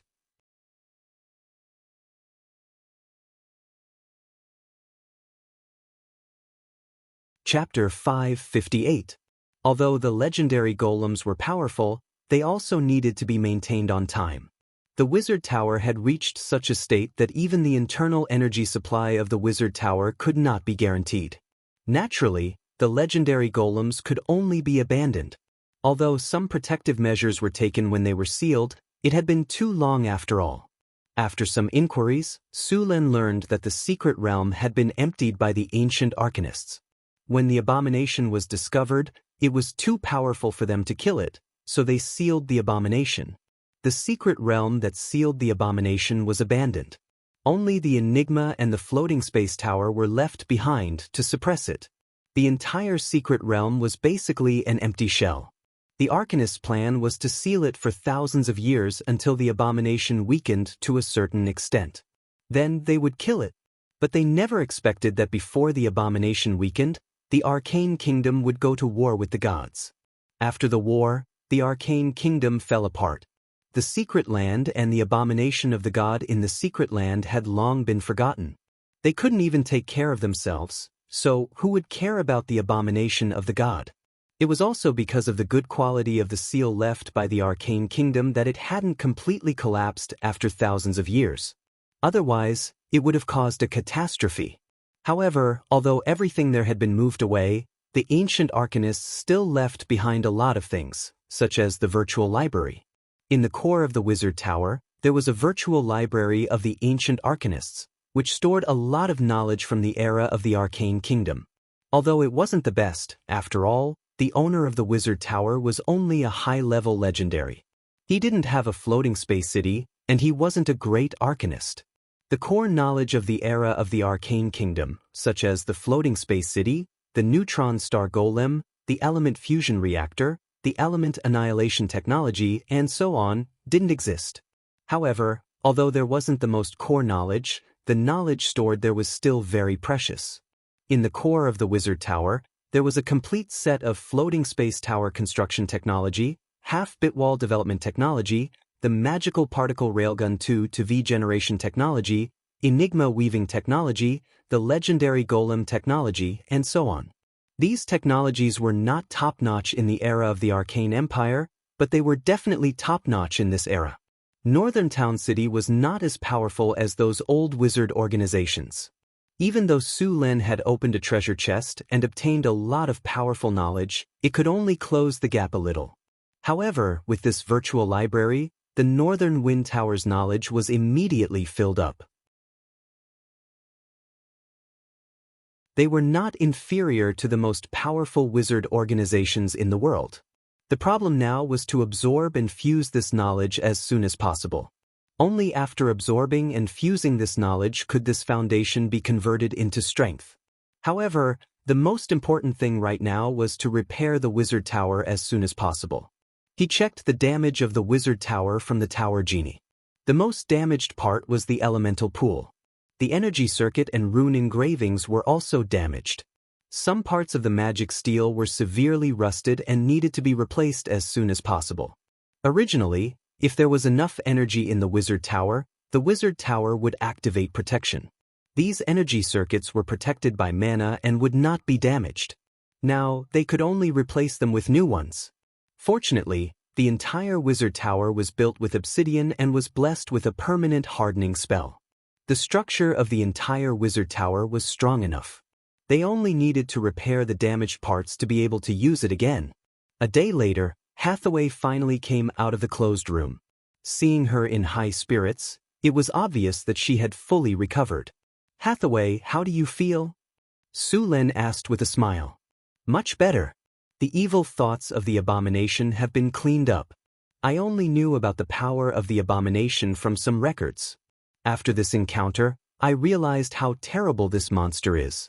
Even if it has been sealed for thousands of years and its strength has fallen to the bottom, it is still so powerful. I can't imagine how powerful it is when it is in its heyday. No wonder it is called the Terminator of Civilization," Hathaway said with a look of lingering fear. Su Lin smiled and said, "Powerful people leave behind many benefits. This time, we got 16 divinity crystals directly from the abomination. Together with the divinity on the god's corpse, it is enough to give all the divinity of a god with weak divine power." "So much?" Hathaway said in surprise. "That's right. With so much divinity, we must keep it a secret. If even a little bit of information is leaked, our northern town city will not be able to resist the churches of the gods," Su Lin said with a serious expression. "Understood." Hathaway was shocked. She immediately understood that although the divinity harvested this time was rich, it could be the source of chaos if they were not careful. As for giving up, neither Hathaway nor Su Lin had ever considered this point. Also, these divinities are contaminated with the chaotic consciousness of the abomination, Su Lin continued. These chaotic consciousnesses must be completely removed before the divinity can be integrated. Also, you must be careful when integrating the divinity. You can't be greedy, I know. Hathaway made a face at Su Lin. "I was the one who told you about the research on divinity. Now you are lecturing me. I am reminding you to be careful." Su Lin raised his hand and knocked on her head. "By the way, Alex, Karina, and I have searched the ruins for the past 2 days. It is so clean that rats can run away." Su Lin pursed his lips and said, "When the Arcanists evacuated, they took away everything that could be taken away. I suspect that if they did not need the floating space tower and the enigmatic lock to suppress the abomination, this wizard tower would not have been preserved. As for those golems, they were deliberately left behind by the Arcanists to guard this place from being destroyed by others." "Ah, doesn't that mean that we not only cleaned up the mess of the Arcanists, but also didn't get any benefits and came here for nothing?" Hathaway couldn't help but say, "These Arcanists are too stingy. Come on. The floating space tower, the secret realm, the enigmatic lock, the god's corpse in the basement, and the golems downstairs. These are not benefits." Alex couldn't help but say, "These are props to seal the abomination. They had to leave them behind." How can it be considered a reward? Moreover, the things here are basically broken, and we have to repair them ourselves. Hathaway said with dissatisfaction. That was Sullen's true teaching. If the Arcanists were still alive, Su Len would definitely ask them for benefits. It's not that there are no benefits. The Tower Genie also keeps a virtual library, which contains a lot of technical information and various magic knowledge from the Arcane Empire. Is there a floating space city? Hathaway asked excitedly. What do you think? Su Len looked at her as if she wanted to eat each *T. It's the end of the month. She's rolling on the ground begging for monthly votes. The kind that can't be kicked away. You're tuning in to the Passion Pages YouTube channel. We're so grateful for your support, and don't forget to subscribe to join us on this incredible journey through captivating stories. Your generosity through donations truly makes a world of difference, as it's the primary source of revenue that allows me to expand and enhance this channel for you. Thank you from the bottom of my heart for being a part of this adventure.